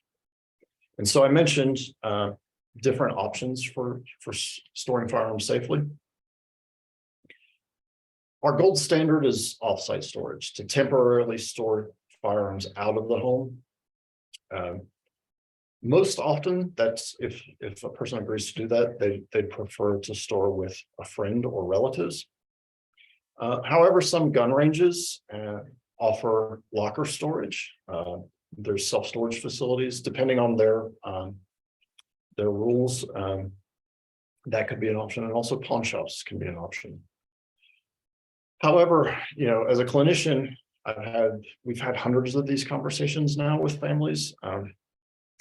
It's not usually the case that they want to store offsite. They're like, look, we got, I'm in the mountains of North Carolina, so people are like, we've got a zillion guns in the house, so like, it would take a Ryder truck to come and get all this stuff. And it's like, okay, what I'm wanting to do is to get to yes, though. So, okay, if not offsite, then what? And so in-home storage options. Your best bet for in-home safe storage is a good quality gun safe with a changeable combination or keys that can be removed. So that's probably the best. So enlisting another person to go in, make sure all the guns are put in the gun safe, that the safe is locked, and the combination is changed to something that the at-risk person won't be able to guess. That's our best bet. It's not our only option, though. There are lots of lock boxes, and one of the conversations I've had fairly frequently is like, well, what good are the guns if they're locked up, right? How am I supposed to protect my family if all my firearms are locked in the safe? Okay, that's a fair thing to say. There are all kinds of other options. There are numerous biometric safes, so safes that you can open with a fingerprint. And so what I might recommend is, understand where you're coming from. You don't want to have no access to guns, but what if we found a middle gun? What if we got a biometric safe and we had your brother or your wife or somebody, or your somebody else in the household to program their fingerprint in. That way, if you need the firearm quickly, they can open it and it can be accessed. But if you're feeling bad, you don't necessarily have access to that thing. Those are actually pretty cheap. I keep a biometric safe in my bedroom. I think I picked mine up for $70 on sale on Amazon, and it works great. Put my thumb on the button, and there's a pneumatic lid, and it pops right open. So that's great. But if money's an issue, understanding that $70 can be a lot of money for some folks. There's trigger and cable locks. I prefer cable locks, and you can disable most firearms with a cable lock. There's a couple that you can't. So like breech action guns, like the single shotguns that you kind of break open to load.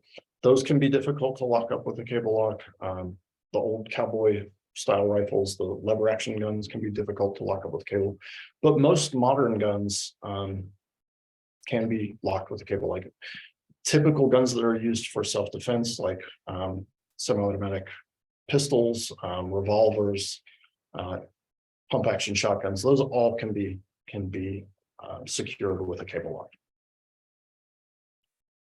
And you can do combinations of things as well. Like you can, if all you have is a small lockbox or like a 5-link cabinet, you could lock it up and give the key to somebody else to hold, if the person prefers to keep the firearm in the home.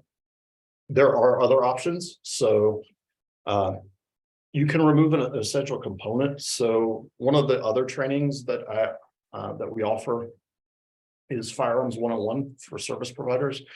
Basically, this is for healthcare providers, human services folks, counselors that don't have a background in firearms, to learn about different kinds of firearms and to be able to physically see how these things can be disabled, how they can be disassembled. It's really easy with modern firearms to take them apart and remove a component that renders the rest of the gun inoperable. So just as one example, I have a lockbox at home, about this big, and I can disassemble 12 different pistols and fit all of the components into that one lockbox. And those 12 guns are inoperable as a result. So even if space is really limited, or you can take those essential components and give them to someone else. I get a lot more into that kind of that level of detail with the Firearms 101 training. If y'all are interested in that, I can give you more information. But you don't have to take it from me as a mental health person. I'm going to show a short video of a actual firearms instructor who is in New Hampshire, and he's going to talk about safe storage.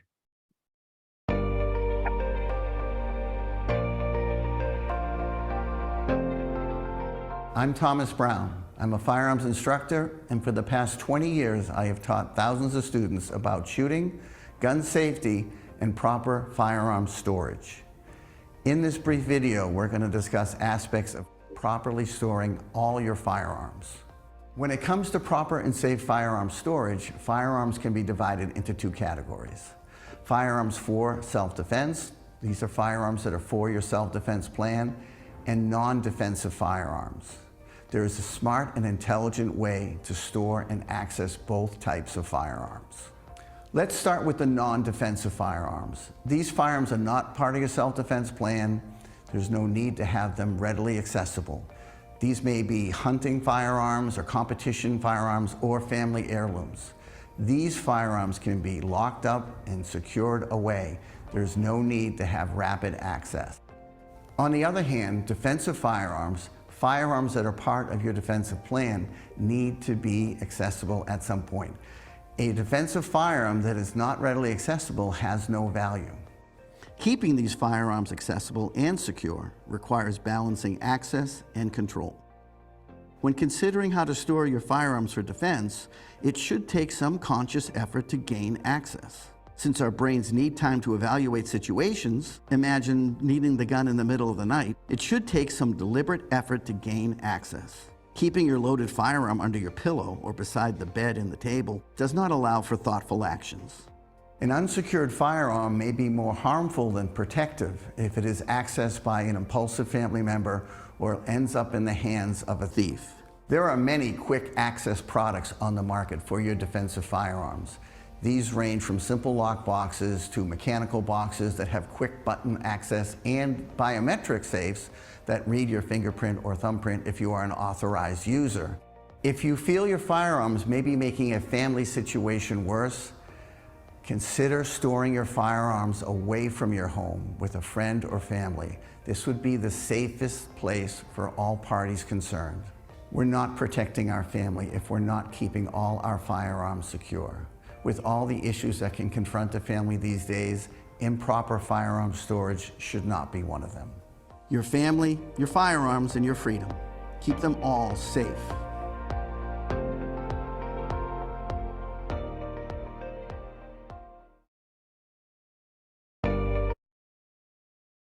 Okay, so the thing I really like about that video is, and it does resonate with me, he categorizes the recreational firearms from the self-defense firearms, and that's often how gun owners think about their guns. I have guns that I just take to the range or I just take out in the woods to hunt, and there's guns that I consider to be my self-defense, my carry guns, and those are treated somewhat differently. So having a plan for both of those categories, I think, is really useful information.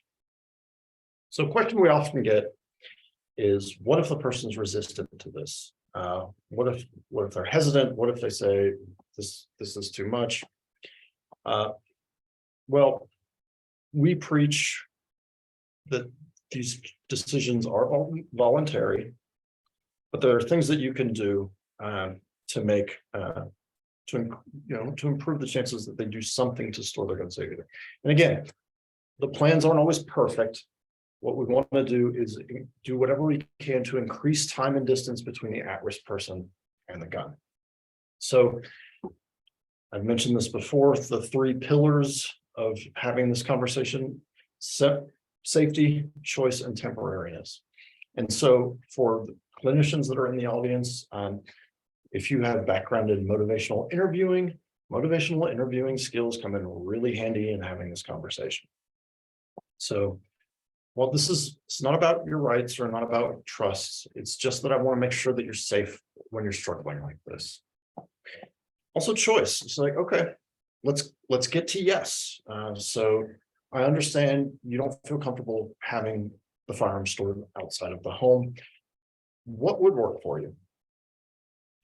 And emphasize that this is temporary. Would you consider doing this just for a little while until things get better? Again, we want to make sure that people have options, but they don't feel bullied into this. So what you don't want to do is make it an argument, make it a trust issue, or escalate, right? So, listen, this is your choice, but I'm concerned about you. And, is there anything you consider doing to keep you safe? I also want to point out that this does not happen nearly as often as people think it does. I've done this with both adults and with children, children and their families.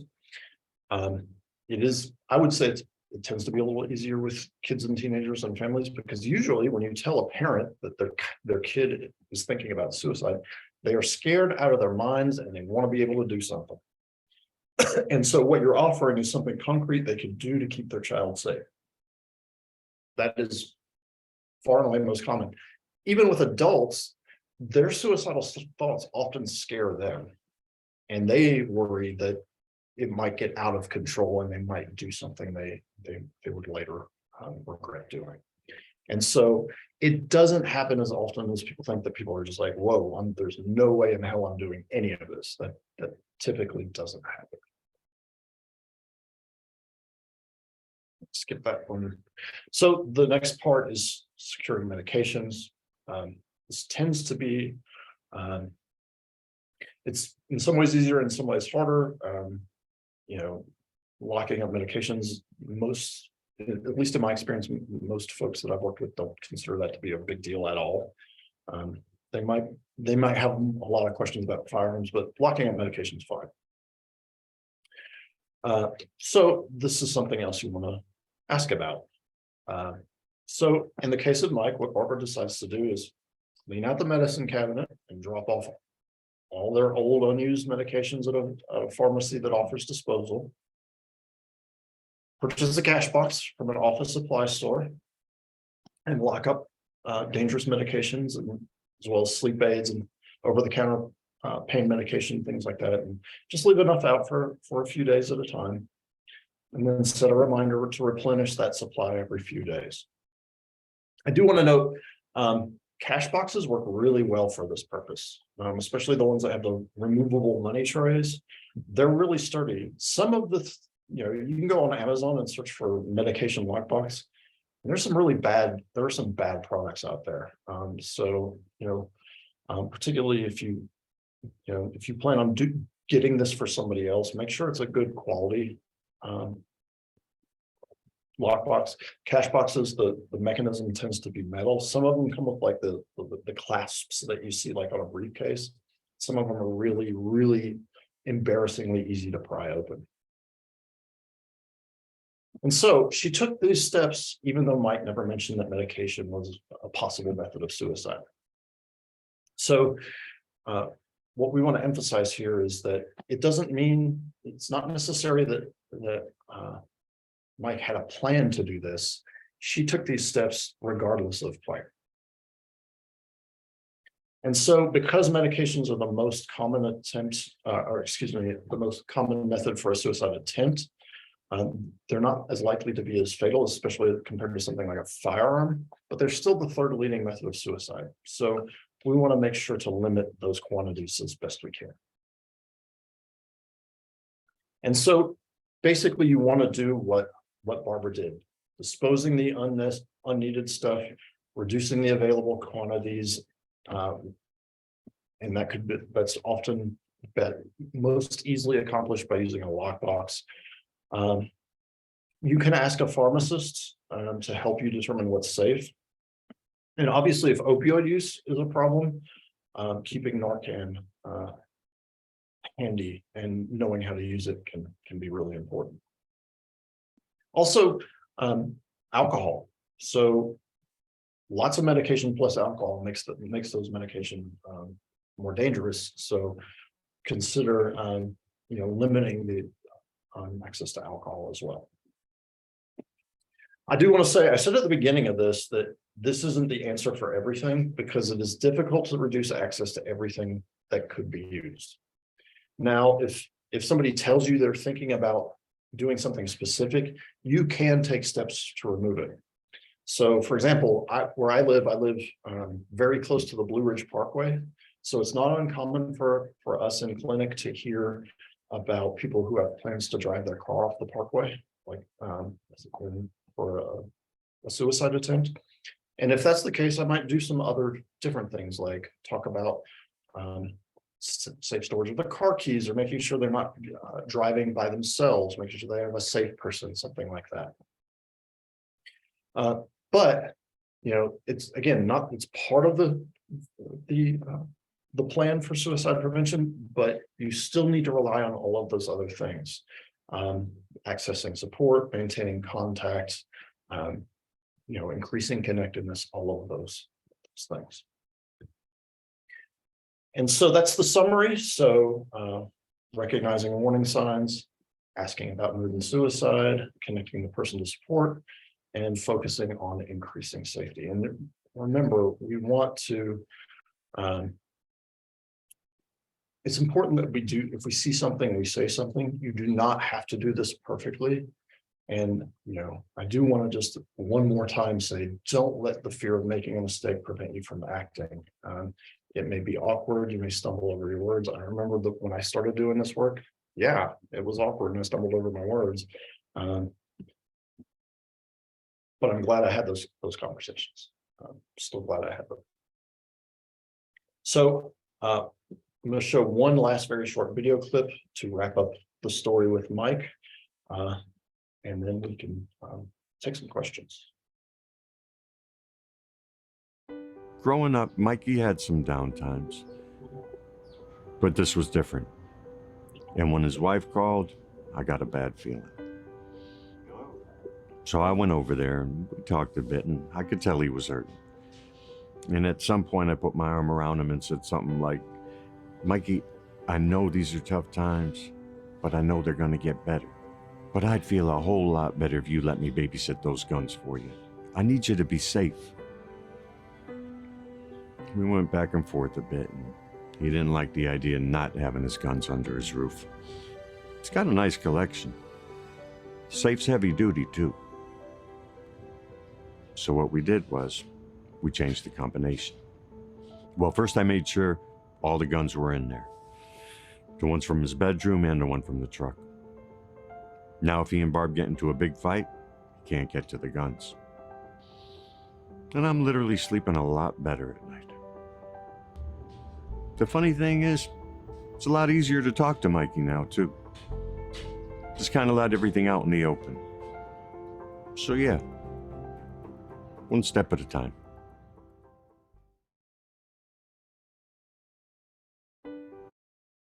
Right. These are just some resources that many of you might be familiar with. One that you might not be as familiar with is the Harvard Injury Control Research Center, the Means Matter project. The website's there. If you Google Means Matter, it'll come right up. But that's some work of my colleague Kathy Bowler, who also works with me on this stuff.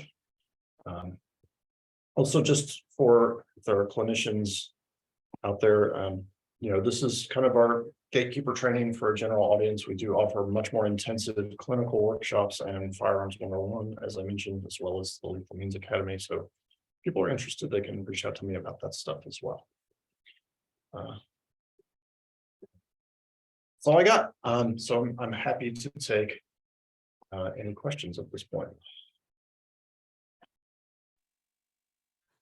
Thank you, JP. We do have some questions. I also just wanted to say, I really appreciate the emphasis on just working to improve a situation even in just small increments and moving the needle and being flexible and collaborative. And I appreciate what you said about getting to yes, that idea of how we work with this person to get to something that they find is acceptable in terms of a plan.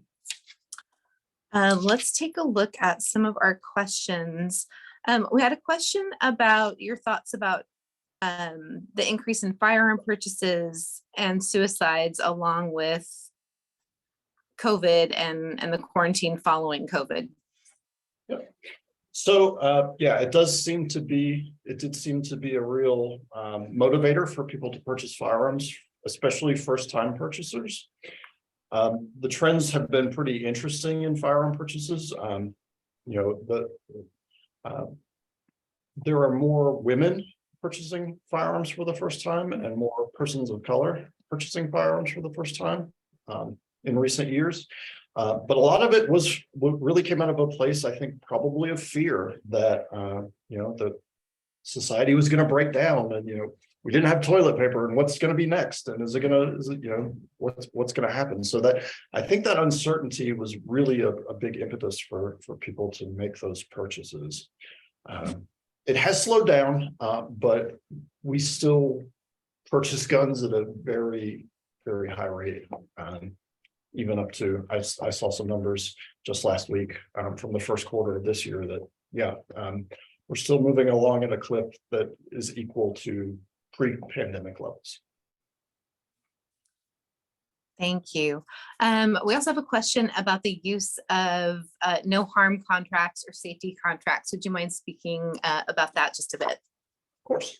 So we do not use no harm contracts as in our practices, in our clinics. We do, however, use safety planning. So I would highly recommend, if you're not familiar with the work of Barbara Stanley and Greg Brown, if you go to, I believe it's suicide safety plan it's either .org or .com. You can get access to an evidence-based safety planning sheet free of charge and some instructions on how to complete that sheet to help keep your people, your at-risk folks safe. So that is, the literature bears that out, that the no harm contracts don't tend to work, and there might even be some negative effects for those.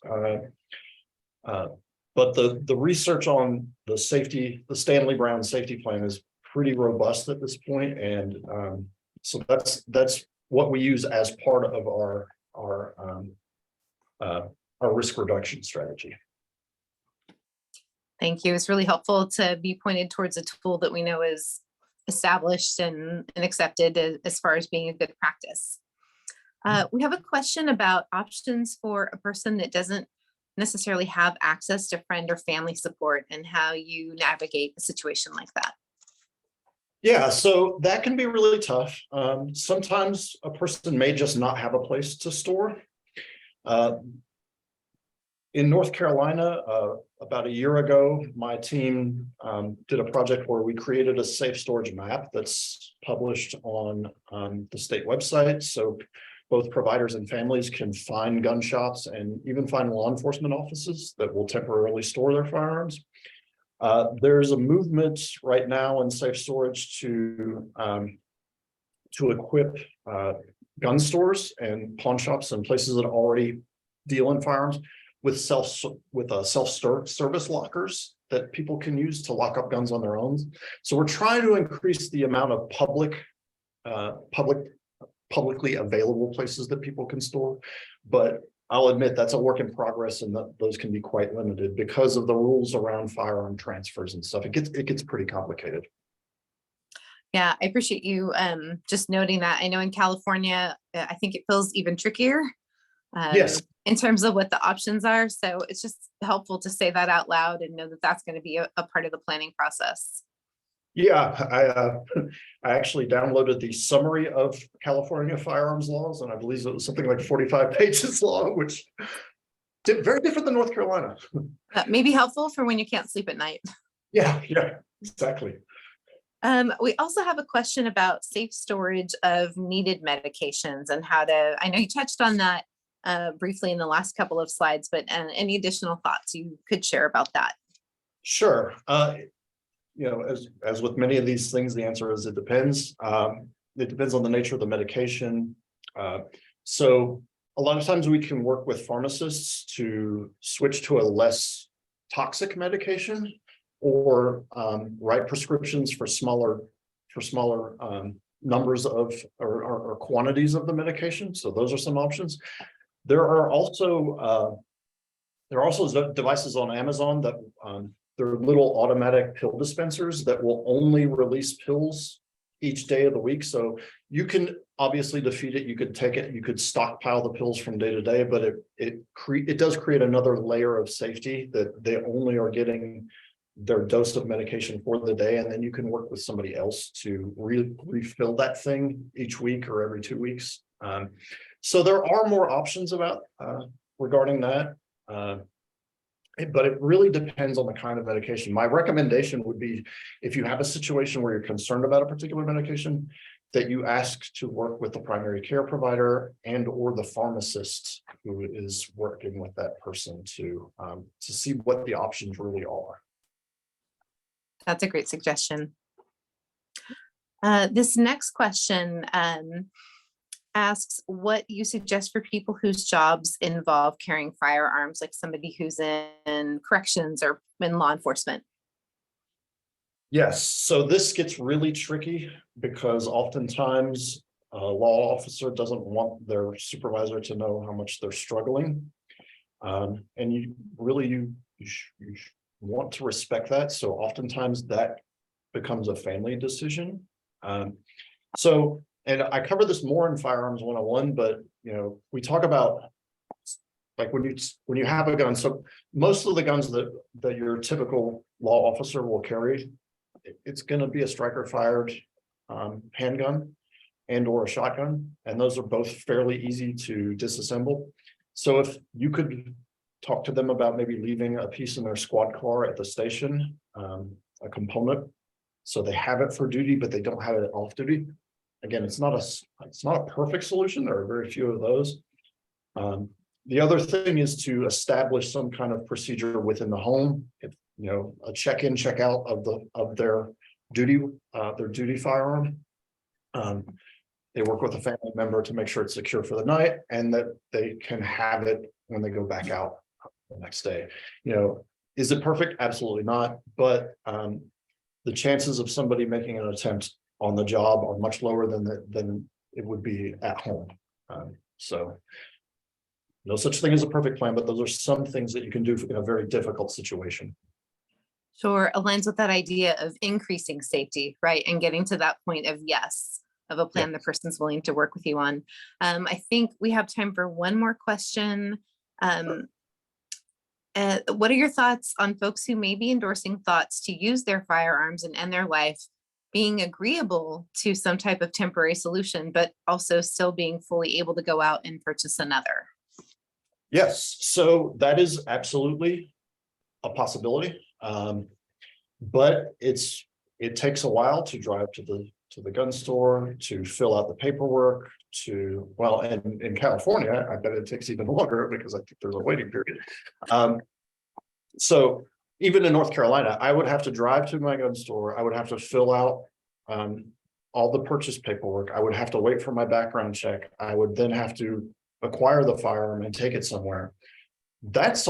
Oftentimes that would be enough time for me to come down a little bit out of that crisis mode. Again, crises often pass fairly quickly.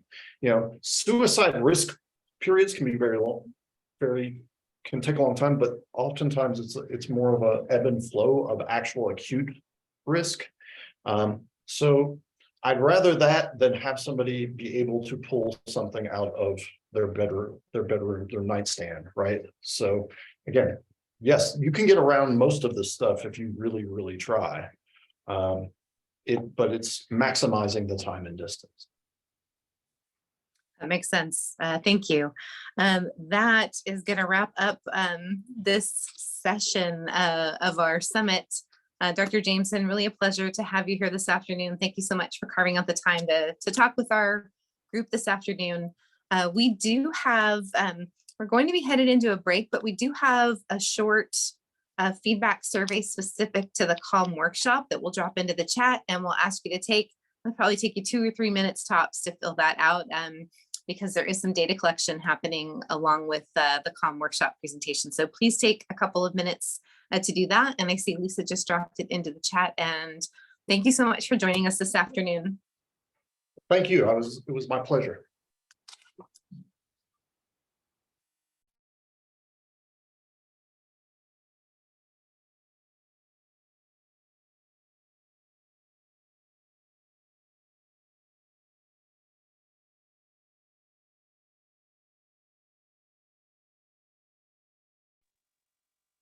We'll be back at 2:45. So take a quick break, get yourself some water and a snack, and we'll begin the last session of the day then.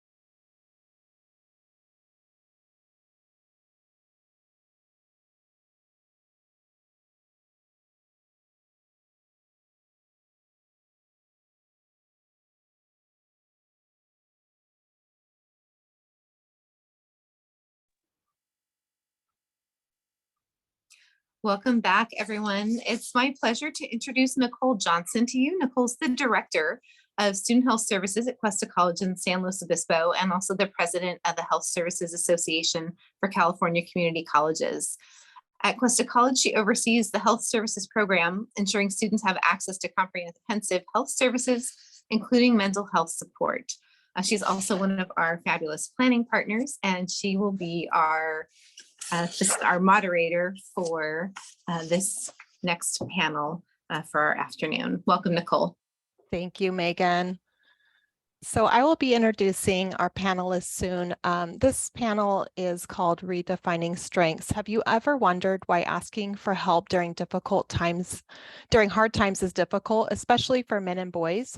How do our social and cultural rules, expectations, and norms about masculinity shape our health, safety, and well-being? Can you ever be enough in a society driven by unrealistic expectations and pressures? Nationwide, men and boys are disproportionately impacted by suicidality. Today's panelists will touch on the intersection of men and boys' well-being with a focus on suicide prevention, mental health, and help seeking. Through our collective understanding, we can redefine what it means to be strong, where we draw strength, and ways to reach out for help and support others. So with this, I'd like to introduce my panelists, starting with Lori Espinoza. Lori, can you introduce yourself? Hi, I'm glad to be here today. A little bit about what brings me here. 12 years ago, I lost my 24-year-old son, Devin, to suicide. As many of you know, the loss of a loved one to suicide is a life-changing event, and that's very true in my case. In order for me to survive this, I needed to find a way to bring some kind of meaning to his death and a purpose to my life.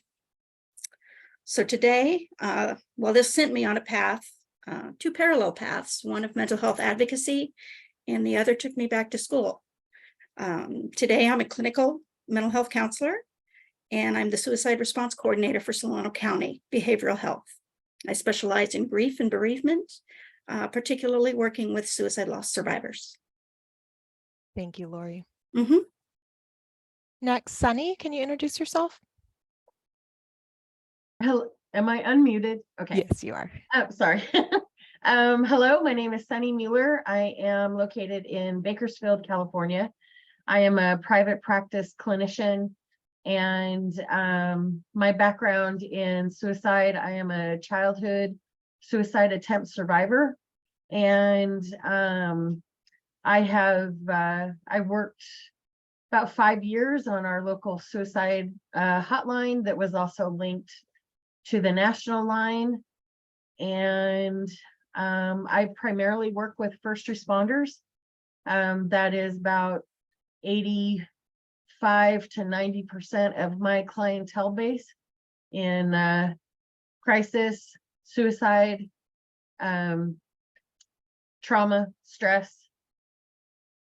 that avenue. Thank you. Thank you, Sunny. Tom? Thank you. My name is Tom Eggert. I am up in Seattle, Washington today. I am been affected by suicide in many ways in my life, both professionally, but also personally with the loss of a couple of my brothers. I've practiced primarily with men since about 2017. I've been in practice since 2006.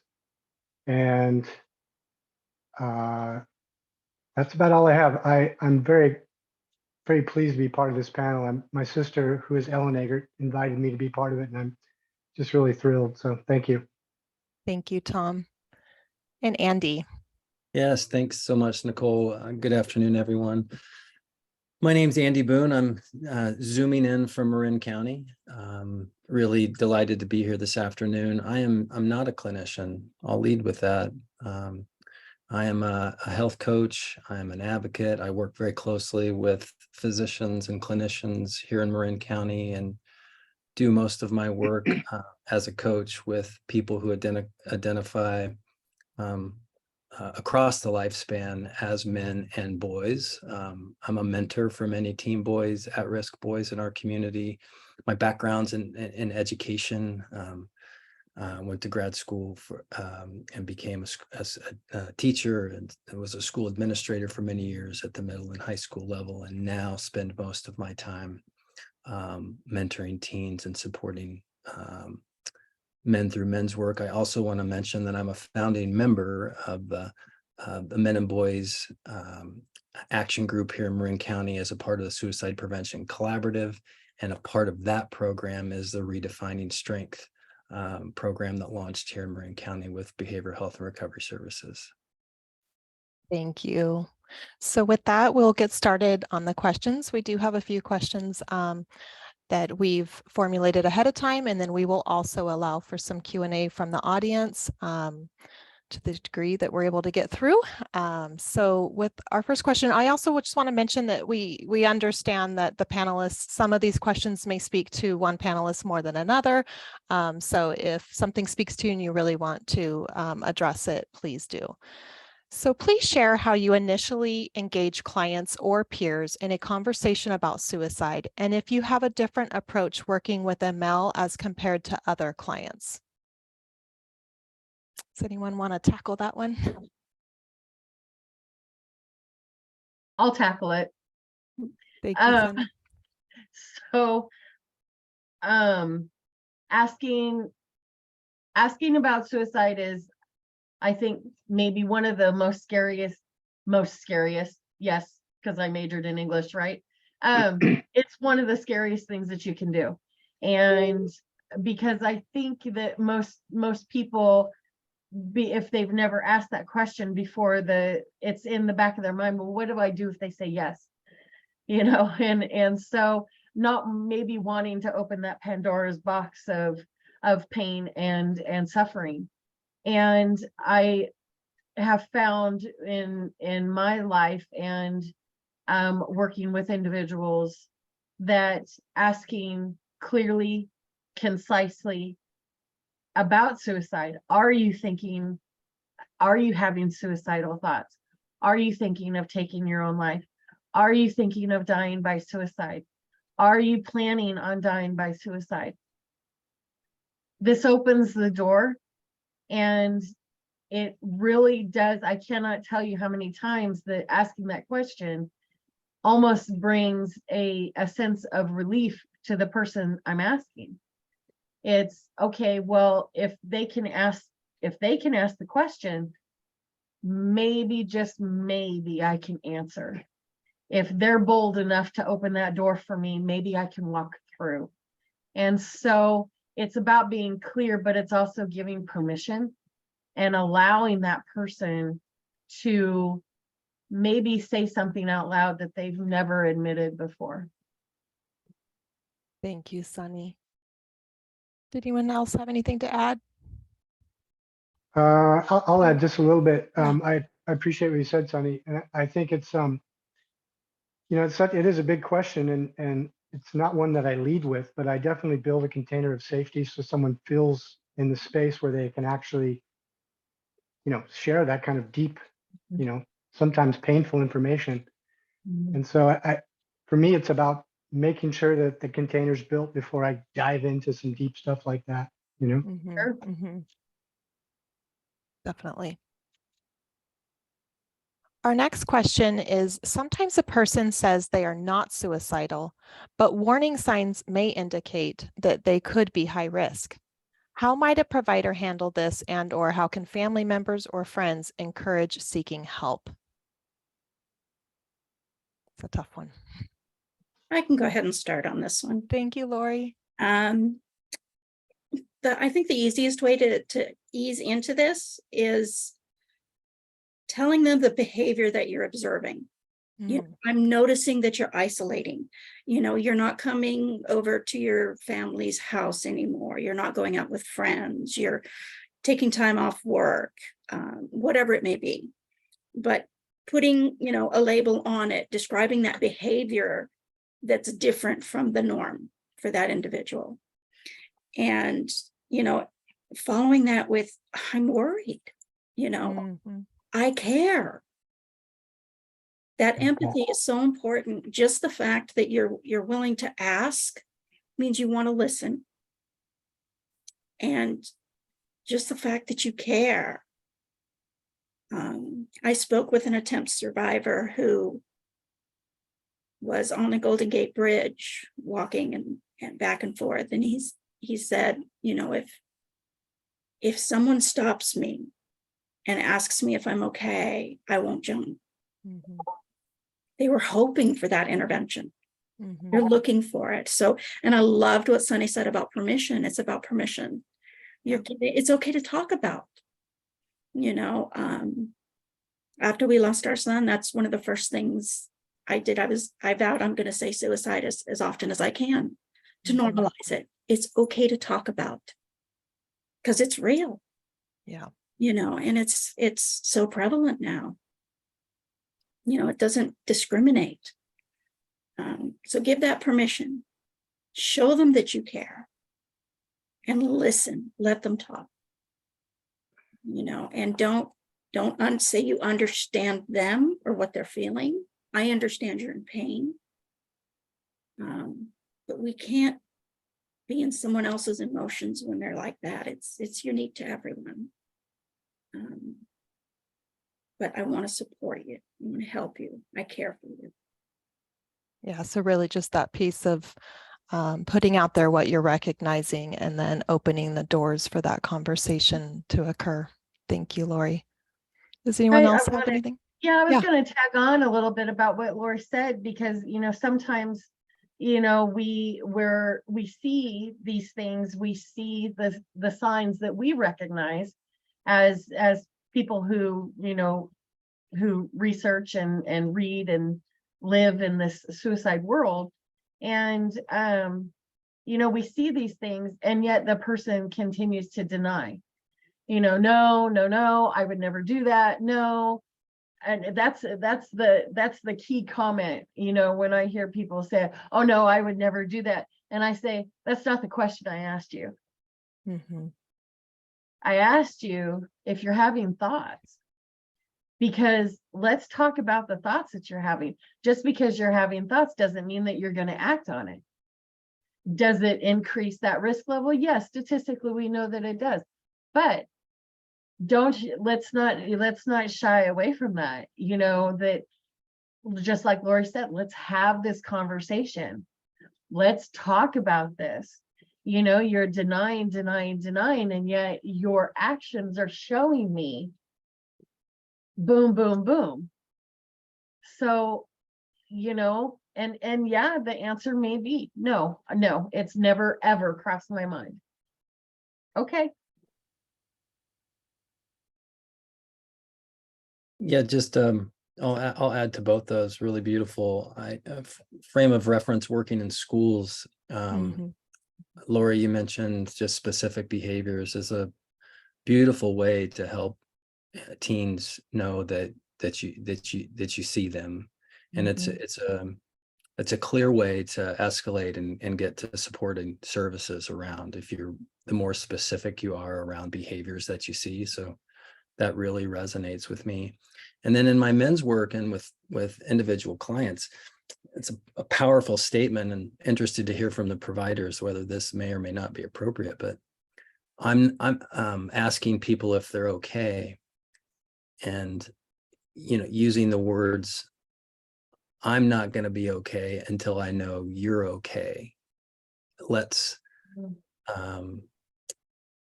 people know that I'm really invested in where they may be at that particular point in time. And so those are words that I've used. I think those are beautiful words. Those are great, Andy, because talking about meeting the client where they are, you're right there with them. You're sitting in the buggy seat with them. So I think these are very appropriate. Very appropriate. It's interesting as a therapist, sometimes we can have this one up, one down dynamic that takes place within a therapeutic relationship. And that is something that's a real barrier sometimes, most of the time, you know. So it's that ability to humanize and to meet people where they are, you know, even, you know, working with younger adults as well, or younger kids. I've only worked with kids down to about 11 or 12, but meeting them where they are, meeting them in a place that doesn't feel like I'm an adult. Not that I'm not an adult in that situation, but if I can get them to feel comfortable enough with me to share the real stuff, and I think that's a real part of the work. Yeah. Thank you. So our next question is, please speak to the importance of getting help early when there is emotional distress.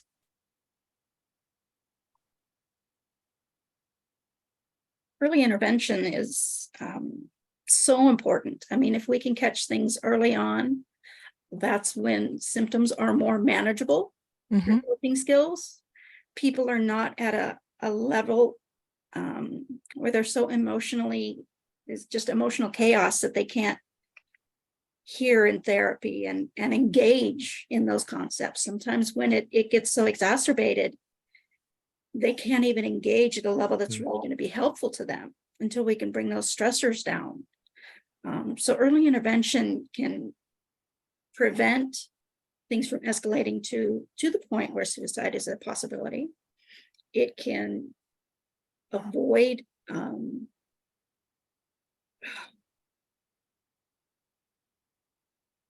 they can learn, like I said, those coping strategies. If you're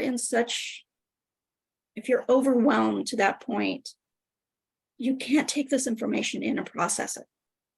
You're already past processing. You're down in your animal brain. You're not using your prefrontal cortex anymore. And it's really hard to engage in therapy, engage in coping skills, engage in strategies that are going to be helpful. So early intervention, just to prevent people from getting there, is so important.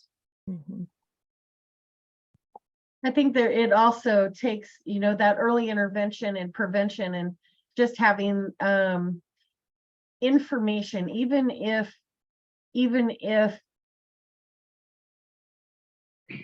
I think of times, I used to work in education, so I'm kind of hearing, Andy too. I'm getting, I'm having flashbacks of working in education, and it's that if you plant the seed, sometimes, when they start to ramp up, when they start to get to that point, I remember kids coming to my office and saying, but I remember when you said, blah, blah, blah, and we're able to kind of get it in there. So maybe the intervention doesn't actually happen. Maybe it's just a talk. Maybe it's just a presentation. Maybe it's just something that they remember, and then they follow up on it when they are in distress. Just it's getting that stuff out there, because when you're in distress, like I love what you said, Lori, emotional chaos. Because when that happens, also comes impulsivity.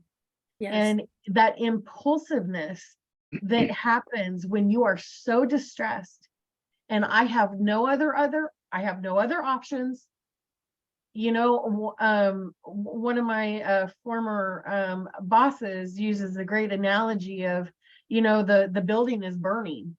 Yeah, the building is burning down, and when suicide is that only doorway out, that impulsivity, when you're in the midst of that fire, can push you through that doorway.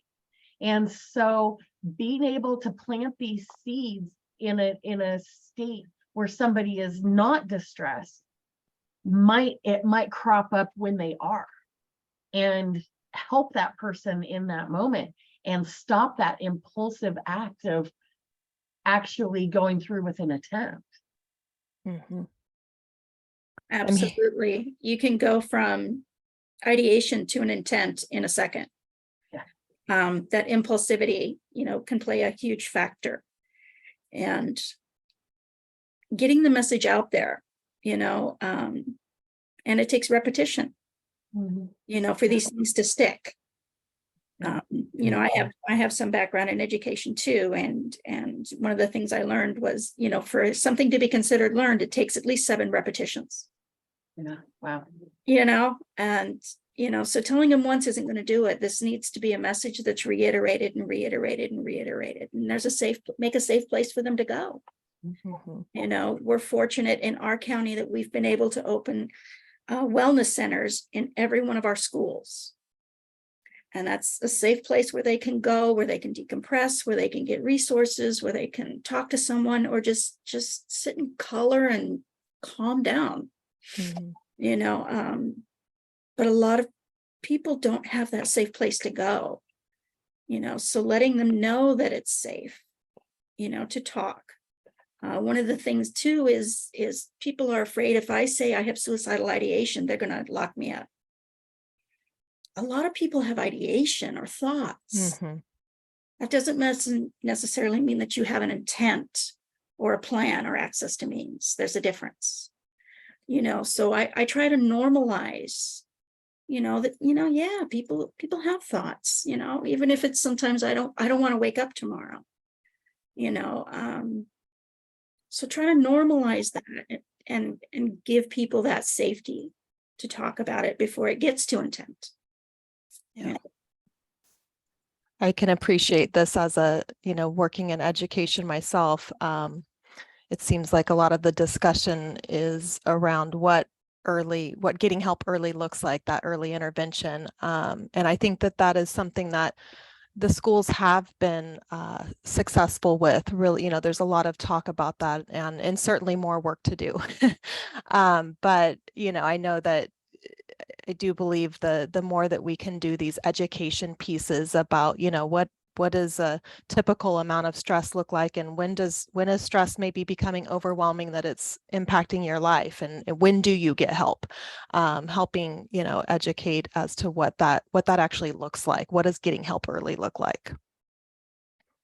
Did anyone else have anything they wanted to say or speak to regarding getting help early?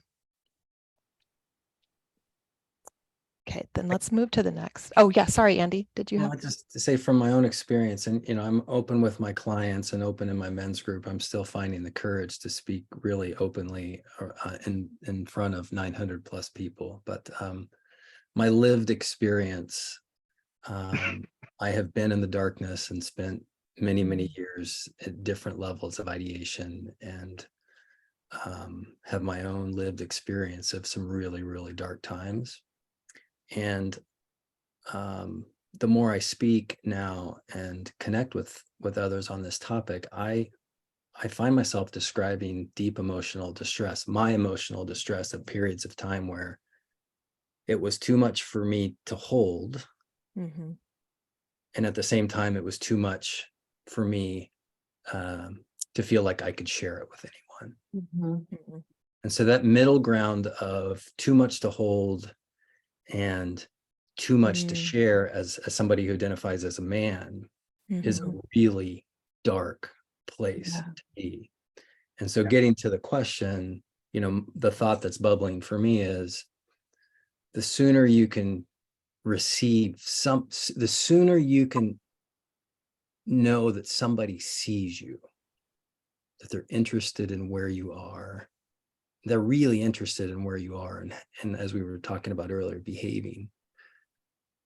And, you know, that's the longer you're there, even if one isn't going to move forward with an attempt, the longer that process, in my experience, is digging out of that deep, dark hole. So, you know, early intervention, just as Lori opened with, is so important for all of those reasons. Andy, that really leads into our next question. Well, as far as you know, that gray area and that middle ground, and especially as men, how do we cross that? So the next question is, in your experience, what are some of the barriers that impact men seeking mental health support? I can speak to that if you'd like. Yeah, I would love to hear your perspective as a clinician that really specializes with men. Shame is probably the first and foremost thing that stops us from really moving into the space of being vulnerable and even getting in the door, you know? And the idea that we have something wrong with us, whether it's a man or a woman, you know, this happens for both sexes. It becomes this thing where there is no room to allow the vulnerability that it's really required to get that help. And I don't know. I find that men, once they, like we've talked about, really feel heard and feel like they're seen in that way, and it's safe, like they're not going to be reprimanded or who knows what's being triggered for them in terms of another male in the room. That's where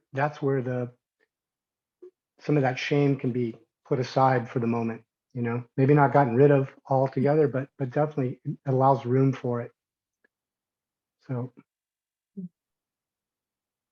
Thank you, Tom.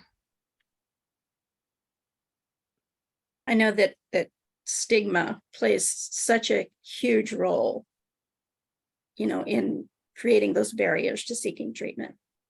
It's one of the things that my son also lived with bipolar disorder, but I believe that it was the stigma that played a much larger role in his decision to take his own life than the bipolar. That fear of, he would say, you know, how are people going to see me? You know, am I going to be able to get a job? What are they going to call me?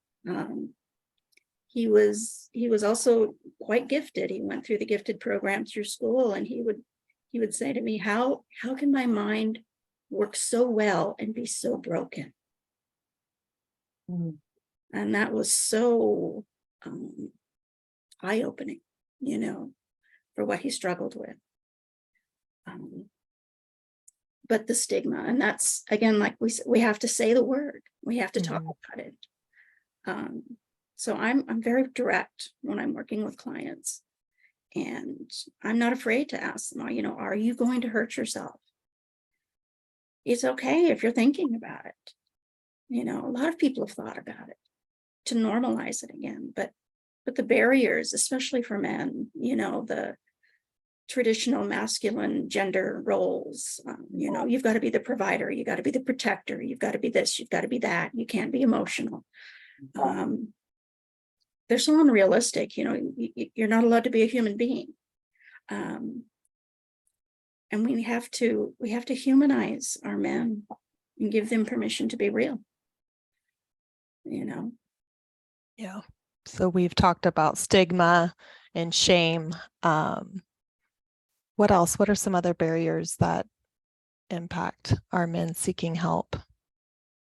Something that I've seen quite a bit, because, you know, as I said, I work primarily with first responders. So it's kind of like the double, you know, majority of them are men and they're first responders. And, you know, talk about your stigma. And one of the things that I have kind of identified is the acceptable negative coping mechanisms that are considered acceptable for men. Drinking, promiscuity, reckless behavior, gambling, all of these things. If an identified female did those things, then we hear words of drunk, whore, you know, crazy, off her rocker, and all these things. But when we see men do these things in our society, it is not, I don't see it being as negatively connotated as it is if we see females doing those things. So because of that, those negative coping mechanisms are almost acceptable. It's okay for men to do that. So if they're going to go do that, why, you know, why would I go to therapy? Why would I seek out any kind of psychological help, or, you know? And it's something that I've noticed, that because if those things are so acceptable,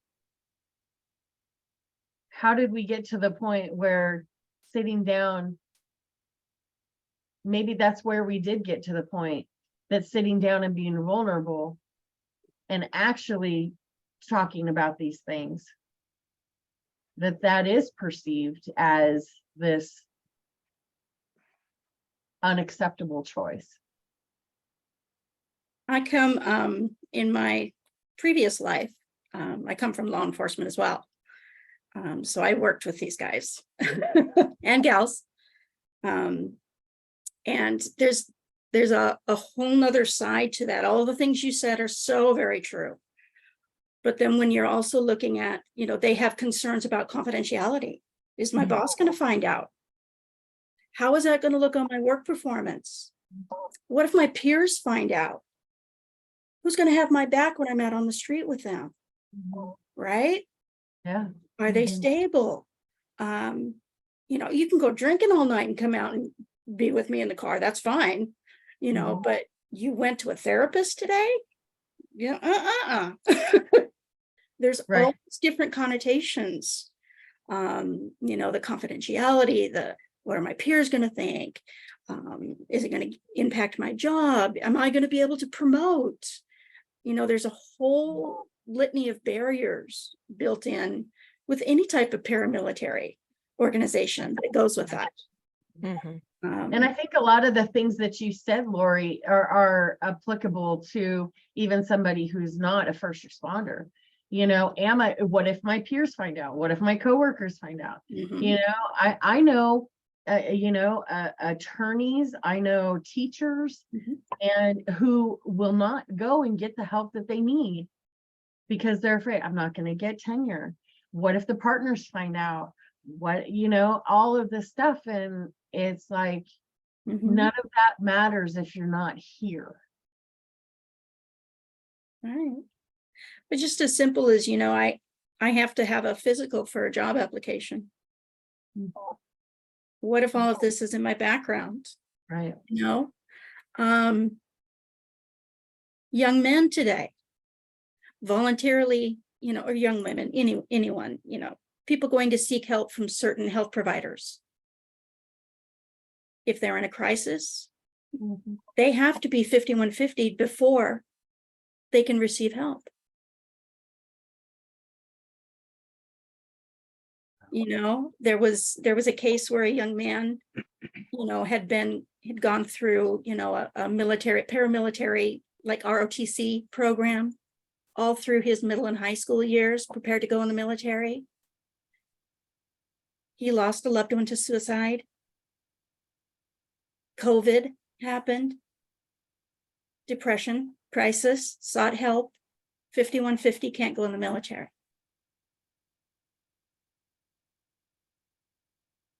Yeah. It should not be the case. This is someone asking for help. Asking. Yeah. It's not involuntary. Yeah. How do we demonize that?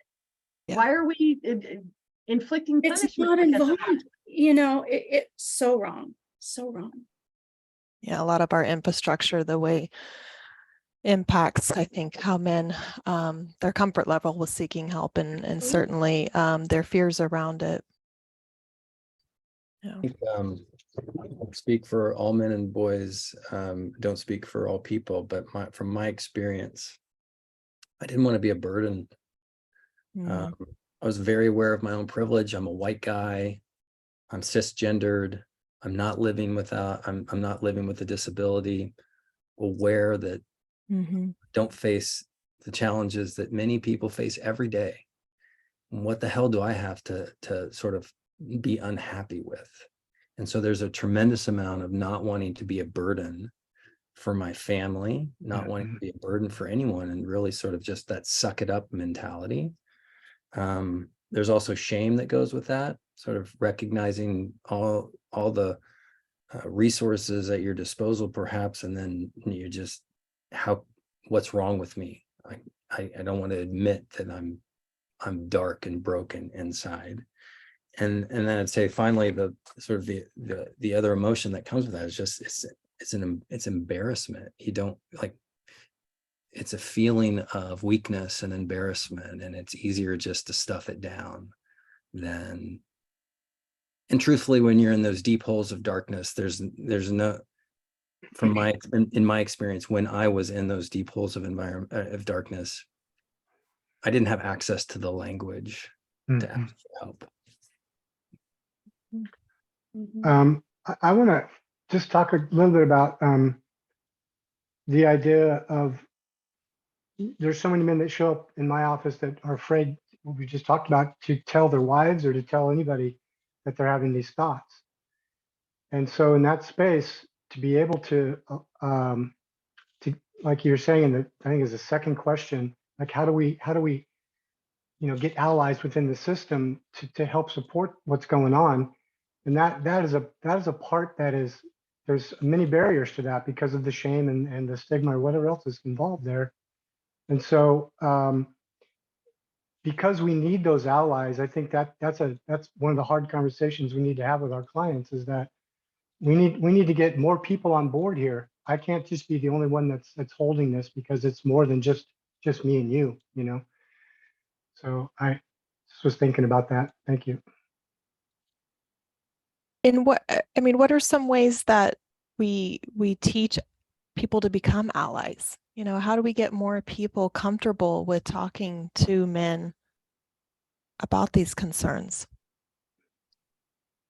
Yeah, I think that's, as a product of the Suicide Prevention Collaborative in Marin and the Men and Boys group that we started, that's really an intention of the group, bringing people together every month in conversation to develop the language and the skills. And also sort of, we know that the protective factor of just bringing people together. So bringing people together in community and practicing the language through sharing real stories, real happenings. You're doing the work by just coming together. So it's having an organization that brings people together to talk and share, build trust, as Tom mentioned earlier. And that's a lengthy process. So that takes time. I want to honor what Andy has said, that Andy, you're doing the work. When you said, I've been in that dark place, I felt like a burden. I've, didn't know how to seek for help. That self-disclosure is so, it builds bonds so quickly. It builds connections so quickly. When someone's able to go, wow, you felt that way too? It's not just me, but you who are now in a role that's supposed to be helping me, you sat where I'm sitting right now. That's powerful. That is so powerful. So thank you. Thank you, Andy.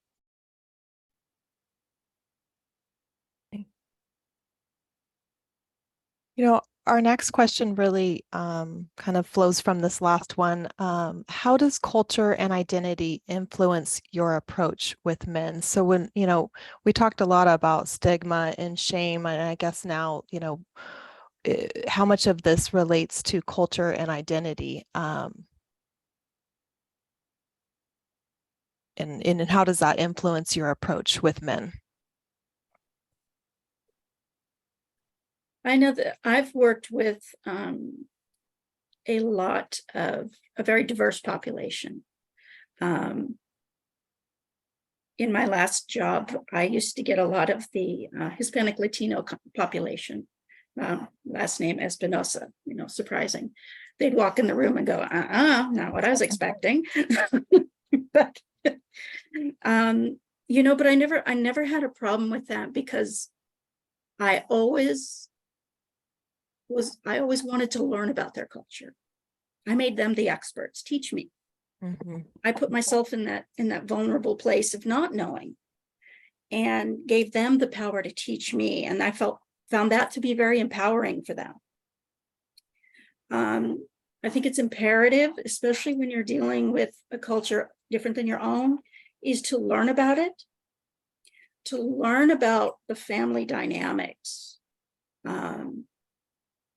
The African-American culture, we don't talk about mental illness or suicide. In the Hispanic Latino culture, it flies right in the face of, machismo. What is a Hispanic Latino male, right? So we have to be able to respect these cultures as well, and provide that safe space for them to talk from their perspective, and honoring what their culture brings to it. You know, it's so difficult for some of them, you know, because there's so much pressure in terms of their gender roles. Especially when you're dealing with, you know, first or second generation immigrants, you know, they may have that first generation national living in the home with them, you know, so they're still stuck in that cultural bubble, and it's very hard for them to break out of it. So, you know, honoring their culture and providing that safe space is very important.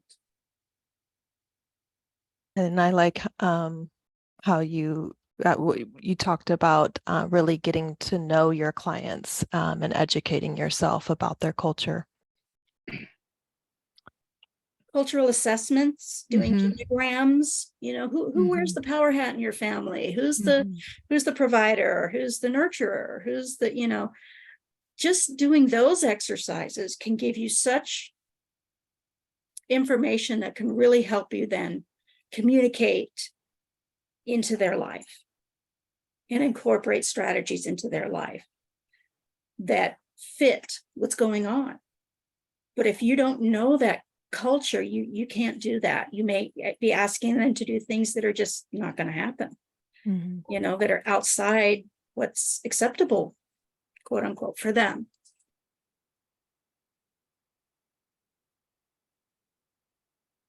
Did anyone else want to speak to how culture and identity influences your approach with men?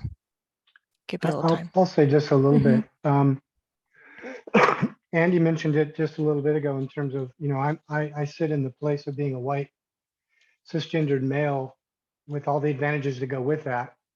And in that perspective, if I'm working with a person of color or a person of any culture that's different than mine, I have to keep that in perspective, but also keep my mind open to the idea that I don't know. I love what you're saying, Lori, because the fact is that I don't know. And if I come in there thinking, you know, I've got to show this person, it's not going to work. And the idea of being teachable